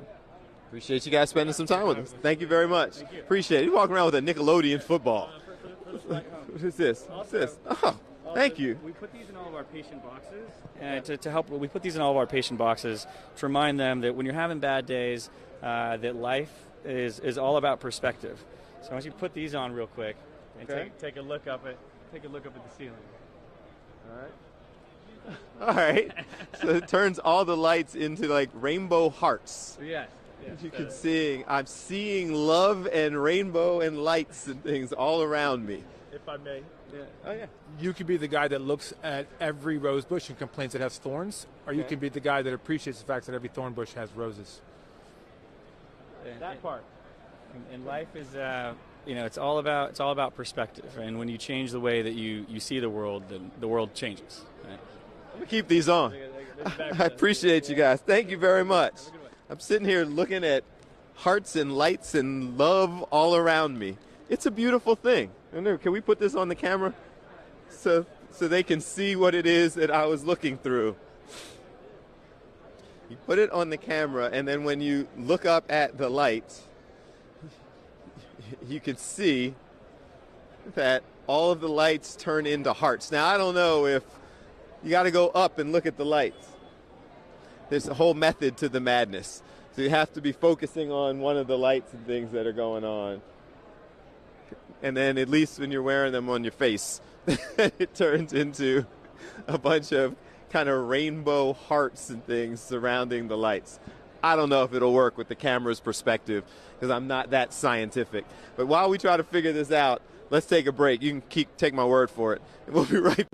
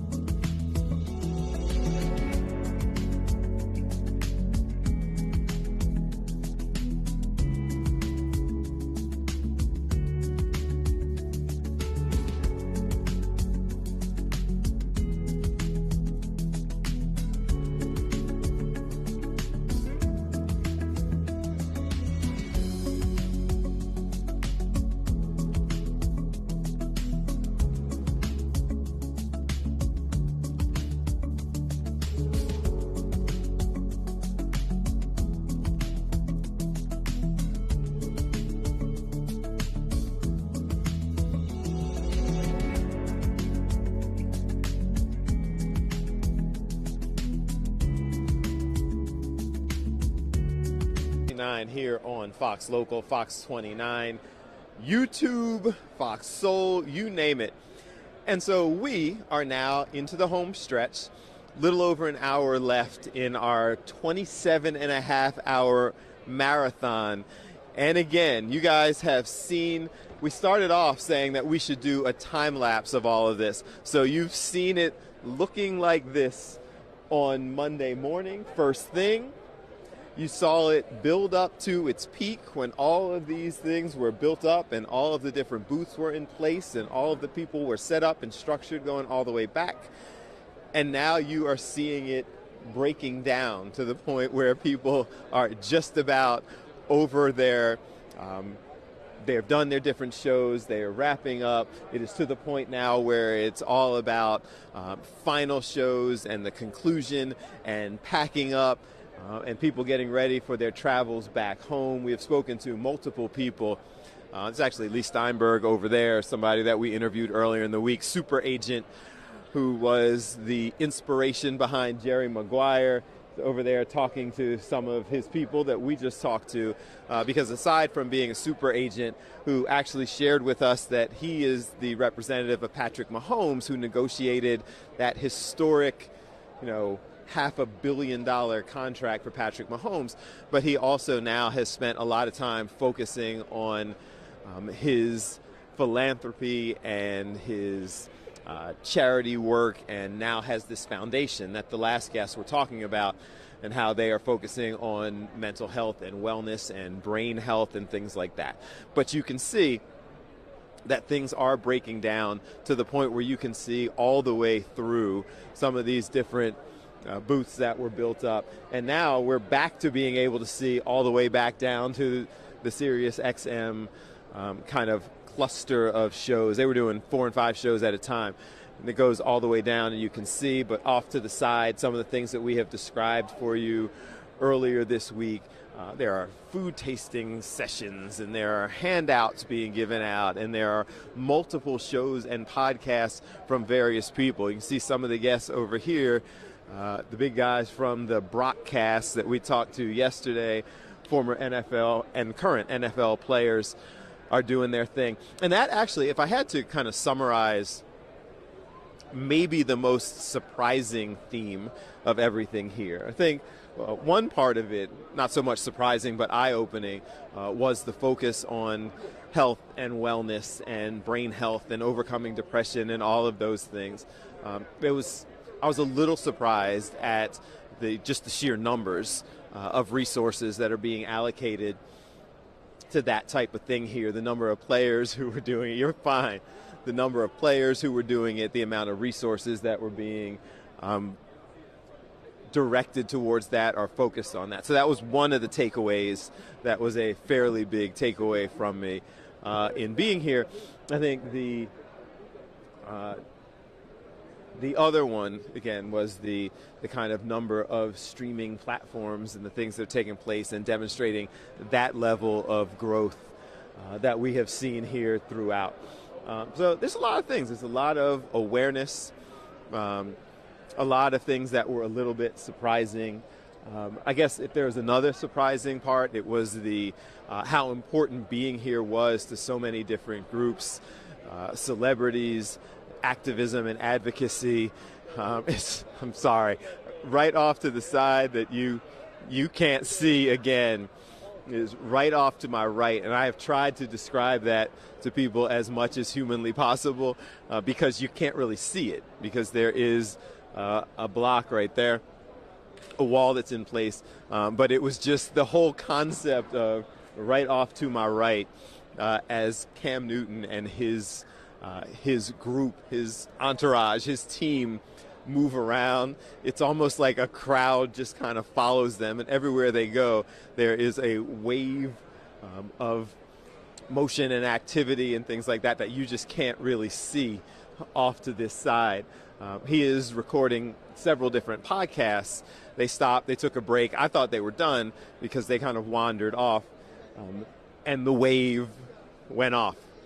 And then for about 10 minutes, the wave is coming back. And that's kind of where we are right now. If Dave can spin around, I don't know if he can, but you can see behind what we've been talking about because now you're seeing a lot of these larger sets are now dark. And you're seeing the guys who spent a week building it are now trying to go ahead and tear it down and break it down. And that's NBC Sports is behind us. The Fox Sports and Radio is right behind, and they're doing the same things. I'm going to walk around and try to get a closer look for you so you can see. Like, everybody is in the process of continuing to break things down. And after a quick pause, I just walked around the corner and was able to see everything that was going on with the other podcasts on the other side of the wall that you can't see. One thing, and while Dave's pointing in that direction, you can see that the Galvanize and Empower crew that we have been talking about off and on throughout the week, that is Laura Oakman of Westwood, reporter. That's her organization, or the organization she works with. And what we explained earlier on in the week, and you're seeing them, that it rings true. Like, it is an organization that is training women, empowering women, focusing on diversity and development in this field. And so this group, this table that has been right behind us, it's been pretty cool kind of watching their process. That's Laura Oakman sitting there on the ground kind of directing things that are happening. And their whole focus and dedication is to providing opportunities and empowerment to young women. And that's the kind of stuff that they have been doing all week, doing interviews, doing training sessions, having young women operating pretty much everything from the lighting to the set building to the interviews to the practices and so much more. So shout out to them. They're continuing to do good stuff, and that's what you're seeing all around. They're still up and running, but a lot of folks are just kind of moving over. We are back to being able, if we spin around again, to move a little bit in this direction, we are back to being able to kind of see this whole process. So you saw it built up, and now you're seeing it breaking back down as folks who have been here all throughout the week are now packing up, getting ready to head on back after a marathon week of interviews and information and so much more. So it has been kind of cool to be able to see the time-lapse nature of all of this, from the concept of getting it all set up to the point now where we are, where it's just a handful of us, the few and far between, who are still here handling the last of it. I'm not exactly sure when this room actually wraps up, because I do think that there are some who are going to continue to do their shows throughout while they're here. So there may be a couple of evening shows, because some of these larger broadcasts, things like this, are all set up in the back to be able to do various shows, and some of them are not evening shows, but more towards the evening afternoon shows on some of the national networks, some of the national streaming platforms. So some of these bigger ones around here are the ones that are still doing shows. But again, you're seeing in real time the ability to kind of break things down, get ready to pack up, and something that has been, unbelievably busy and active, and like thousands of people, and the ability to reach, honestly, millions in terms of viewers and all of the different outlets. You're seeing it now just as quickly as it was built up, and all of this activity that has happened all week, and we have been showing it to you behind the scenes just as fast.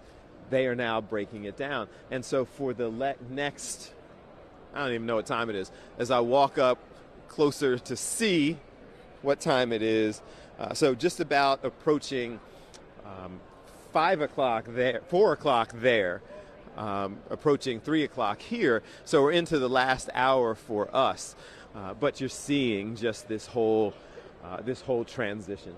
So as we approach 3 o'clock here, 4 o'clock there, we're going to take one more break, and then we will continue on with the discussion. Just kind of playing it by ear, guys. We kind of anticipated that it would get to the point where, as people were going ahead and wrapping things up, it becomes that much more challenging towards the end, as people are kind of going through and doing their thing, to grab the last couple of guests, because even the ones that, again, we have scheduled to spend time with us are now in a situation where they are walking by the few remaining outlets that are here, and they're all saying, "Oh, can I get 5 minutes?" because they're into the home stretch as well. So we hope to have a couple more people to talk to you, share that information with you as we head into and wrap up our final hour. It's crazy to believe that when we started on Monday saying 27 hours and 30 minutes of live, uninterrupted discussion, talking to all the folks who were here on Tom's sheet, I don't know, do we have an estimate of how many people we've talked to over the last 5 days? It's got to be pushing 100, right? People that we've spoken to. Tom's saying 80 and 100 people that we have spoken to share with you all the things that are going on, all of the different people. If they made their way through here, we have had a chance to speak with the overwhelming majority of them. We are aware of the fact that we're talking to a lot of the people everyone wants to talk to. You know how I know? Because as soon as they leave our table, they're getting hounded by other outlets that want to talk to them. So it was our goal, our commitment, and I think that we have done a fairly good job of bringing you all the information and the behind the scenes of what's taking place here as we continue our broadcast. Let's take that next break, and then we will come back and keep the conversation going. Superstream 59, Fox Local, Fox.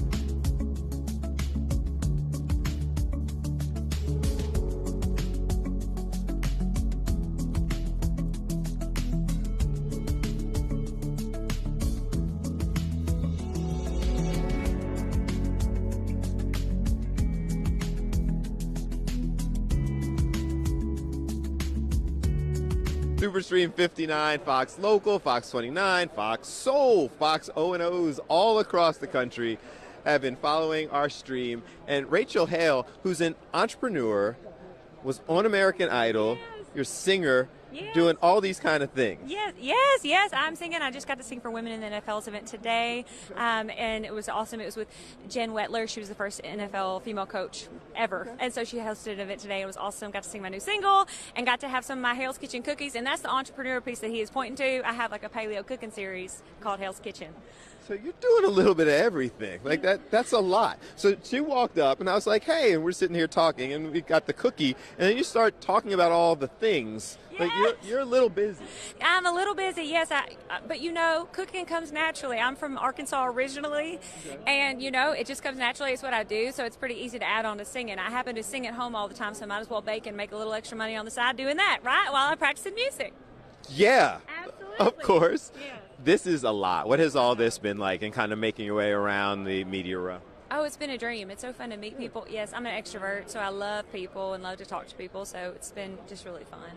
Okay. So we've got the cooking series. Yeah. You're singing today. Yeah. You have a new single, yes. So I have a brand new single out called Louder. I just debuted it at the NCAA Cure Bowl in Orlando, Florida. It was such a fun experience in December. And the Cure Bowl raises money for cancer research. So we wrote Louder to be kind of an anthem for cancer survivors and thrivers. Okay. And we're giving proceeds back. So when you stream the song, proceeds go straight back to cancer research. Okay. And we can find it on all platforms? All platforms. Check it out. Louder, just like it sounds, and Rachel Hale is my name. So I feel like I don't know what to say. Like, you should follow her cooking series. You should stream the song. It's all in one place. It's all in one place. You can find me at Rachel Hale Music, RachelHale Music, and that's it. It's on Instagram, Facebook, my website, Twitter, so it's all connected. That's the good news. It's not on different platforms. It's all in one big platform. Okay, do I dare ask what's next? Oh, goodness. Well, I'm going to be hanging around here going to a few more events this week, and then I'm in the process of recording new music right now that will come out later this year, which is really exciting. Okay. Yes. It's nice to meet you. Nice to meet you, too. Thank you for having me. Absolutely. Thank y'all for having me. Super fun. I was going to ask her to sing, but we were kind of in the middle of it? Yeah. That's fine. I mean, you can if you want to. What do you want to hear? I don't know. You're the singer. Oh, goodness. I don't put people on the spot, so you don't have to do that if you don't want to. But if you do want to, we would love to hear. The chorus. That's a good. Go nuts. Love is louder in the darkest hour. It's my superpower.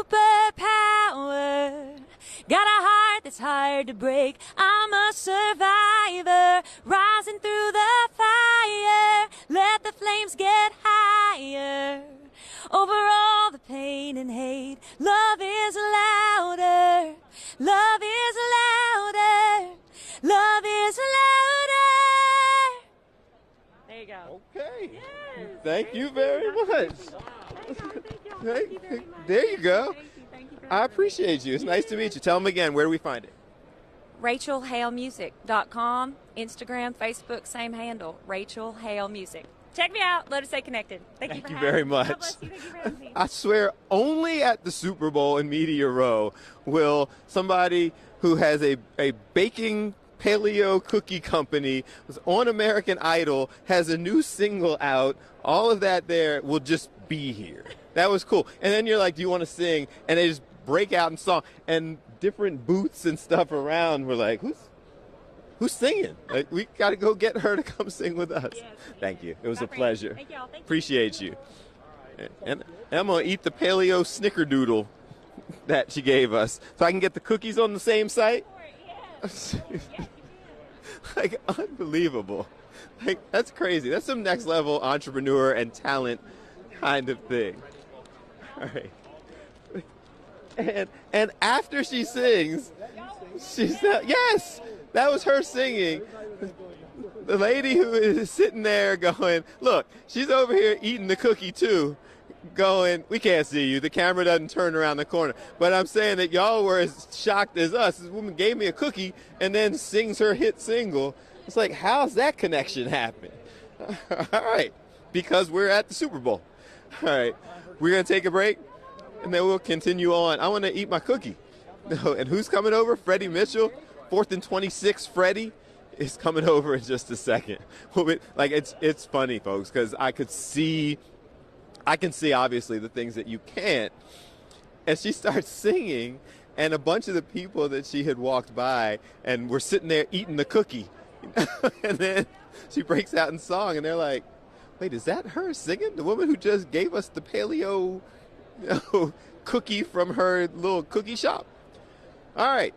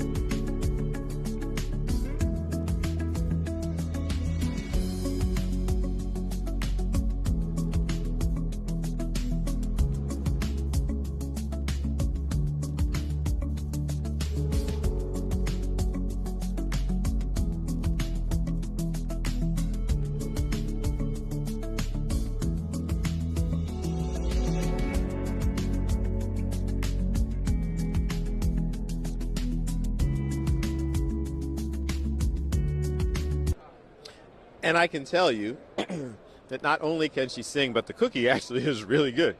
I was just eating it during the break. She's got her own cookie company, Paleo Cookies. Actually really good. Okay, so up next, we're waiting for him to make his way over. He is somebody who has gained legendary status among Philadelphia Eagles fans. Freddy Mitchell, not only from being somebody who just remains connected to the community, Mr. 4th and 26, he is always around and doing things and maintaining his connection to the Eagles and the community. So we're going to talk to him in just a minute. He actually just got in the building and is making his way down from the entry point. So he's going to come in and talk to us just a little bit. So we look forward to talking to him. I'm also continuing to check my phone because we're getting calls and information and texts and things like that, and trying to make sure that we have, I don't know. I'm sitting here getting all of these different messages from folks. My hope is at this point in the broadcast, they're not folks who are trying to make their way in to spend some time with us, because it can be a challenge. Guys, shout out again. You see Tom Loudon and him making his way through, and the intense and the focus. What's up, man? How you feel? All right, you good? Good. I'm real good. Good to see you. So you see him sitting down as we're doing everything live here. It's not a big thing to him because he's kind of a media guy. Like, he understands what's going on. Mr. Freddy Mitchell in the building. How are you, sir? I'm doing beautiful right now, man. You good? Yes, I am. You know what? Last night I saw old teammates, from the last Super Bowl that I played in, and it's just been great to see my teammates. So getting a chance to be here and do this media row, but just be here, see the teammates, how's that differ from getting ready to do it to actually play? Very different, very different. There's not a lot of distractions that I had, right now. But it's bringing back memories, though. Okay. So with that being said, we did not win the Super Bowl. We did not, do what we wanted to do. But talking to the players, and understanding what's going on and what they have to look for, it's a big thing. A couple people that we've talked to have talked about dealing with all those distractions, the challenges that exist, and the overwhelming majority of us have no idea what that's like. You do. Right. Like, I can tell you sitting here, this is a spectacle to me, and I don't have to play. Right. Was it hard kind of navigating all of this? 'Cause you're a young player when you're sitting there playing in the Super Bowl. Right, and some media outlets, they try to find that bulletin board material. A lot of people try to find stuff to make their material go viral. Okay. And they're not looking for an interview caring about you or whatever else. They just want to make something happen so they can, be known. And the players gotta really understand how to be focused and do your normal routine, because that's what we do. We're routine based players, and that's just what you got to do. When we saw you last night, you mentioned you might try to go over and see Andy today. Were you able to do that? I didn't go see him because I was with Westbrook too, and Westbrook had a couple things he was doing. I was with Trotter, Bobby Taylor. I mean, we saw a lot of guys. I'm gonna try to see him maybe at his hotel tonight or at practice tomorrow. Nice. Yeah, I'm gonna call the guys up. Man, they just, it is funny because I don't think you knew this. I played with the Kansas City Chiefs. Yep. Yeah. So Dick Vermeil was my last coach, and it's just memories on both sides. So I was going to ask you that because it's pretty well known and pretty visible. You're a Philadelphia guy. Like, you're at the games. You're Eagles. Is this hard because you have that allegiance to the Eagles, but obviously Andy Reid was your coach. You played for the Chiefs. Right. Does that make it hard? It's harder having lost in the Super Bowl.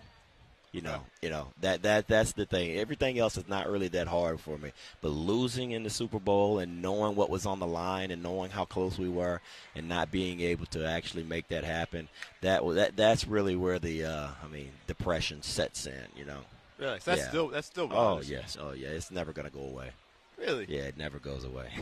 Wow. Yeah, it's that strong. Okay. Yeah. So looking at the game, looking at this team, and I've seen your social media and those types of things. Yeah, I'm pretty big. I'm an influencer. Listen, man. I'm an influencer. You've been an influencer. He was making viral clips back when he was playing before they were viral clips. That is true. People come to me all the time and say, "I remember when you said this. I remember." Yep. Yeah, that's pretty I feel awesome. like you were an influencer before people knew what being that an was. influencer was. I love that. I love that. I wish I had their followers. Yeah.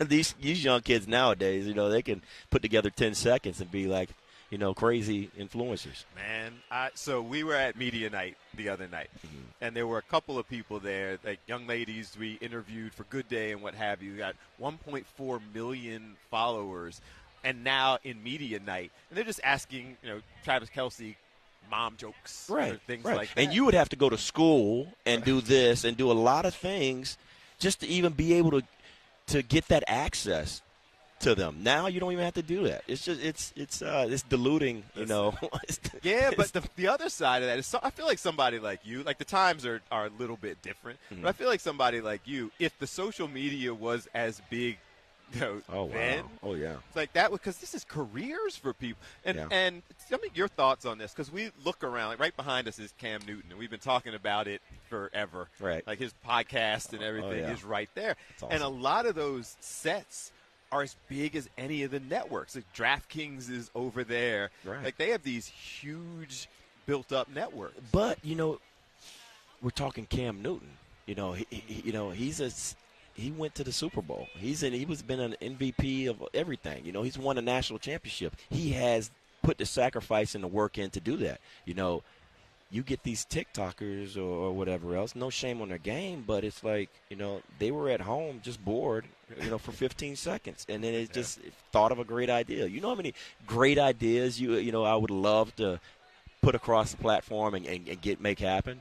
You know, but now it's good that we can do that, Yeah. and we can make things happen like that. I just think that you remember when Facebook you had to be in college to have it. Yeah. You gotta give these guys. You have to give these guys some kind of Dude, I'm not. I am a hater. Yeah, so I'm gonna go ahead. People say I'm bitter. I'm like, no. I'm just like, man. You I'm just a want, little bit. Yeah, they just want the easy way. But I'm not even like I'm bitter because I see it now, and I'm sitting there working on social media and what have you. You see people with that following that it's their life and their career, and they do a post.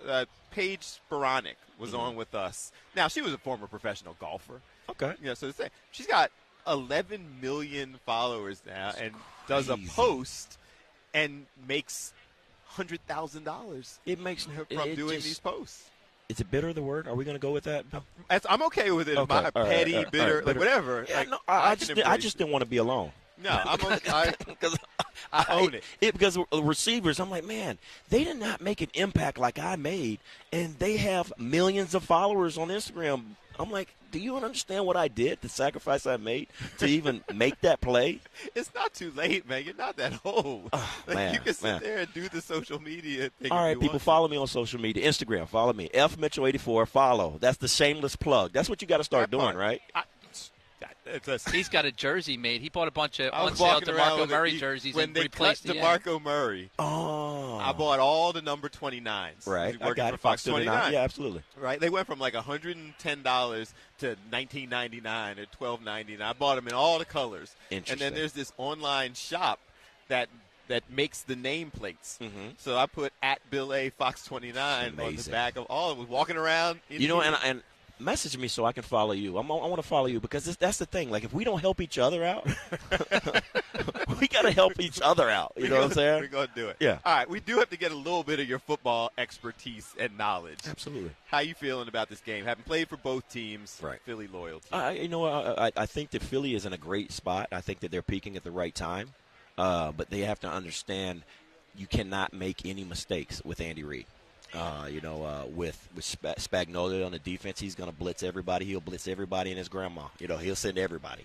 So you have to understand that they're going to make Jalen read everything and make that mistake. So that's what they're trying to do. They want to catch him in a mistake. And they if you have 3 turnovers against them, just go and assume that's 21 points. Andy's gonna score off your mistakes. So you just have to play perfect football. They're peaking at the right time. Everybody's gelling. I think that with them playing like they played against Washington Commanders, I think that this is good because now the Kansas City Chiefs don't know what team is going to be out there. Okay. So you feel like they can do it? They can do it, 100%. I mean, if they couldn't do it, the Vegas lines wouldn't be 1.5 or 1. That's actually moving Eagles' direction. Right. So I feel like everybody this week, everyone that we've talked to, we've been here since Monday. When we started on Monday, I stopped asking people for their picks because they were all, I can't pick against Patrick Mahomes and Andy Reid. I can't pick. Eagles have the better team, but I can't go against the. Now, by the end of the week, it's almost like people have talked themselves into believing the Eagles can win the game. Well, I really, that's good. Are you talking to Eagle Philadelphians, or are you talking? Yeah. Well, these were the national we're largely against. I think that now that they look at it and see what's going on, what the matches are, and they really, really educated themselves with it, they understand that it's any given Sunday. And I mean. This is a game of injuries too, nobody can factor in that, So it's Patrick Mahomes. He hurt himself last time, and you didn't know what happened, and he came back. Thank God. Well, not really. Thank God, really. It wouldn't. But I don't like to see a player's hurt. Though. Yeah, exactly. But I'd have been okay if he tweaked a hammy. Tweaked it. High ankle. He's gonna be all right. Right. But couldn't finish. Obviously, all the focus is going to be on Saquon.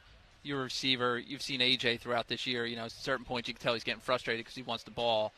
How big of a spot is this for Jalen and AJ to hook and Devontae to spread their defense out a little bit because we know how Spagnuolo is going to focus on Saquon probably. I don't. There's one thing. If AJ Brown doesn't get 10 targets, I don't think that they even have a chance. Really? Yeah.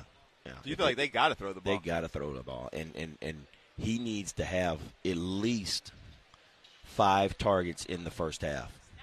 he should have 3 in the first 15. You know, he's that good. And I hate when they use him as a safety valve. Oh, man, it's 3rd down and 9. We can't push. We got to go ahead and run the slant. You know, everybody knows that right now. You know what I'm saying? So I just want them to use him when you don't think. Put him on 1st down. You know, throw it to him on 1st down. You know, I mean, Saquon's always going to be Saquon. There's 60 to 70 plays usually in a game.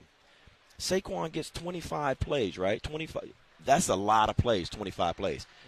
You have 25 to 30 more plays that you can give any other player on the team. Why can't A.J. Brown have 10 of them? If you break it down like that. Yeah, it makes sense. You give him 10, you give Smith 10, you give Goddard 10, that's 30. Right. You know, if you break it down like that or whatever else, of course you have the punts and everything else, but I mean, give him 10. Yeah. Give him 10 targets. Makes sense to me. People don't know that. Like the average plays in an NFL game is around 60, you know, about around 60, 70 plays. Mm-hmm. So it's like, okay, well, if Saquon's going to get that 20 to 25, there's about 30, 35 more plays left. Why can't he get that? Why can't he get that? He might have to. I'm a receiver. I'm a receiver. Yeah, you want the ball. Yeah, that's what happened. What do you got going on for the rest of the next couple days? Man, I've been doing a lot of festivities. I've been doing I went to Jaworski's event. We have to support the local guys, so I went to Jaworski's. I saw a lot of the players out there. Probably go to Sports Illustrated and the Shack Fun House type thing. I'm a Wynn guy, you know, at the in Vegas, so I always go to the Wynn. So my guy Jay Sean White, he helps us out, and he, you know, kind of hosts us and gets it right. So it's gonna be fun. We're gonna see Diplo too, because Diplo is he's another Philly local guy. You know, he's at the Sports Illustrated party too, right? Yes. Yeah. Okay. He'll be there too. So he's they're a Philly shipping guy. us out, so we don't get to go to the Sports Illustrated party. Everybody? No, there's a couple of us. So there's a team, because this is our last show from here. Oh, okay. So there's the news team, the sports team. You know, Breland and sports. You've been on Fantastic, right? I don't think I have. I don't think I'm a big enough player to get on there yet. You're a big enough player. You're big enough. No, I was with Mike and Alex though. You know, I love going on. So with they're them. out here. Yes, I saw Mike last night at the Jaworski event. So yeah, he's been out there and he has fun. I love it. Always love seeing them guys. So you think they can win? Yes. You're picking them to win? I really think they will win. Okay. Absolutely, I really think they will win. You know, it's going to be. I think that the Chiefs will get shocked about, you know, how they're just leaving it all out on the field, and I think we'll be bored by third quarter. Really? Yeah. Yes. Oh, okay. Clip that one. Let's go ahead and send that out there and make that viral. Look at that. I was looking at Michael Blackson right there. He's coming over here. Philly guy. You see Mike? He's coming over here to spend some time with us. Oh, okay. That's good. That's awesome. So if people want to follow you, they want to support you, they want to do all that, next opportunities for you, what's going on? Yeah, just if you want to live vicariously through me and doing the Super Bowl stuff, F Mitchell 84, you'll see me. Cool. Here come this dude. Yo. Okay. What up, brother? Always love. You just want I see your nose. I wish I was you. Yeah? Can I be you for one day? Oh my No, we almost there. Hey, what's up, man? How you feel? We are live. You don't got to go. Oh, you want to just sit down? You we lie. can all talk. You lie. No, you gave me 3 yards. I like that. It's 4th and 26. You give me any yards, I'm gonna take it though. Yeah, I'm gonna take it. This guy, Michael Blackson's in the building. We're sitting here talking, making his way through. So like so many folks, like you, like him, you guys come in. You got to pull the mic down, man. I'm sorry. What did I do? Okay, hey, I went to. Don't even do it. Okay, I'm not gonna. What happened? I went to school in Southwest Philly, man. He was gonna say something. I knew he was gonna do something. Let him live. I know, but he's a comedian, so you know something's gonna come. He's gonna fire it right. Donald Trump said all cancel cultures are canceled, so we can say whatever we want now. This right here is a DEI hiring. He's a DEI hiring. He's a DEI comedian. He'll be gone in a little bit, guys. He'll be gone soon. Oh, you say we can? We say anything, right? Within reason. Oh, okay. Like y'all, I still need. Well, we're not on air, yo. We kinda. This is kind of a big deal. We're streaming. You've been Philly. He's been national Philly. networks. We got all that kind of stuff going. Okay, on. let's go. So don't say Let's be anything serious. Politically correct. I mean, you can be politically correct. I just don't want to do anything that's going to get me fired. Oh, Y'all got other good. gigs. Yeah, I'm self-employed. You're not. Right. Yeah, yeah. I have CTE, so they'll be all right. You see how I stepped up my comedic game when you get in? You did. The whole energy changed. Can you get me on? I'll get you on, man. He's going to be my opening act. His whole energy changed. He's been sitting here doing analysis with us, and I think since I get hit 30 plays and 55 plays, you get here, he got CTE. I've known Mike for like 20, 25 years. Easy, man. Really? So he's been he's not one of them Eagles celebrities that just come onto the scene and everything. Okay. He's been an Eagles fan since 1990. Man, and I moved to Philly summer of '89. September of '89 is when I started watching American football. Just straight from the village. Right. To American football. So, I didn't understand the sport at first. I said, who are these overgrown men wearing tight clothes, chasing a ball that's built out of an octagon? No diddy. And it took me a few years, maybe a year or so to catch on to the game, and I fell in love with the game. Fell in love with Randall Cunningham. Then, of course, Reggie White, Seth Joyner, of course, Jerome Brown, rest in peace. The greats, the Eagles greats. And that was their first generation.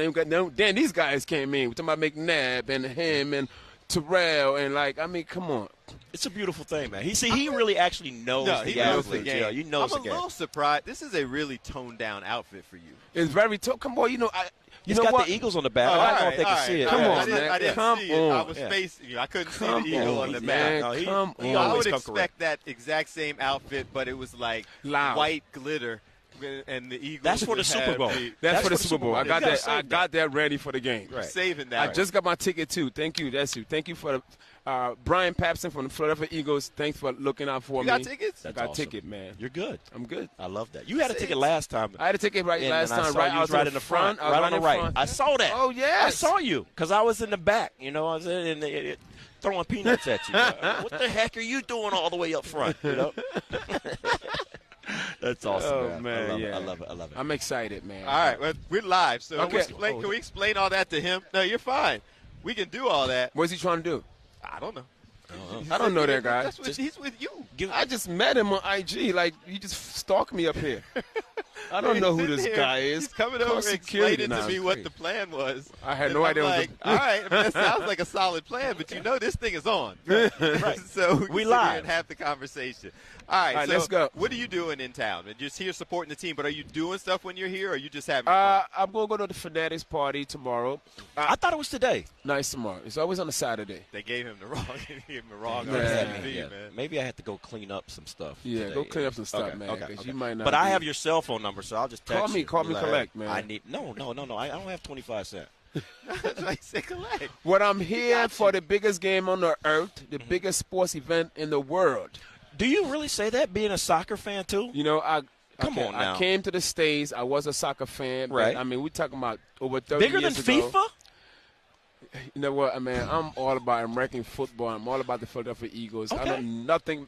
If they could tell me the Ghana Black Stars are playing the national game today, I won't care nothing about them. I care about the Philadelphia Eagles right now. This is all American football. I have one question. Talk to me. You have a school. I built a free school in my village, yes. Can I come teach them how to play football?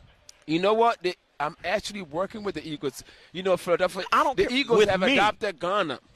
So I'm need to come and train my kids to play flag football. So they're creating a flag football league in Ghana, right? Courtesy of the Philadelphia Eagles. Because we interviewed earlier today the United States national team, the flag football players were here because that's in the Olympics now. Yes, is it really? So they're training guys in Ghana. So my kids they're going to start them at a young age, and they have invited the students at Michael Blackson Academy to participate in and represent the Eagles in flag football. So I might need you to come and train the kids. I will be there. No problem. I'm going to need to tell y'all something. Talk to me. You were talking about what are we allowed to say here on streaming and there's no rules.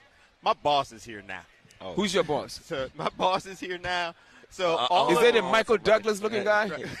He's got a nice set of hair. Look at the hair. So that's Michael Douglas. Silver Fox. You're like a Chase Utley man. I like that. And how far we're allowed to go during this stream. I'm going to need you to dial it back just a little bit. Gotcha. Because now I know the people are watching. Okay. All right. So it's different. I can't even pretend. You know why? Because the celebrity comes. When the A-listers come, everybody just. I mean, you're here. celebrities. Don't give me that credit, man. I'm a Z-lister, okay? Loves that. I don't know, man. Look at that watch. He's so humble, Hey, right? I'm very humble. I was never invited to a Diddy party, so I know I'm What are we humble. doing? It You sounds never? like Ever? what's happening? Never. Michael has I to wasn't. tell you a little something about somebody who came with him who might be married to a Chiefs coach. Wait, what? I don't know her. I don't know this. I just met her walking down the street. Oh, I mean, She's married to the chief strength Head coach. strength and conditioning coach, yeah. Of the Chiefs? oh, okay. Yeah. All right, so can you give us Why some are you hanging secrets? out with her? I just met them, man. Listen, I'm just guy here from the village. I don't know nothing. Michael, I think you got to eat more. I'm gonna. Are you malnourished? Hey, Ozempic is working very well. I need some of that too. Wait, I really so you're married to one of the Chiefs coaches. Yes, Ryan Reynolds, the head strength and conditioning coach for the Kansas City Chiefs. Okay, good guy? Great guy. All right, Wonderful guy. my initial impression was just going to ask why. Because this is like the Eagles. I know. And you're Hey. hanging out with him. I trust me, man. He's Listen. a head All right, can Eagles fan. I know. I got here and I became homeless. I don't have a place to stay, and they allowed me to hang out in the Chiefs hotel. Well, the hotel rooms are Stop it. expensive. Here, you sit down. Yeah, we need to know I'll the first stand. 15. We need to know like plays. Yeah, Can you I tell have us nowhere the to stay, so they offer me a room Okay. to like just that. hang out. The But Kansas nighttime, City Chiefs always win, right? We always show up. well, show you know through. what? You show up. Yeah, you guys. To be great, you have to beat the great ones. So we are going to beat the Chiefs on Sunday. What is happening here? I have no idea what happened. We're just going off the rails. There's some dude in a Chiefs suit over there somewhere. Like It's we've getting gotten strange. through. We managed to get through 27 hours of broadcasting. Ended And it with in a bang. 27 hours and 30 minutes. Right? This is now going off the rails. I love So explain to me why you two are hanging out. All right, so I know this guy here. You This said guy- you didn't know this guy when he came up and started talking to me. I know this guy. This guy, he's the one that books most of the people that sing the national anthem for a lot of different teams. I think Okay. the Chiefs is on the list and a couple of the 49ers. All the Okay. enemies. This guy books for the enemies. You know, that diamond Super Bowl necklace. Exactly. He's been to like almost time. every game. So I'm not sure. He definitely didn't book Kendrick Lamar. He's not that powerful. All right, but he's the one that booked the people that like sing national anthem that always mess up the song and don't know the words. In fact, he once booked me to sing the national anthem. Come on now. And Stop. I don't know the No one words. wants to see that. Can I try? No, yes, you Please. can. Right now? Yes. Absolutely. Are you Wait, serious? hold on. I'm going to do it Do right it, now. Michael. I feel like this has Whoa. all the potential to be a negative Oh, viral moment. say, can't you see? Can't you see? By the starlight delight. To what? Was so proudly we proud. Oh man. As the starlight's last gleam, gleam. The what? Through the yum, yum, yum. These aren't even words. Do you have your green card? Oh my Can we? God. I'm very We went sensitive there. right now to ice. I'm just. okay? Yeah, that's what I'm saying. Because is that one of the questions? You must know the Star Spangled Well, Banner. I think and you do everything? have to know the national anthem. To Well, get you have to get 6 out of 10 right. Okay. It was one of the ones I didn't get We right. good. We good. because We they good were with you. grading on a curve. I would have took the took the test for you too, though. We're the same. We're good. But you know what? Because they were grading on a curve. Oh, I am very well documented. In case ICE is watching, I'm documented. I'm legal to be here. I'm still learning the words to the Star Spangled Banner. I apologize. But back to where are we All right, at? so here we go. Like we were actually I having want to know a if she discussion. met Taylor Swift. Has she seen Taylor have you met Swift in Taylor the gym Swift? or anything like around? Yeah, so I haven't exchanged a whole lot of words, but I have met her and hung out with her. My husband has eaten many of her Pop-Tarts, so she brings all the Pop-Tarts in Okay. for all the coaches, the players. That's cool. And, She's you know, a turncoat. Like her whole family are Eagles fans. oh, we know.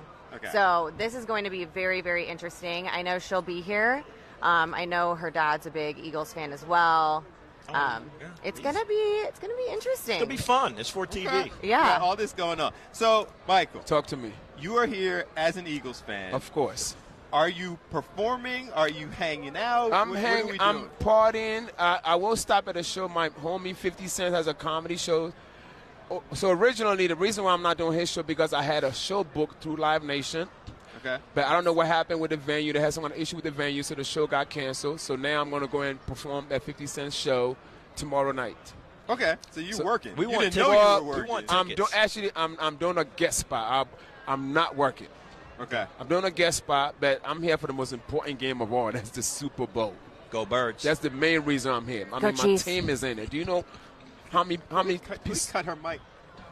Go Birds. See here, it's like slipping in a Go Chiefs. Do you know what it takes to have your team in this game? I mean, it's 30-something teams. Only 2 teams make it. 32. I mean, 32, right? Yeah. And I mean, come on, our city's on fire. I'm excited. The city that raised me, Philadelphia. I love this city. I mean, I'm getting emotional. I know, right? Trust me. We're having a moment. I'm like, now I can't say anything bad. Yeah. Because he's getting all emotional. He's crying. It's okay, Michael. He's serious about It's real. He's feeling this. This is real. This Philadelphia love is real. It's absolutely real. Without Philadelphia, the thing about it, without Philadelphia, you can really cry with this. He's trying really without hard Philadelphia, I would not be here right now. I would not be here talking to you. Okay. Philly is where everything started for me. Okay. You know, from open mic night at the comedy clubs at Second and Chestnut to the Laugh House on South Street, you know, to going to all these little ghetto spots in Atlantic City to perform and become a strong comic. Philadelphia is who made me who I am today. So shout out to the city. Right. And we are going to win our second Super Bowl. 2 Sunday. Yeah. 2 in what? Maybe. Two Maybe in not. 2 in 8 years. That's not bad. It's good. And then we're going to start our 3-peat that you guys would never see. We need that 3-peat, baby. I'm sorry. Whatever. I like Andy. I like Andy Reid though this. too. So I mean, I'm struggling with this because I don't want to be disrespectful to a guest who is here spending no. time. We're Philly. But I can't sit there and We're Philly. You're sitting with the enemy, but I'm on y'all's turf. It's good. So you understand all this? Yes. All right. Talk to me. Brief football analysis. Okay. Tell us how we win this game. We got to hold on to the ball. We got to obviously we won those 3 playoff games because we didn't turn the ball over at all. Did we even have 1 turnover in those 3 playoff games? Not yet. 0. Knock on wood. Knock on wood. Where's this wood somewhere? If you don't turn the ball over, you will win the game. Okay. Think about it. In the Super Bowl 2 years ago, what happened? Hurst caused a fumble. And that cost us the game. Believe it or not. That what did it, because we was about to go on a 17-point league. Instead, it's like a 3-point game or something crazy like that. We can't turn the ball over, and we got to hold on to we have to keep this ball away from Patrick Mahomes. I'm not sure what this guy's eat or drinks or smokes. Whatever he's doing, he just don't know how to lose. Keep the ball away from him. We have to hold on to this ball, and we didn't have Saquon. We have an extremely great running game that's going to hold on to this ball. We need one of those 10-play drives, end up with a touchdown, leave these guys 30 seconds to come and do something in the half, to do nothing. We get the ball back in the second half. We go and score again. We have to hold on to the ball. No turnovers. Strategy. I like that. Sounds like a plan. Solid. All right, I got to take a break. Talk to me. We got to go. We got to wrap this up. People need to follow you, find you, see you performing. That's right. You can follow me on my social media. Is Michael Blackson. For those who went to a public school, it's MichaelBlackson. That's my Instagram, my Twitter, my Facebook, my Christian Mingle, and my I like that. where black people meet. Can I use like 2 of them? You can use 2 of those. Okay. I like that. We already talked about how people can follow you. I love that. Do we even want people to No, follow don't follow her, okay? Hey. Huh? Yeah, well, her husband will be working for the Eagles like in 5 years. You never know. This is what I always say. Wherever he goes, I rep. So if he was coaching the Eagles, I'm just a girl, okay? If y'all ask me how we are going to win, we have Tay Voodoo. The end. That's all. Hey, Voodoo. Yeah. You got to respect the loyalty. All right, we got to wrap. We appreciate it. Can you show? I told you my boss was here, right? Yes. Can you show the camera and my boss that watch? Oh, come on, This man. is the level All that we're because of trying Philly. to get to. Philadelphia. This is where we're trying to get to. We're doing Let me tell you right now. 27 and a half hours of streaming so I can get one of those. Without Philadelphia, I'll be wearing those watches instead, okay? Right? Because Yep. of Philly made me who I am just today. insult my watch? I apologize, man. Easy. No disrespect. I'm giving you a shout out. I appreciate the shout out. I'm just keeping it real. Okay. Without Philadelphia probably embracing still me paying and that make me the watch off. great comic that I am today to make a whole lot of money, I'll be wearing his watch. So thank goodness for Philly. Let's go. Go Birds. E-L-G-L-E-S. Eagles. Well, you spelled it like the mayor spelled That's it. the mayor, man. That's the new one. That was too many letters. Yeah, that's E-L-G-L-E-S. Eagles. That's how the mayor spelled it. That's how we're going with it. Okay, we're going with that. It's close. It's close. Thank you. That's what the mayor said. Thank you. I'm going with the mayor. Thank you. Let's go Birds. Go Birds. I'm the only one who got to go back to Philly trying to live with that name. All right, y'all. We'll be right back. Superstream 59. We appreciate you. We're into the home stretch. Let's watch.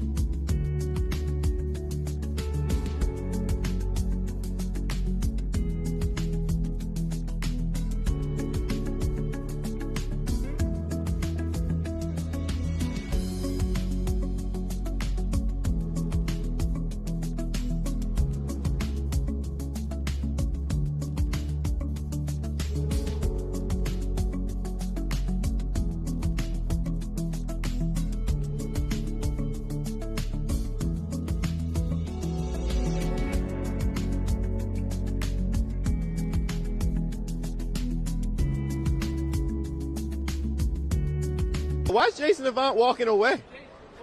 Come on, man. This Superstream 59, we're into the home stretch. You can just walk by when we're in break. We're talking to Eagles players. Okay. And then you going to walk away? I didn't know what was going on. You guys didn't say anything. My bad. Okay. My bad. Here we go. All right, man. So, obviously, Jason Avant, what's this feel like for you, man? You've done this on both sides. You've done it as the player. You're doing it to some extent as media now. Yeah. What's this feel like?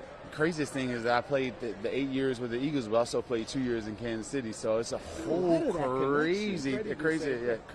So it's a great thing to see the organization and what Jalen and Howie and everyone has been able to do. As far as the media is concerned, I'm relaxed. From a media standpoint, as a player, you're up. You're worried about assignments. You're worried about coverages. You're worried about matchups. So I know the players are going through a lot right now, just mentally, and there's a lot that's weighing on them as far as Philadelphia wanting it, having an opportunity to rectify last time. It's huge. All of the storylines, Coach Reed, Travis Kelce, some of the same, coaching staff from before. So it's been fantastic for me personally, but I understand what they're going through. Because of that loyalty, and everybody we've talked to, B-Dawk came over, Malcolm Jenkins, Freddy Mitchell, Hollis, and Hugh, and everybody has that loyalty to the Eagles. Mm-hmm. Now, is it hard for you now, because you also do media stuff, you played for the Chiefs also, to kind of balance that clearly all Eagles out and trying to have some sort of analysis? Well, no, the analysis, I'm a fair when it comes to analysis. I'll tell the truth when it comes to analysis. Like, I think this game, it only goes two ways. Like, for me, it's like either a close game, and that close game can go either way. or it's going to be Eagles blowout. The Eagles have the ability to blow out the Chiefs. The Chiefs don't have the ability to blow out the Eagles. And I say that with conviction because the offensive and defensive line play. The things that the Eagles are good at is the strength, against what the Kansas City Chiefs does. Like, for example, the Kansas City Chiefs have been relegated because of bad offensive line play to be RPO type of an offense. Now, they depend more on the passing side of the RPO, and we do more of run than RPO. But guess what our team plays against all the time? In practice, our defense have seen RPO from our team the entire time. So if the Chiefs are doing that, we should be well equipped to be able to stop that. And with more talented players doing it. So there are so many ways that the Eagles can win. It's only a few paths for the Chiefs. So it sounds like you think the Eagles win this game. I definitely believe the Eagles win this game, and that's not me being a homer or anything like that. I just think that even though the Chiefs have 120-plus years of coaching experience from their special teams, offense, and defense coordinator, basically, and Coach Regis, the offense coordinator, that's a lot. But when it comes to offensive line and defensive line play against those two groups, like, you can't overcome when guys are pushing you back. Like, it's just tough to overcome. And Patrick Mahomes has been a magician, and they're able to get the ball out of their hands quick. But we're not concerned with how great he is when it comes to the interior pass rush. Milton Williams against Mike Caliendo, like, that's something that we can win. Trey Smith is a great guard, but I don't think anybody can stop Jalen Carter. And Jawan Taylor's trying to guard Nolan Smith and the way he's playing, it's tough. Like, those matchups are extremely tough for the Chiefs.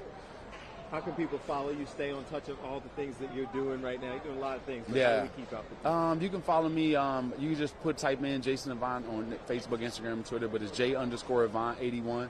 And you can see all the things I do on media, Michigan football. I grab the flag. I'm flag man. Saw you out there fighting. Fighting for a flag. I'm flag man in Michigan now. All of the young people know me for flags. So that's why I am. Look, I'm Bob to get him in. Right here. How you doing, brother? It's good to see you. Live. We're just coming around. How are you, sir? Appreciate you. Absolutely, man. American Ninja Warriors. Man, no, this is about you, man. I just want to give you some love, man. Look at this. This seems like it's like a fun reunion with everybody. It is. I've been knowing them for years. We used to do football camps together for kids, So you see a bunch of guys and you know them for some reason. Like as a player, the fans know them as, oh, that's Roman Harper or that's Brian Dawkins. Right. I know him as the dude that was in the cold tub all the time with Marvin Winans, like, playing, so you have those connections. So you know him more personally. I appreciate you spending time with us, man. Always a pleasure to see you. Keep doing big things. Go Birds. That part. Let's take a break and wrap this thing up. Go Birds. Look at this one. Look at this one. This is at the pro shop, man. Listen. Hey, all right.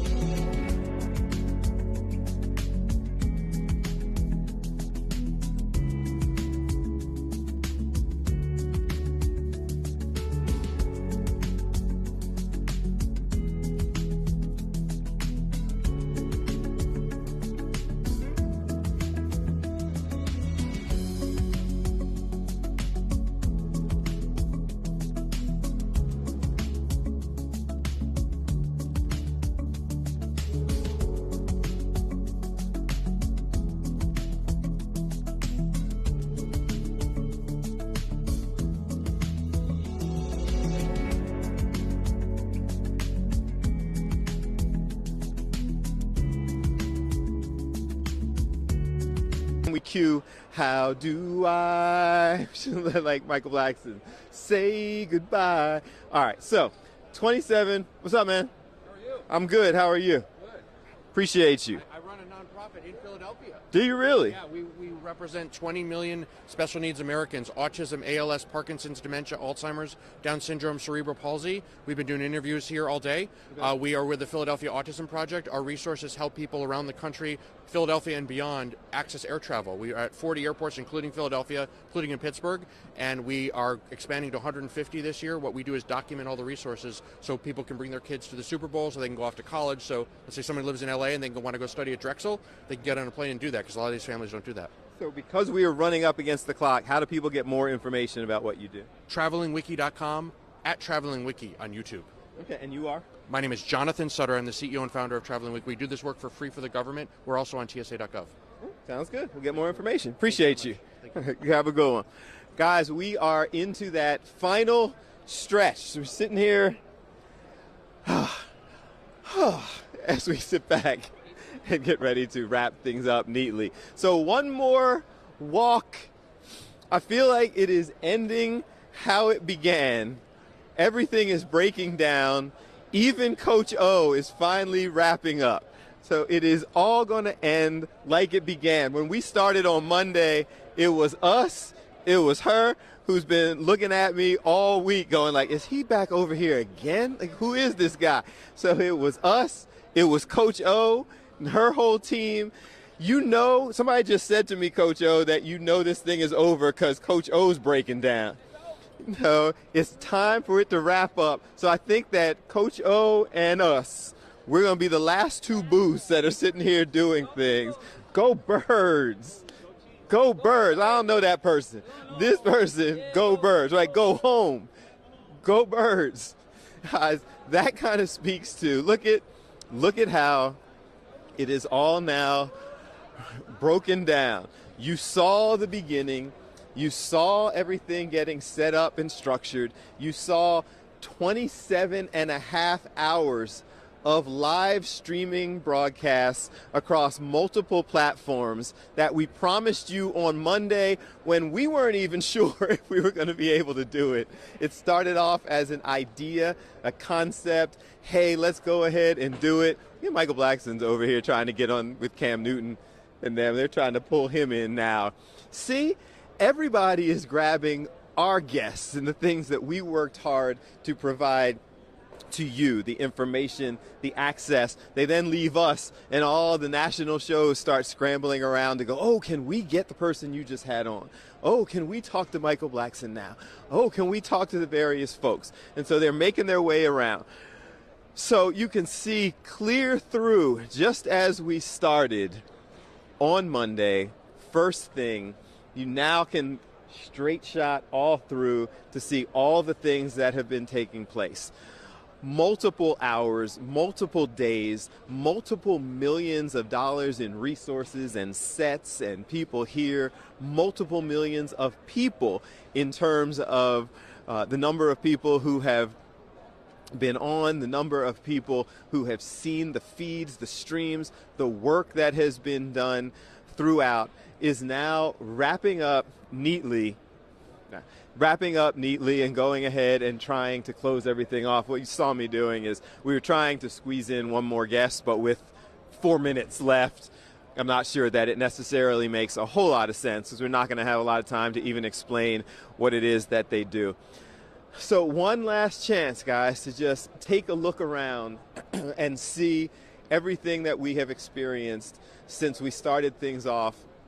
First thing on Monday morning, so much information has been covered. We came into New Orleans with 17 members of your Fox 29, Fox Local family with a commitment and dedication to bring you all of the potential stories that we could find all over this city, spread out starting at 5 a.m. local time on Monday with a viral moment with Mike Jarek that has since gone international, was reposted by Snoop Dogg apparently. That's what started things off on Monday, continued on with viral moments and information from Good Day First Thing in the Morning to Chris O'Connell over in the French Quarter and various places, and providing updates on security and talking to the various people who are here, to Jason and Breland, who have been doing sports updates as well as various pieces on all of the things going on around here in New Orleans. The fantastic sports show and Shred, and continuing to get that produced and ready to go. To our friend Coach O, who has been grinding since we got here. Not part of our team, but it feels like she may in fact be a part of our team.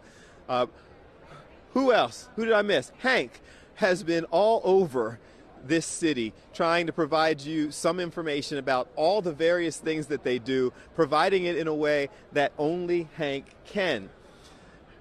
All of the people behind the scenes. We've had multiple photojournalists here who have given you views of so many different things, and we absolutely appreciate all of their work. Tom, thank you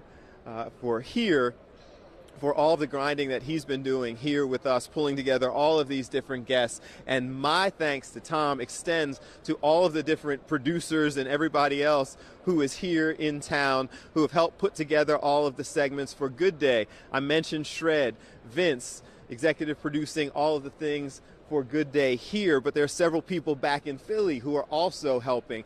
I just start rattling off names, guys, because on the ground here, this has been a major undertaking of trying to pull this all together and provide all this information, resources, access. And so thank you to the folks who decided that they were going to give this a try, trusted us to try to do 27 and a half hours here. And I don't know, I'm not that good at math to figure out all of the hours that we did across the city, across our day parts. So we appreciate it. We have now shown that we can do this, and we look forward to doing it again. Thank you to all the folks who have been watching. We're getting texts and tweets and X's and Instagrams and TikToks and all of those things. The YouTube page, people who have been watching all across the country, to all of our local stations and all of our national outlets and Fox Soul and Fox Local and the stations across the country who picked up the stream. Just a sincere thank you. And after 27 hours and 29 minutes, we now head into the final minute of the coverage.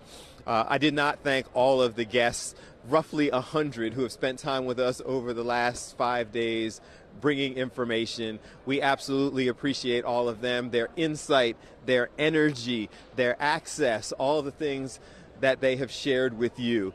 And then finally, the whole point of us being here was to provide access and information about New Orleans, but also to remind you that we are your Super Bowl station. So right up through the game, we will have all of your coverage. Even after the game, we remain the place to go to get all of the information inside, the fun, the access again, all the things that you can only get. You've seen over the last 5 days with viral moments and information that Fox 29, Fox Local, Fox Soul, we do things differently than other people. We are very proud of that, and we hope you appreciate it.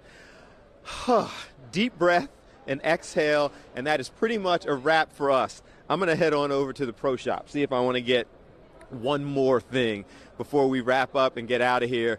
Head on over to Bourbon Street and maybe grab dinner for the first time since we've been here. But thank you. We appreciate you. We love you. Go Birds. Thank you, Dave. I forgot to mention you and all your